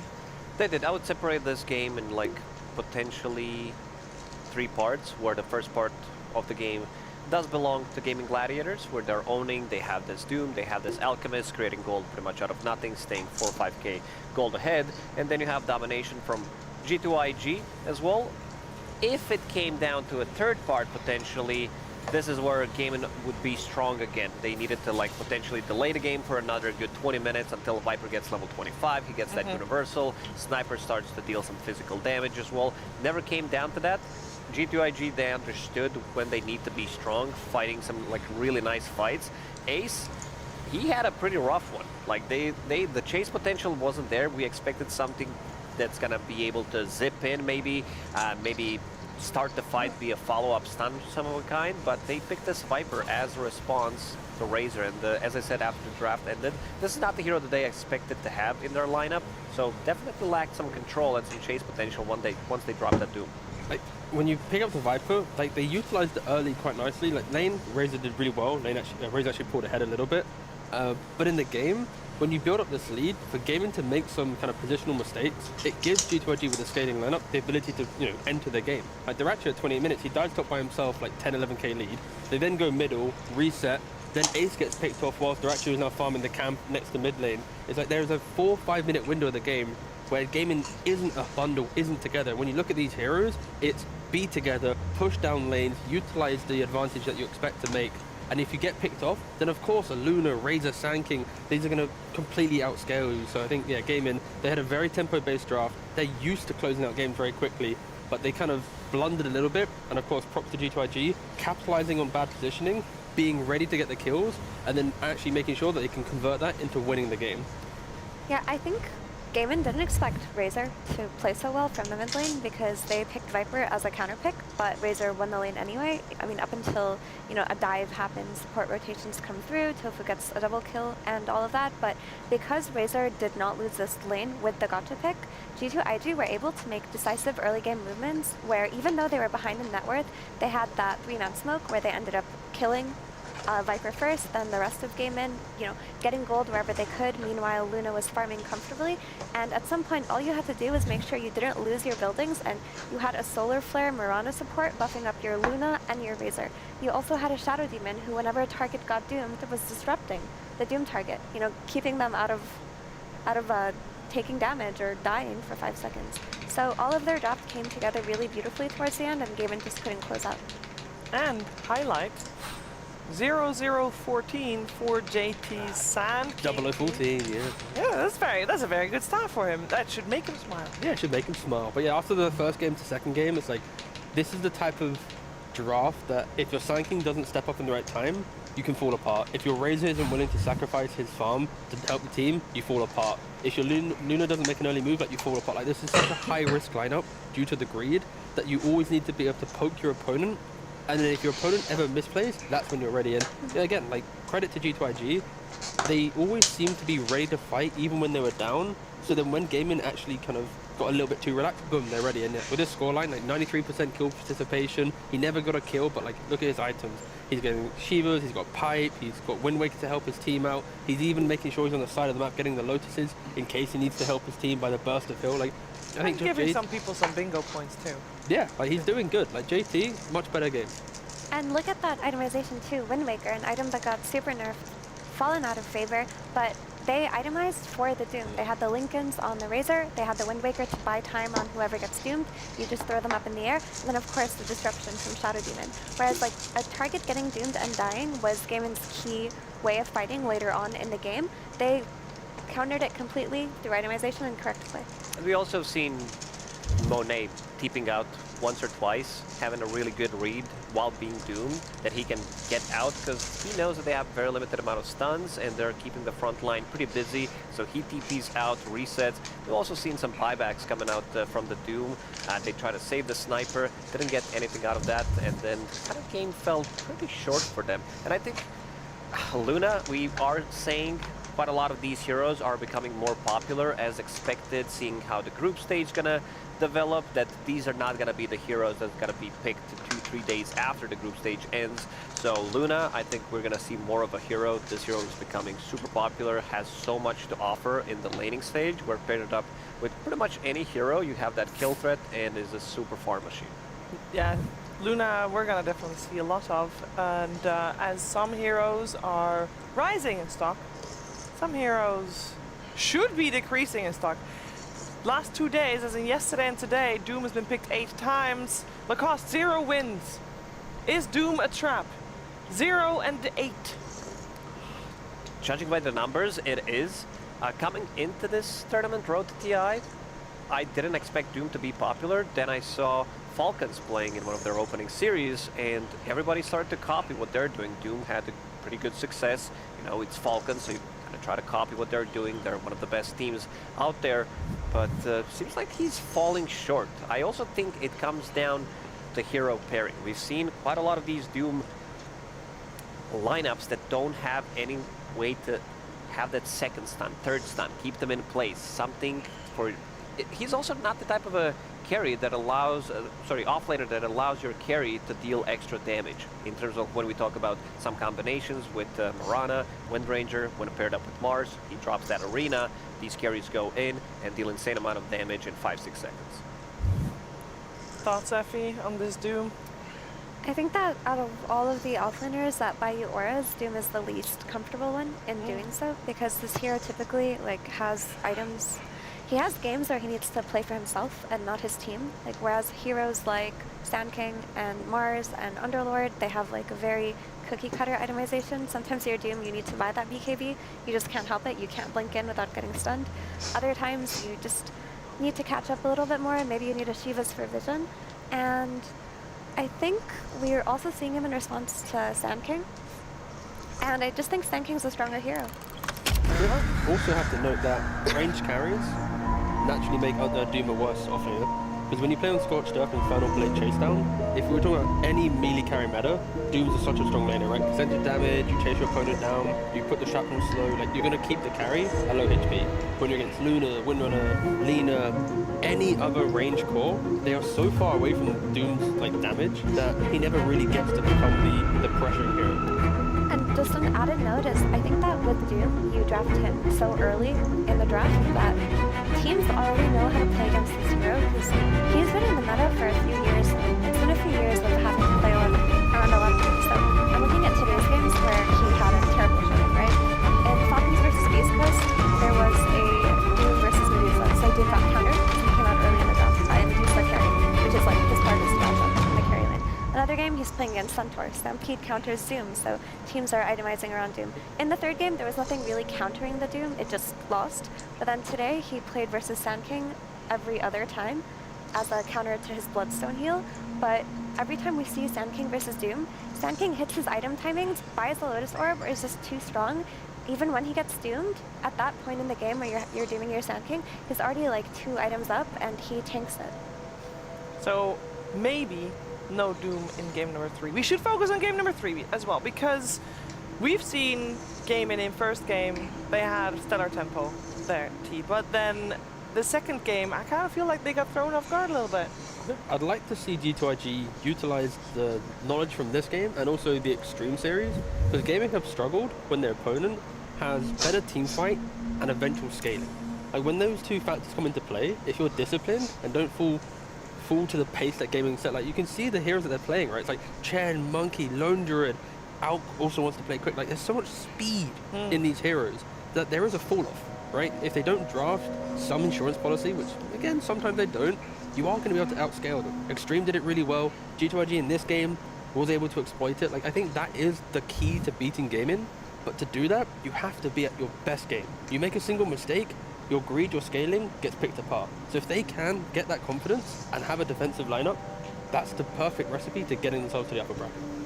It's very important between 10 and 25 minute mark that you don't lose too much advantage when playing against Gaiman, because if they go for another one of these drafts where they fully focus on early stages of the game, where they're getting the extra gold, they're dominating the laning stage, suddenly you have 5, they even had 10, 11k gold at one point. They were kind of close to closing out the game, but not really, because they defended really well. We've seen, mistake from Boboka leaping in, pretending to be a Superman on this Mirana, died off instantly. So some of these mistakes are going to get punished. They just couldn't keep the momentum, but they got relatively close to closing out the game. But also there's the elephant in the room of the last pick Viper for Gaiman. When we talk about Gaiman's heroes and their drafts, Viper isn't a hero that they run because it's very slow. It's not very Quinn stylistic in that it rotates the side lanes and can be present in multiple places. Sure, it can farm fast, and sure, you were like in a group up at some point, but you lost a hero to counter another hero, and that didn't work. That's probably the part of the draft where it fell apart for gaming. Well, that seems like an easy fix. It does. Now that I'm thinking about potential heroes that they could have picked, because they almost instantly picked Viper there. I know Quinn has toyed a lot with Queen of Pain in his clubs. I mean, he's also played it earlier this event already. But it's a delightful hero. It's a what? In the previous sorry, I just jumped in. I got excited. Remember me and Effie were talking about heroes that could have replaced Viper. You said Queen of Pain, and then it kind of gave me a jolt of memory. Like, yes, we were talking about that. Like Queen of Pain would have been a nice pick. Like you blink away from the link, you don't care about, like you trade farm with Razor, but the explosive entry to the game sets pressure on like an SD on the back lane. Yeah. You have so much more presence as well on the side lanes where you can gank. Viper is probably one of the worst heroes in the game to move because he's super slow, and if it's not successful, if you don't have anybody to set things up, it's going to be a fail. Sure, you're going to continue to farm up, but you're also losing time, losing some gold and XP while doing that. And also just like looking back at the draft, not just the Viper, there are like blunders that you kind of forget when heroes get let through that aren't let through often, like Doom, for example, which is very contested. Shadow Demon, like you forget about Shadow Demon countering Doom really hard. So you pick Doom and then you just forget that there's a Shadow Demon that exists within the draft pool that you haven't prepared for. Quick trivia panel. In what year was the last time that Quinn won on Viper in a professional match? 2021. You have the Dota buff open. Yeah, I have that page. Absolute genius. Okay, trivia, guys. No, I don't. Well, what do you think? I'm like checking Quinn, what he has played in which year? Well, that's what I'm doing. On top of my head, I have good memory. You are a genius. Well, congratulations on the cost. I will give you your gold star after the panel's concluded. But yes, 2021. It's been 3 years since this man won. When did he do it? What moment? How important was the match? It was against Tundra in a qualifier game in which he played with the old Quincy Crew lads. So it's quite some time ago. Under a different team name. But was it in the finals? Nah, it was early on. Didn't mean much. Yeah. You know who could have also replaced the Viper? Talk about Queen of Pain. About Quinn. No, the Viper. Yep. Lushrock also could have worked. Could have been nice. Yeah, could have been decent. Razor comes up with a link, you press the old DiMaggio and kill him off, so yeah, been a good option. Could have been the case, but all of those options were not chosen. And thus we are here, game number 3, deciding match. One more game will decide which one of these two teams will go upper bracket and which will start in the lower bracket. Their opponent already know in the upper bracket it is Nouns. In the lower bracket, the team that loses here will have the honor of going up against defending champions Team Spirit in the lower bracket. That must not be a nice prospect. So there's a lot of pressure on this one game. And we got G2IG on the Radiant side, Gaming Gladiators on the Dire side. And it is overall first pick going the way of Gaming Gladiators went for Shadow Demon. And we got G2IG instant reaction with, once again, the Enchantress. I'm just hooking on the part where you thought, if Gaming loses... Yeah, we have Gaming Spirit in the lower bracket first round. And in the upper bracket, we've got like Extreme Burst Liquid, and then we also have like Tundra and Falcons. Like we got all like the big teams against each other, so we could force them to lower brackets, so we actually get some spicy playoffs. I'm sorry, Gaming, but you gotta do it for the storylines, lads. I mean, they'll be there. This series and the series we saw before this as well with Nouns versus Spirit could have been the most pivotal series we've seen in terms of how the bracket will play itself out. This game means so much. Like if Gaming do go lower bracket, like suddenly there's so many more opportunities. So again, we'll see if they get there. No, you're right, Shoes. Like Nouns were an agent of chaos. Yeah. Like they created an outcome or a potential outcome that other teams didn't have on their radar. Like meeting Team Spirit in the first round of lower bracket, that's not something either of these teams are thinking about. But now they are. And even though Team Spirit lost today, they're still Team Spirit, right? They're not an enemy people want to face. And they are not going to go out without a fight either way. So it's going to be spicy regardless who's going to go up against them. Also, for X-Nova, who was interviewed earlier a couple of days ago, he specifically mentioned, and this was the team without hesitation, if he was going to mention the strongest teams, Gaming Gladiators was at the top of his list. And if he is able with his team to knock them to the lower bracket, that would be amazing. I would love to see that, but I also know that it could go either way. Yeah, I think seeding matches in general give you the momentum. It's like if you're a lower seed team beating a higher seed team, it just pushes you even further. Yep.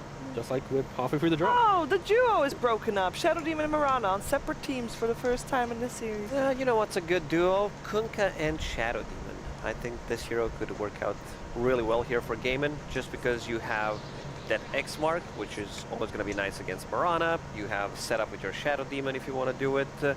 Wind Ranger, even though there is Shadow Demon on their side, which is good, so you can, you know, remove some of the stuff you have with the shard, of course, but there is also Enchantress, so I thought maybe the hero is not going to be as contested, seeing that two heroes do have ways of dispelling that Wind Run early on. Yeah, Enchantress is a very good hero at ganking Wind Ranger early on. That's probably her biggest strength. Because later on, like, the enchant on Wind Ranger isn't easy to do, because, like, you're walking into a whirlwind, and potentially a daedalus whirlwind, you're walking in so that you can enchant her, because that spell's been nerfed, the cast range isn't high. But early on, you go through the Twin Gate, you have a creep, you have another enchant ready. That Wind Ranger carry dies so fast, but luckily for her, she does have Shadow Demon Marcy supports. Marcy can reposition with Dispos, Shadow Demon can buy time with Disruption, so she is well protected. So what about Luna then? As she is still in, could still be picked up by G2IG if they want to have Mirana once again, and as a support, it would mean that Xnova would be the Enchantress rather than Maboka. Could also be Gaming Gladiator still. We saw earlier Falcons moving the Wind Ranger to the position 4. It's something that Gaming could be doing as well.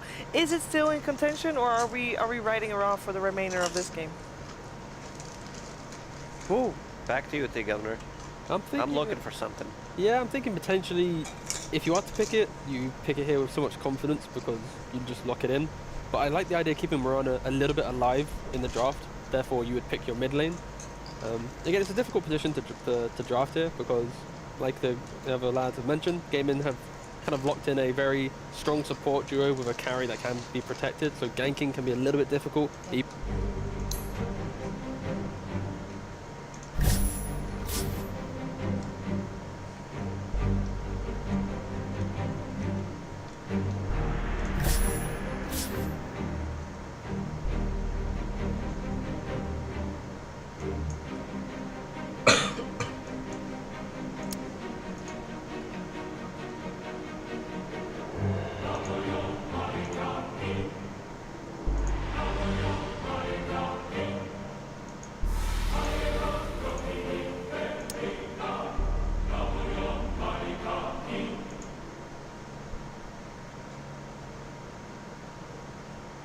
Picture of Muerta.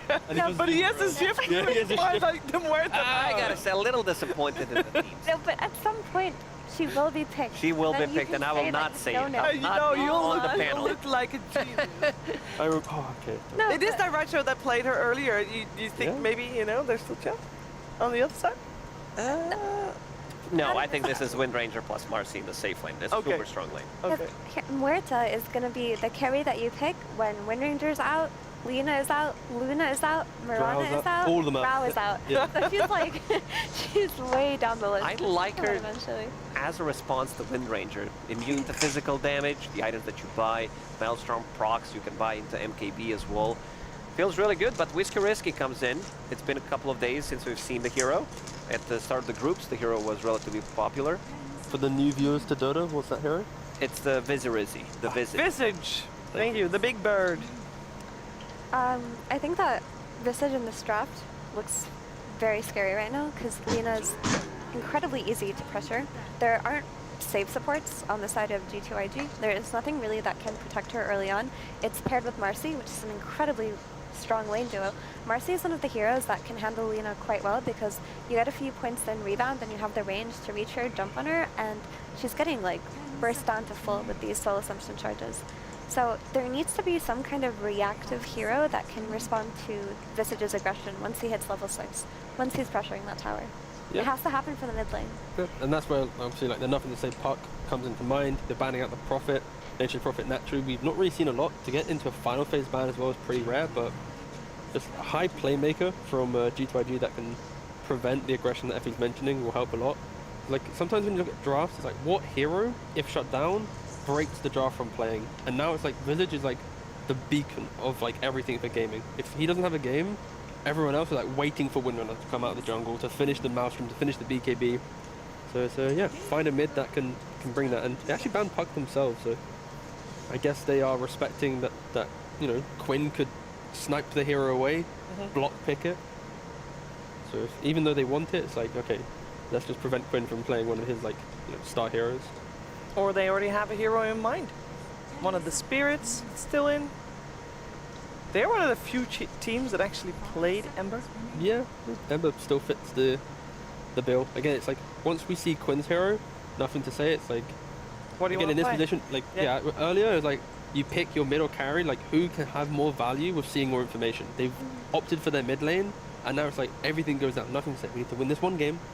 You beat Quinn when he counterpicked you. Now you get to counterpick him. Beat him again, and we could be in the upper bracket. Yeah, it is quite funny. You see the most picked heroes from Quinn. He's played a different hero every game, so his most picked hero is going to be always one. He's played, this was his 8th game just now, and he's therefore played 8 heroes. And Ember is the one that ends up being banned, and Storm will be picked.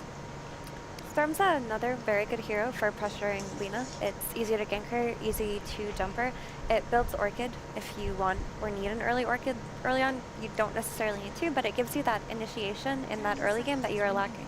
The bold pick here that we've seen from the region is the mid Riki. But against the pace of Visage could hurt them. But like finding the SD on the back line, the mischance and the nuisance with the smoke. I'm down. Plus, like if you get defusal and it's like Quinn zips in and suddenly it's like boom, you're now dead with silence. Like it's a bit volatile for like the last pick, but like I kind of want to see that from Nothing to Say. Everybody was playing that hero. People, mid players had plus games on Riki. I think Riki was picked only a couple of times, but maybe something more stable like Queen of Pain could work out. Also fine, yeah. Sonic Wave against the early Visage aggression is perfectly fine, but... Or Timber even? What happened to Timber Saw? Why did he have such a fall off today? I think he was banned in the 2nd game. Yes. Shaker. Shaker. Make a comeback. Will be Nothing to Say's first Shaker this road to the International. Yeah, also not opposed to it, right? Like you're going to be able to muscle up against Storm in the laning phase. Storm, even though he's a range hero, like even with like the facet you send the Remnant in, but you're still closer to the wave than other ranged heroes. It gives you that big explosive play. You don't have a lot of protection for Lina. You've got Ags jumping in on the Shaker with a BKB Kunkka.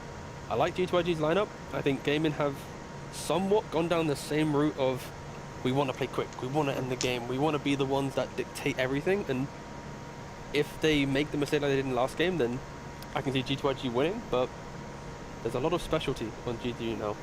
I think it's a bit different though, because their draft has good scaling. Like, it's good lanes, good scaling. They just lack team fights, so there's going to be a lot of like skirmishing early on and trying to keep the tempo off of that, but they're going to lack a little bit in the team fight aspect, which hopefully they just correct by buying auras and Visage and balling up.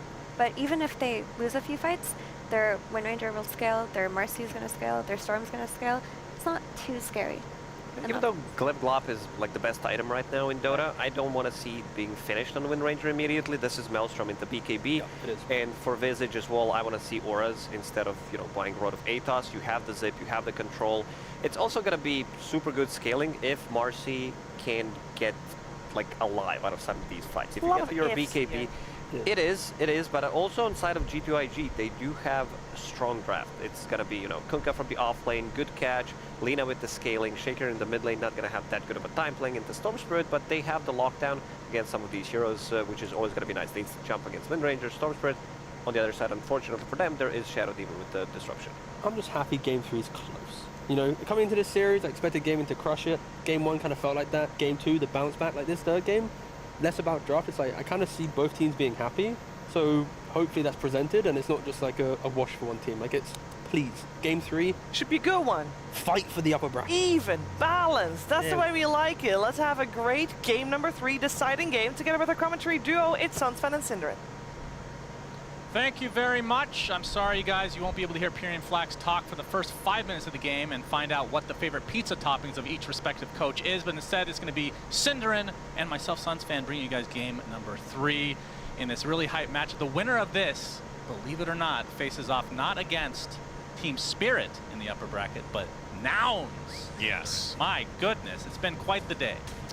Yeah, I mean that's what you're hoping for. That's what you're hoping for from TI, right? Is surprises, new stories that you weren't expecting, and it makes the tournament feel extremely unpredictable right now. Honestly, no team is safe, is the vibe I'm getting.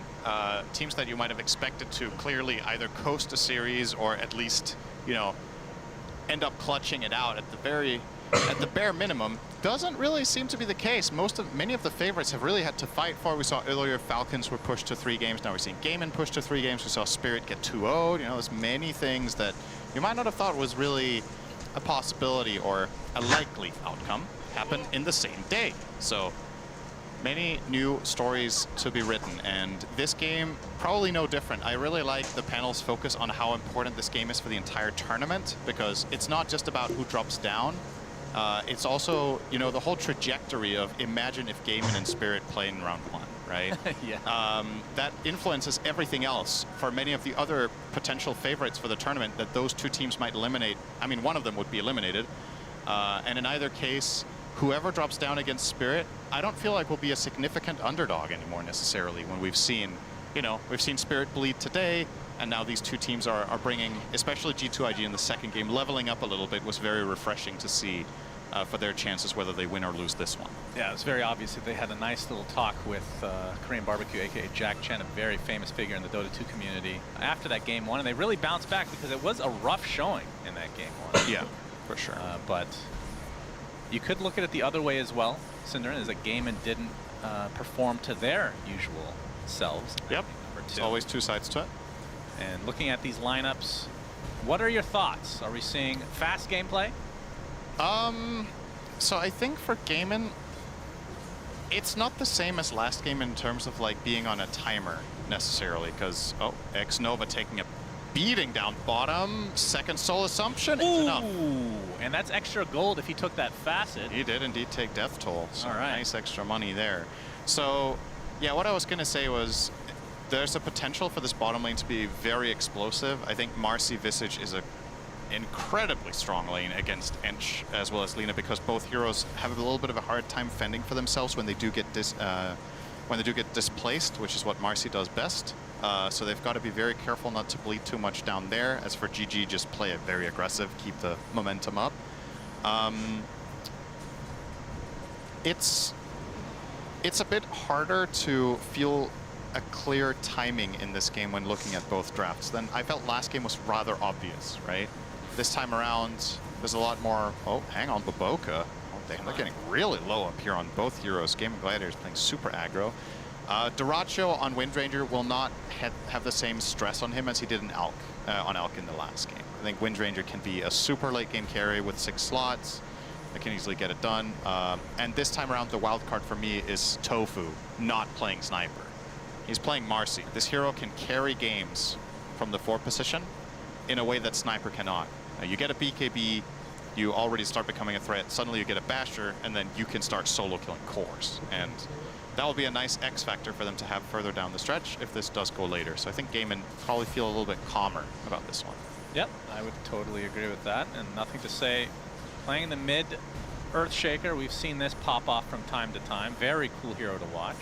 Yep. It is against a Storm Spirit, which can, at this level, start to bully a bit, but nothing to say is off to a pretty good start in terms of CS, leading the way against Quinn, just slightly at the moment. Yeah, we'll be forced to buy a healing salve here, though, so that's already some net worth lost, if you will, against Quinn, and an expected outcome. Arrow top from Baboka, not even remotely close. And Duracho will get the Lotus. You scared the camera, man. Really useful co-caster we have here. Gotta keep your eyes open. Next time it's gonna hit. Yeah, we'll see.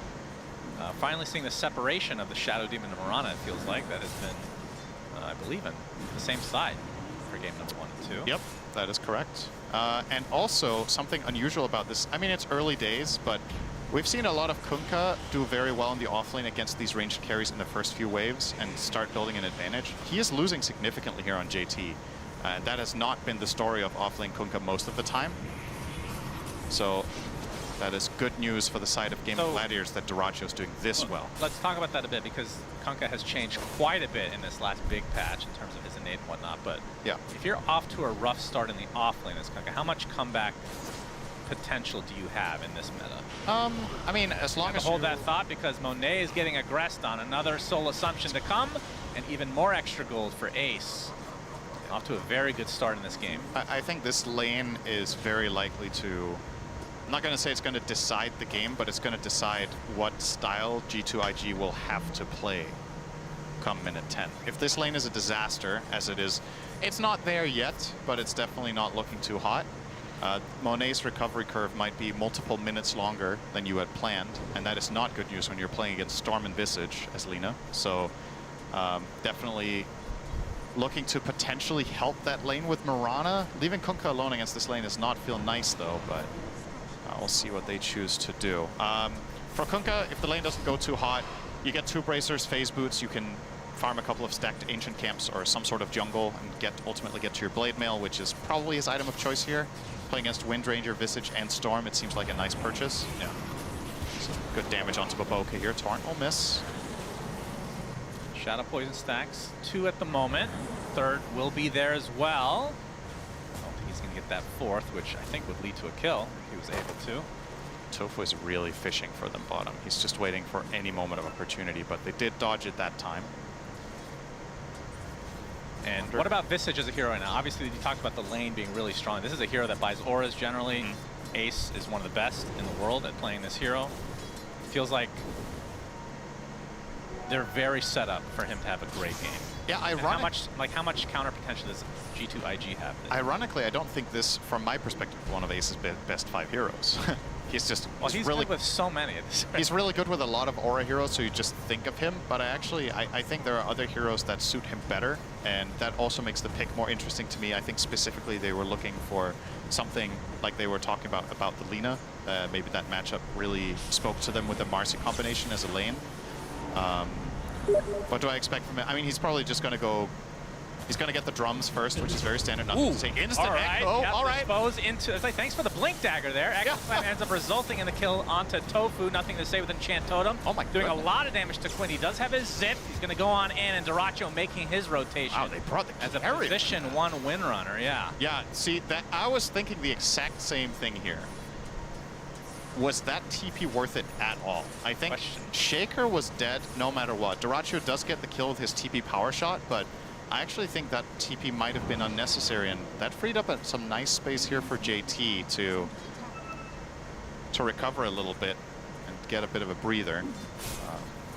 But yeah, ironically, you know, the item that Shaker loved to get for free from Tier 1 neutrals, the Tumbler's toy, is effectively what Marcy gave him there.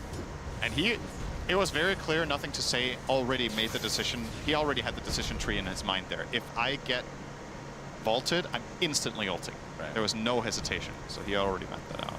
Monet. They're in Duracio, they run into Monet. Oh, we have a vision for the disruption. Yeah, there power shot already went out though, so I think he might be okay here. Making his way to the other side, gets the shackle. Easy location for that as Monet now he's dead. Away. All right, wait. There were a lot of poison stacks. Okay. He had 4 stacked him. Yeah, that makes sense. All right, that's even worse than dying. Now he dies and has no TP. He has to walk all the way back. I mean, that's 2 deaths already for him. Big rotations. Look at how aggressive and involved Duracio is. He went mid, then he went bot, and now he's back to top. So opening up, like I said, didn't really agree too much with the mid move, but this bottom move I think was really nice. And he's back up to the top lane, claiming he's level 6. And Visage now, as a result of this kill, will get 6. So I think drums into, I guess drums, pipe. He seems solid here in the Visage. Oh, that's whoa there. Okay. Just a little off. Okay. Where's the question mark, Quinn? Bring it back. Quinn doesn't really do that very often. Only in public games. Not in these professional matches. As Ace, looks like the Tier 1 tower is just his.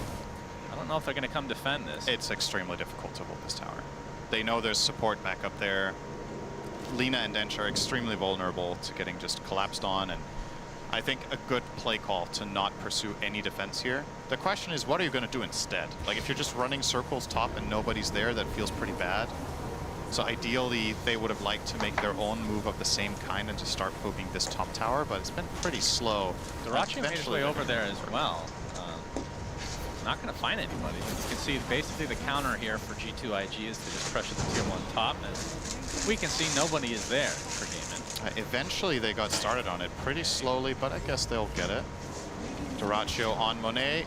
Okay, steals a creep. That was not looking for a kill, though. Absolutely riveting action. Top tower will fall, so tower trade at the end of the day, not looking too shabby there for G2IG, honestly, considering how that started out. I thought they were just going to lose a tower for free, but they do get a trade of their own. Darachi just wasted so now much mid time. is where the action is going to be at. Will Gaimin collapse? A classic Gaimin. Take the safe lane tower, bring your offlaner with either a Ravage, or in this case, the Visage with drums. Bring that into mid, kill the mid hero, and take that tower. G2IG have to see this coming right now. And, see nothing to say post-defensively. Indeed. He's still walking a little bit forward here. It's almost like he's baiting them to try him out. There is an Enchantress nearby. X-Nova level 4 right now. It's almost a 10-minute mark, so a bit under level. Oh, this is a good move from Gaimin. Monet, perfect read that he's in this camp right now. Quinn looking for the rune, but Monet is the one getting ganked. He's going to spot them first. Shadow Poison gets the vision. Disruption with the familiars nearby is going to be an easy cleanup. Death number 3. Such on a nice Monet. gank. That was really, really nice. Torrent? I turn to a good old-fashioned team fight as Celery looks like he's going to take a boat to the face. Soul Assumption doing a decent amount of damage against X-Nova, but Celery's going to be able to die. Well done to him. His Tofu might be next, trying to apply as much pressure to Baboka as possible to end up going kill the way of Ace. So it's a 2 for 2 as X-Nova continually takes Soul Assumptions over and over and over. As the nice Torrent might have saved it. Familiars, no, Soul Assumption from far away is Ace. Oh, no way. Double kill, TP attempt. Oh. But he will die. Wow, that was so close. That resummon into double bird stun to try to TP out in front of Kunkka was really cute, but Monet was there and the Centaur as well. So all said and done, I mean, I really like the gank on the Lina. Ultimately, I think this is a relatively even trade. But Ace losing a second set of birds definitely does suck. Now he's going to respawn with no birds for a minute and a half. Makes his hero feel extremely frail and weak. But still, a 2K lead for the Gladiators is solid, I think. The current game state, Darachi, also worth noting, had a lot of time to himself up top, so he's just been farming up a storm. Yeah, well, Nothing to Say now has his Blink Dagger on the way, and I'm assuming they're going to try to use this to try to create as much space as possible for Monet to get back in this game, because he is bottom net worth in terms of the cores in this game. I mean, he's been getting bullied constantly. We'll see if that creates enough pressure. This game, and I'm not sure if they're going to be surprised by this. 12-minute Blink Dagger. The Earthshaker missing now. Yeah. Celery broke it. Celery. Okay, that is the shortest smoke of the game. Okay, very nice. Of the series so far. Arcane Rune is denied by the Satyr. Starting to mount some pressure. They really want to put some pressure with this. Oh, nice the arrow action. Again, but the disruption from Celery on the north side. Yep, Echo with the creep wave. That is a lot of damage. Quinn evaporates. Really heads up play there. They wanted to go and push this tower anyway because of the siege creep, so they bring in the Ench with the Satyr from the side, and they find a nice combination with the level 1 fissure into arrow. Not even a guaranteed connection. Force out the disruption and then the timing on the wave. Could not have been any better there for G2IG. Beautiful stuff. They will not get the tower, but they get a core kill and they force rotation, and that is space for Monet, which is sorely needed. As he, when is the last time this tournament we've seen Lina in 6th? Yeah, it's not where the hero wants to be. The mid laner for Gaimin, Mr. Quinn, around the same net worth. Yep. And the fact that JT has bounced back so aggressively on that Kunkka as X-Nova is spotted. Will eventually be taken out. It's going to be a bit of an annoyance. Soul Assumption into a couple right clicks will do it. Almost felt like they were trying to give the kill to Visage there for the death toll. Well, actually, wouldn't be the worst thing in the world. Definitely not. He is very rich. Haven't really talked about that. Ace, obviously that exchange down bottom that turned into a relatively even just exchange of like 4 or 5 heroes. He came out on top on a lot of those kills, and therefore, sitting on the 8K net worth. Drums as well as Vlad's now starting to work on that expected pipe. And This move mid is really, really crucial. And IG know this. They're bringing heroes in spades here to try to hold this, but Ace might get a flank. Oh, he's getting pinged out by Baboka. So does realize this is dangerous territory. But look at where all heroes are placed on the map at 14 minutes. That was like a 5-on-5 with everyone in the center of the map. They've been watching some replays, I'll tell you that, against the Gaming Gladiators. This is a very standard move from them. But you can see the Lina starting to go up the charts now, ahead of Quinn. So Quinn is now the bottom net worth for cores, despite getting that last kill, in fact. Yeah, Monet is going to have a much better time getting back in this game now that he's got that Maelstrom. Ace looking for a flank, but there is nothing to say hiding. He's got his Echo Slam. He's going to use it onto 2 with the Fissure to follow. Do they have enough damage to take out Visage? Yes! Ace is dead. Tofu next. Beautiful Baboka bait. Gets the double kill. Masterfully done. You really gotta say, like, G2IG woke up after game 1. I'm very impressed with how that game, so many things went wrong, and they were able to reset entirely and make this a competitive series. It feels like plays like this would not have been orchestrated and communicated that well in the first game. It's just, it's on a different level. It's like we know this team is capable of great things, but it's just so hit or miss across the year. But when they do hit, they're able to pull off things like this. And that one was huge. It was Ace dying. That's the biggest kill on the map. I mean, just look at their lineup. The names. These are huge names in the Chinese scene. The fact that they've been kind of struggling from time to time is more of a surprise than anything this calendar year. Jack Chen, Korean Barbecue, always finds a way, Cinderin. Yeah. And Ace, they still have not taken this tier 1 tower down, and they're going to have to wait even longer. Yeah, Kunkka is starting to reach a very concerning point for the Dire side, where if he goes in with Blade Mail and his boat is running, I actually think they can't really deal with him. They have to kite him out and wait, focus on other heroes. And considering the start JT had, him being top net worth in his team now is a very good look for him, obviously.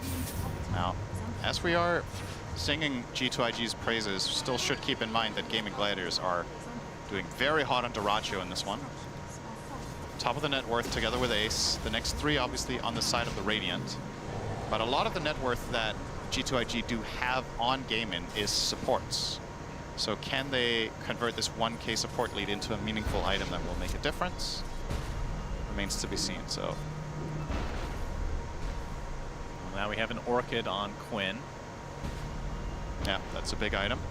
Allows him to solo kill Lina. If you can find her. Yeah, that's the big if. Getting that vision out. Of course, it's going to get incrementally harder as she gets the Gleipnir, but until then, there is a moment of opportunity. And when you do buy this item on Storm, I think if he ends up just chilling and farming a lot, it feels kind of bad. When you buy this item, you want to activate your hero with your teammates and really play around Visage. So he is going to farm some stack here, which is completely fine, of course, but really like to see Quinn get involved with this Orchid pickup, not just use it for farming. Yeah, it's not great for farming, it turns out. It's okay. I mean, it's not the worst, but it's not attack speed and mana regen. It's not like it's a... Yeah, but it's not like a Battlefield. You're not buying it to farm. Yeah, I think you should have bought Battlefield and Storm. Gives mana regen too, so, you know. Yeah, technically true.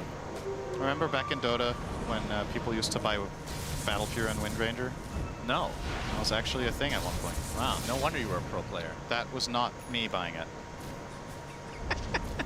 I was losing to it. Oh. That's even worse. That's even worse. Nah, it was a different time. The item was actually quite decent on Windranger back then. Classic days. Smoke from Gaimin. Try to use some of their vision here as they're going to delete the ward and potentially connect with Quinn. Yeah, he's now smoked up, so this will be the Orchid reveal. He's going to have a haste rune as well. Going to wait a bit, try to bait somebody in potentially. Nothing to say though. Seems to be somewhat ready for this mid-aggression. There's the big zip. Oh, I don't know about this one. Orchid, nothing to say. Looking for the Echo Slam. He gets it onto 2 with the Enchant on the Vol, but there is the disruption to save 1 as Quinn now pretty low. He might have to back away. The big boat comes in. X-Nova relatively low as well, but the Earthshaker's the first to fall for G2IG. And JT looks to be next on the list as Gaming Gladiators are winning this handily. X-Nova slowed to a crawl. This is going to be likely the third kill if they can find him around the trees. Indeed they do. Double kill for Celery. Wow. Okay, that was so close in so many ways. So the Echo Slam response there from Shaker is good, but the follow-up isn't quite there. They get the very good disruption from Celery. Doracio gets his BKB off that, like the panel was talking about, they were hoping he would go Maelstrom BKB and then not immediately get the Gleipnir, and that's exactly what he did. Without BKB there, they lose this fight. He comes out, he gets immediate BKB off. The Laguna Blade is dodged by Storm Zipping, so that did 0 damage. That might have killed Quinn. So many little things there for Gaming Gladiators came together beautifully, and they end up getting 3 kills in a tower. G2IG just want to immediately go for this, though. Doracio senses it coming. And nope, does he? Actually gets X'd. Arrow? Yeah, Arrow's actually going to hit. It's a very long duration. LSA and Laguna Bay, but again, disruption comes out for the potential save. Fissure blocking this into 2 separate fights, it looks like. Oh, that's Monet getting focus fire. This is so much damage from Doracio. Whirlwind is going crazy. They get the Mirana. Monet very low in the tree line. He will eventually be brought down as well. 2 kills for Gaiman as JT limping away. Make it a third as X-Nova's picked off. JT looks to be okay, but great fight from Gaming Gladiators. They are up 8K already. That was, I mean, this game is pretty similar to game number 1 in a lot of ways, right?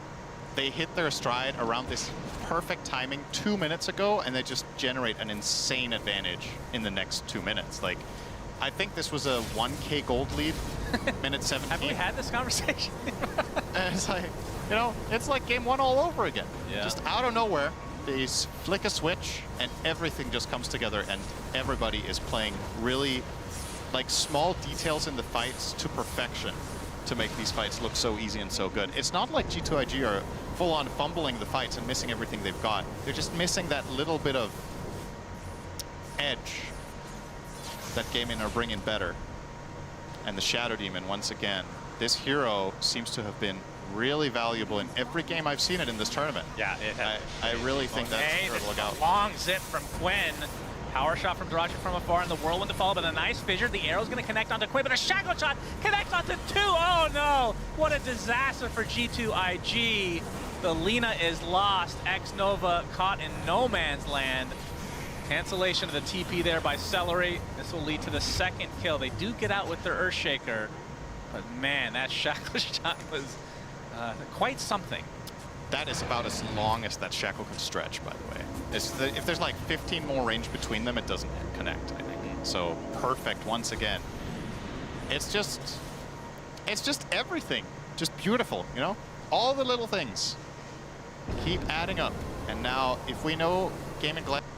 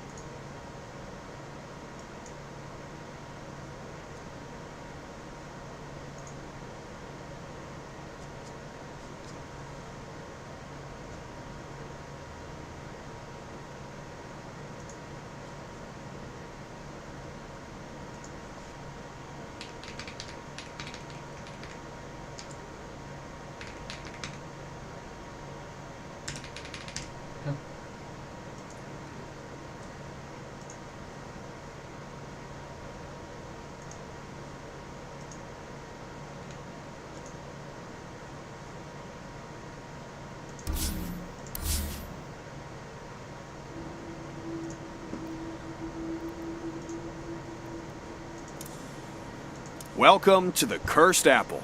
If your team wants to emerge victorious, you'll need to wield both guns.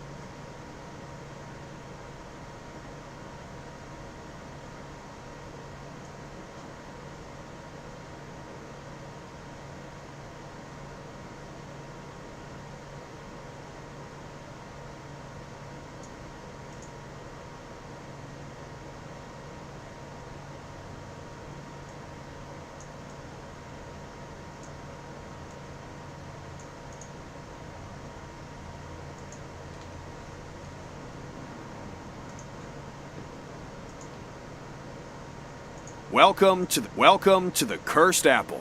There are 4 lanes, each with a transit line that players can ride to move quickly.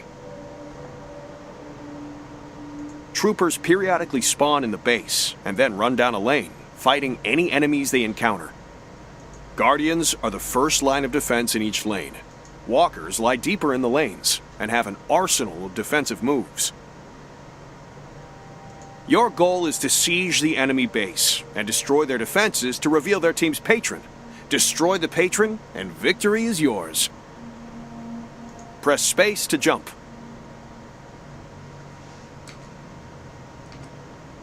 Hold space to get on the line. You can jump off by pressing space.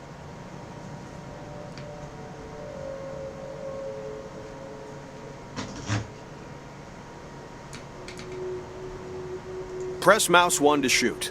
Gun damage falls off at longer ranges. Hold mouse 2 to zoom in with your weapon. Press 1, 2, 3, or 4 to use your hero's abilities. Hold space when near a ledge to mantle up. Press Q to make a quick attack. Hold Q to deliver a powerful charging attack.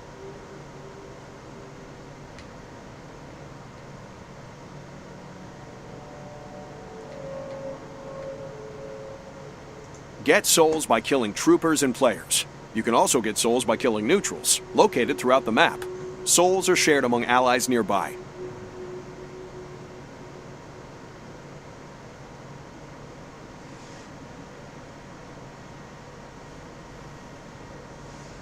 When you land a killing blow, extra souls appear.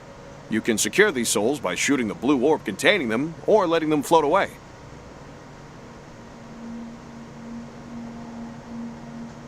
Enemy soul orbs are orange, and enemies will get them if they float away or if they shoot them. You can shoot these orange orbs first to steal them.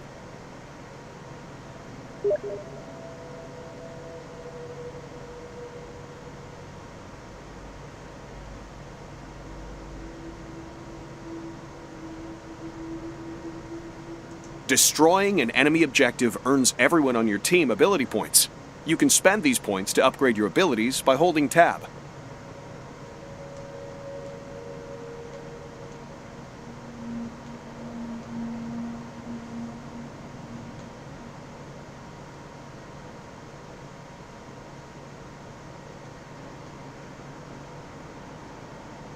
When you have souls to spend, go back to base to heal and buy powerful items that increase your stats and grant additional abilities. There's also items can modify a variety of things, like ammo. Hold left control to slide while moving down a ramp, or moving at high speed.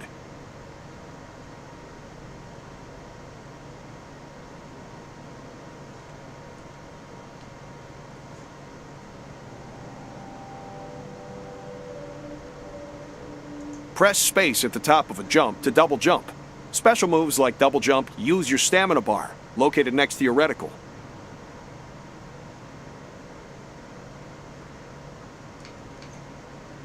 While moving, press left shift to dash.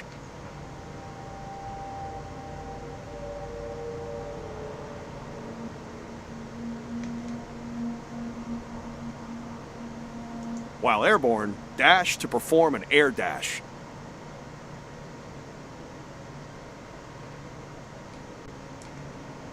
Combine a dash and a well-timed jump to perform a dash jump. Press F to parry an enemy hero's melee attack.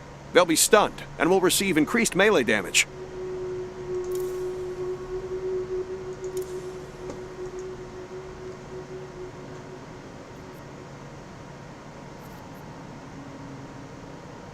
I'll do whatever it takes to save Miss Shelley.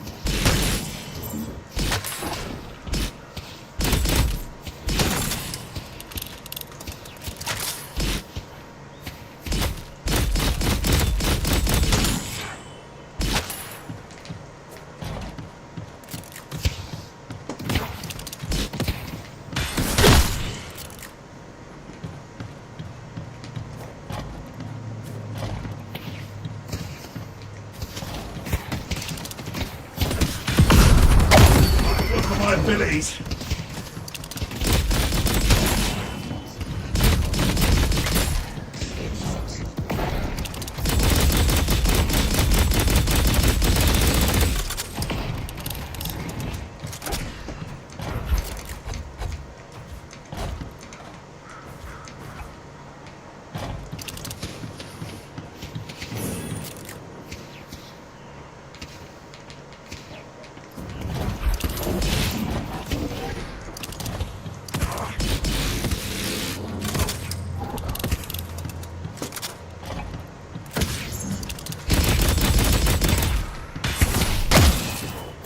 Can't forget to spend souls.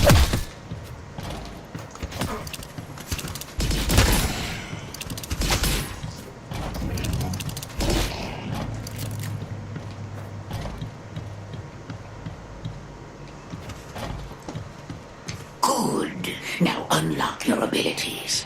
Do this by holding the appropriate number or holding tab and selecting a power to unlock.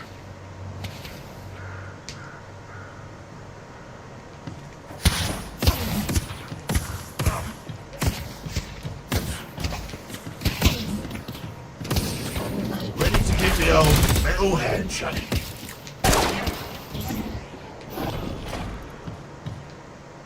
Another thing humans are bad at, surviving explosions.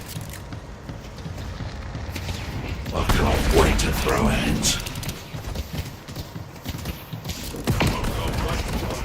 Time to try out your abilities.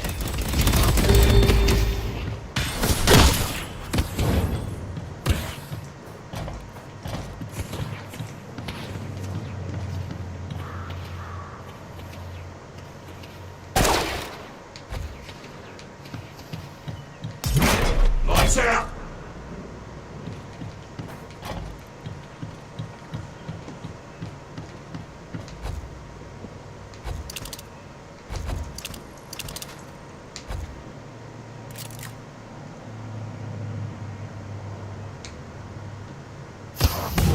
hope I find someone walking all by themselves.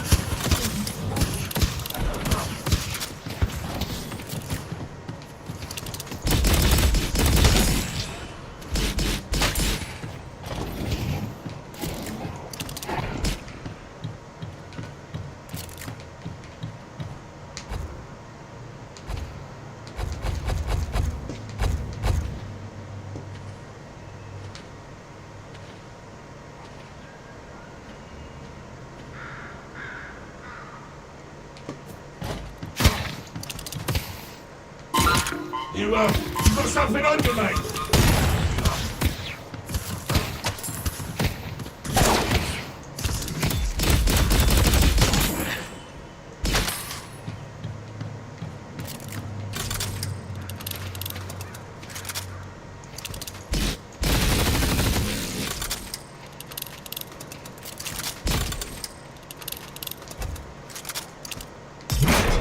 Cheerio! Time to cut loose! Powers anywhere. Hold Tab or Alt to spend your ability points. I'll put them all over the battlefield. Fly. Hold. This'll send them running. The inevitable is a hell of a thing. Jump off.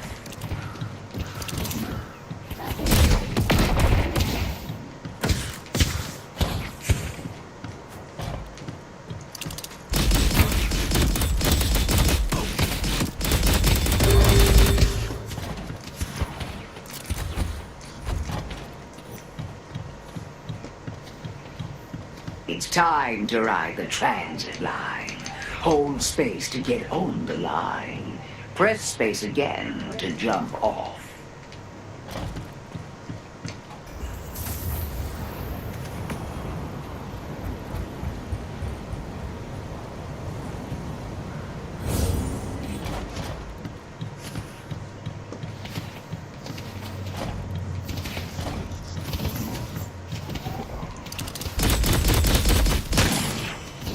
Finally time to spend these souls.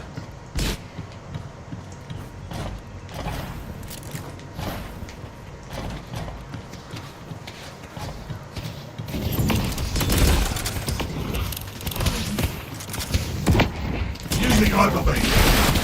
Head to the curiosity shop to spend souls. The first time you open the shop menu, it will show you recommended items for you to buy. You can also click on the tabs to explore everything the shop has to offer. These relics will shape the battle, so choose wisely.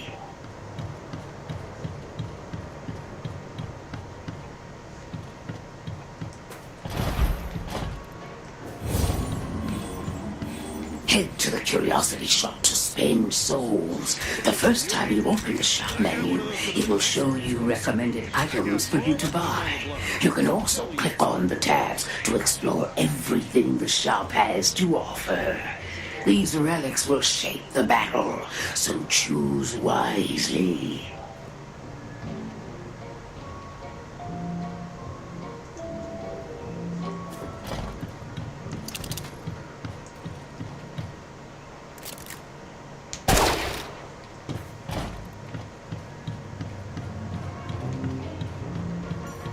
Oh, I see him.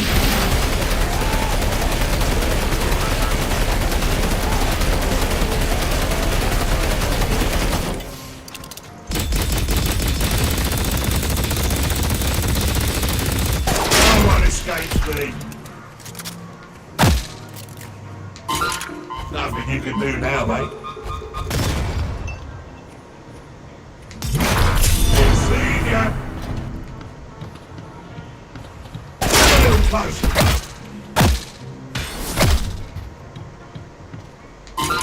Time's a ticking. Bombs away!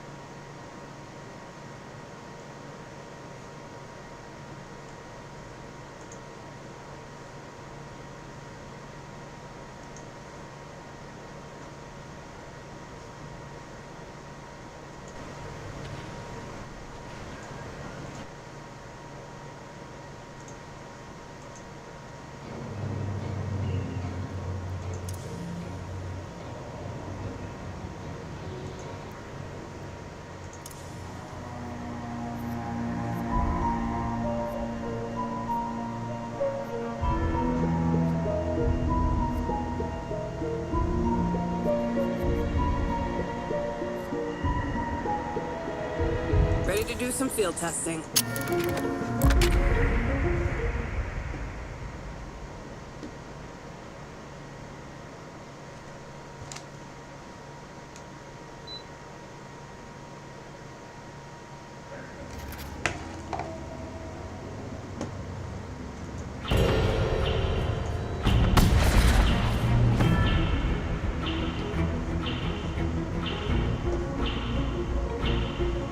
I am one of the patrons, and today I will be your guide.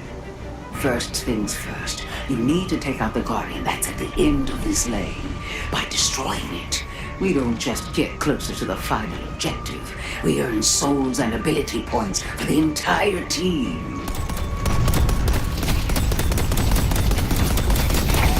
Every time you put the final bullet into a trooper, you have 4 training tasks left.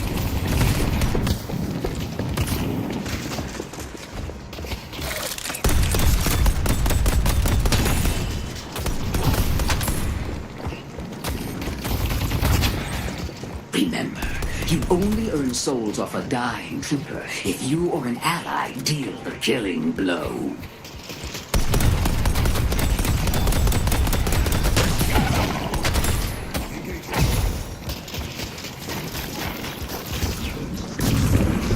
You're out of stamina, but don't worry. It'll recover over time.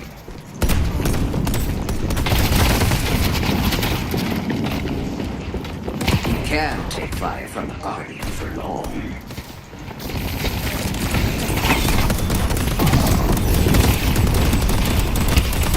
Take the transit line back to base to heal.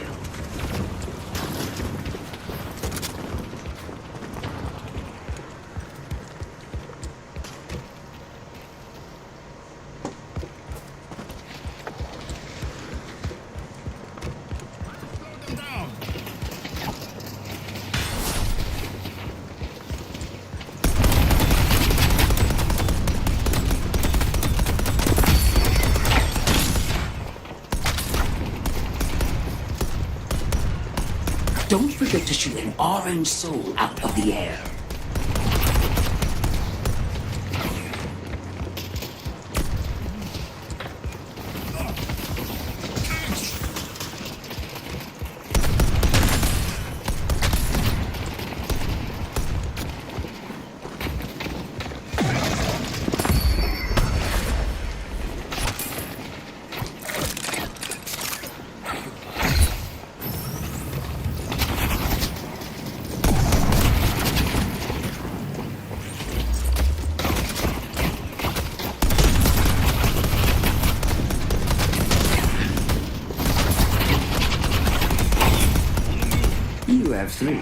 You have 2 training tasks left.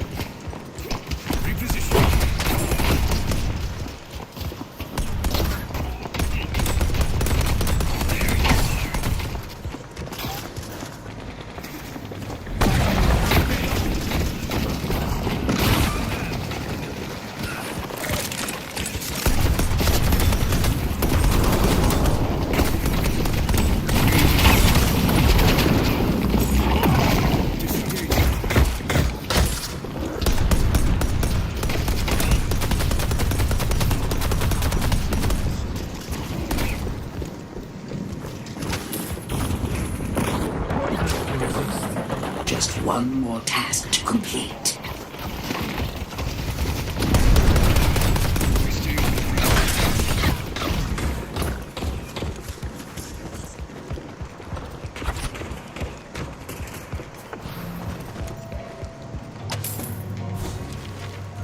Well done. Use the transit line to return to the base. Once you're there, I'll bestow you with resources so you can power up for a final push on that Guardian.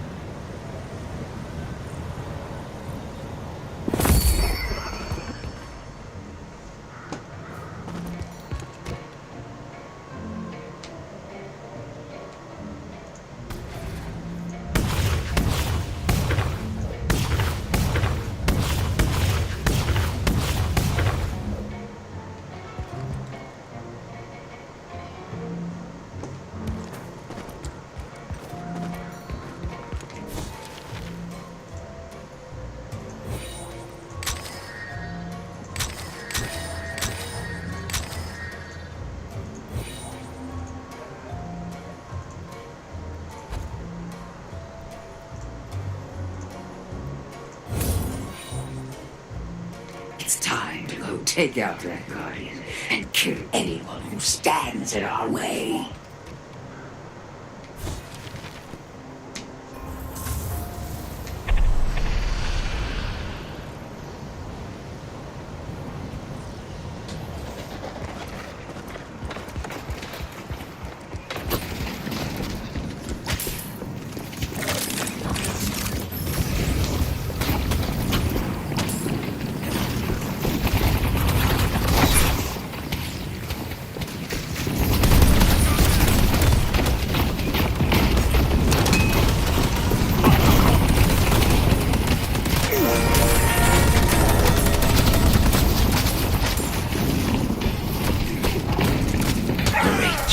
Taking out Inferno.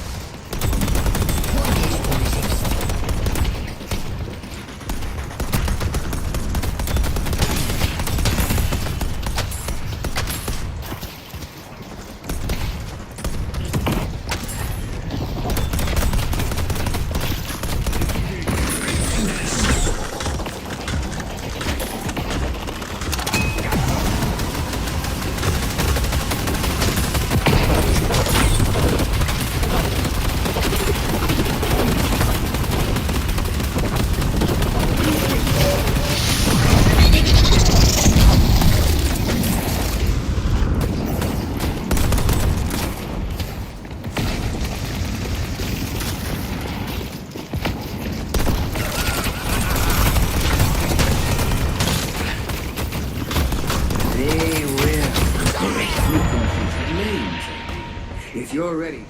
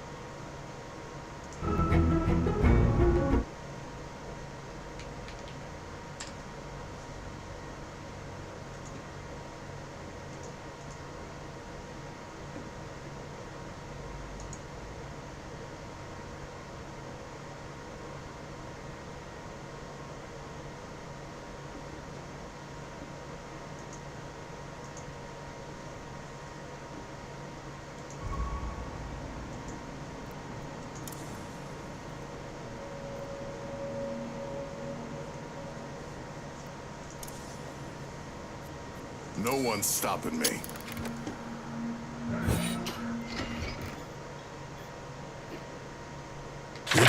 or me.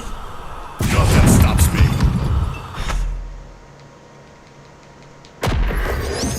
Coming in.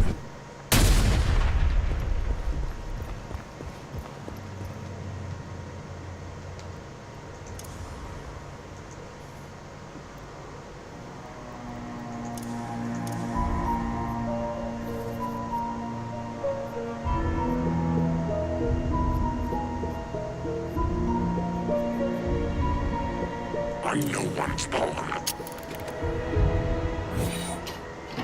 The storm gathers.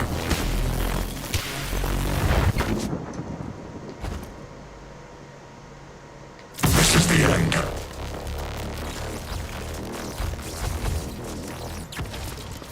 The air will crackle.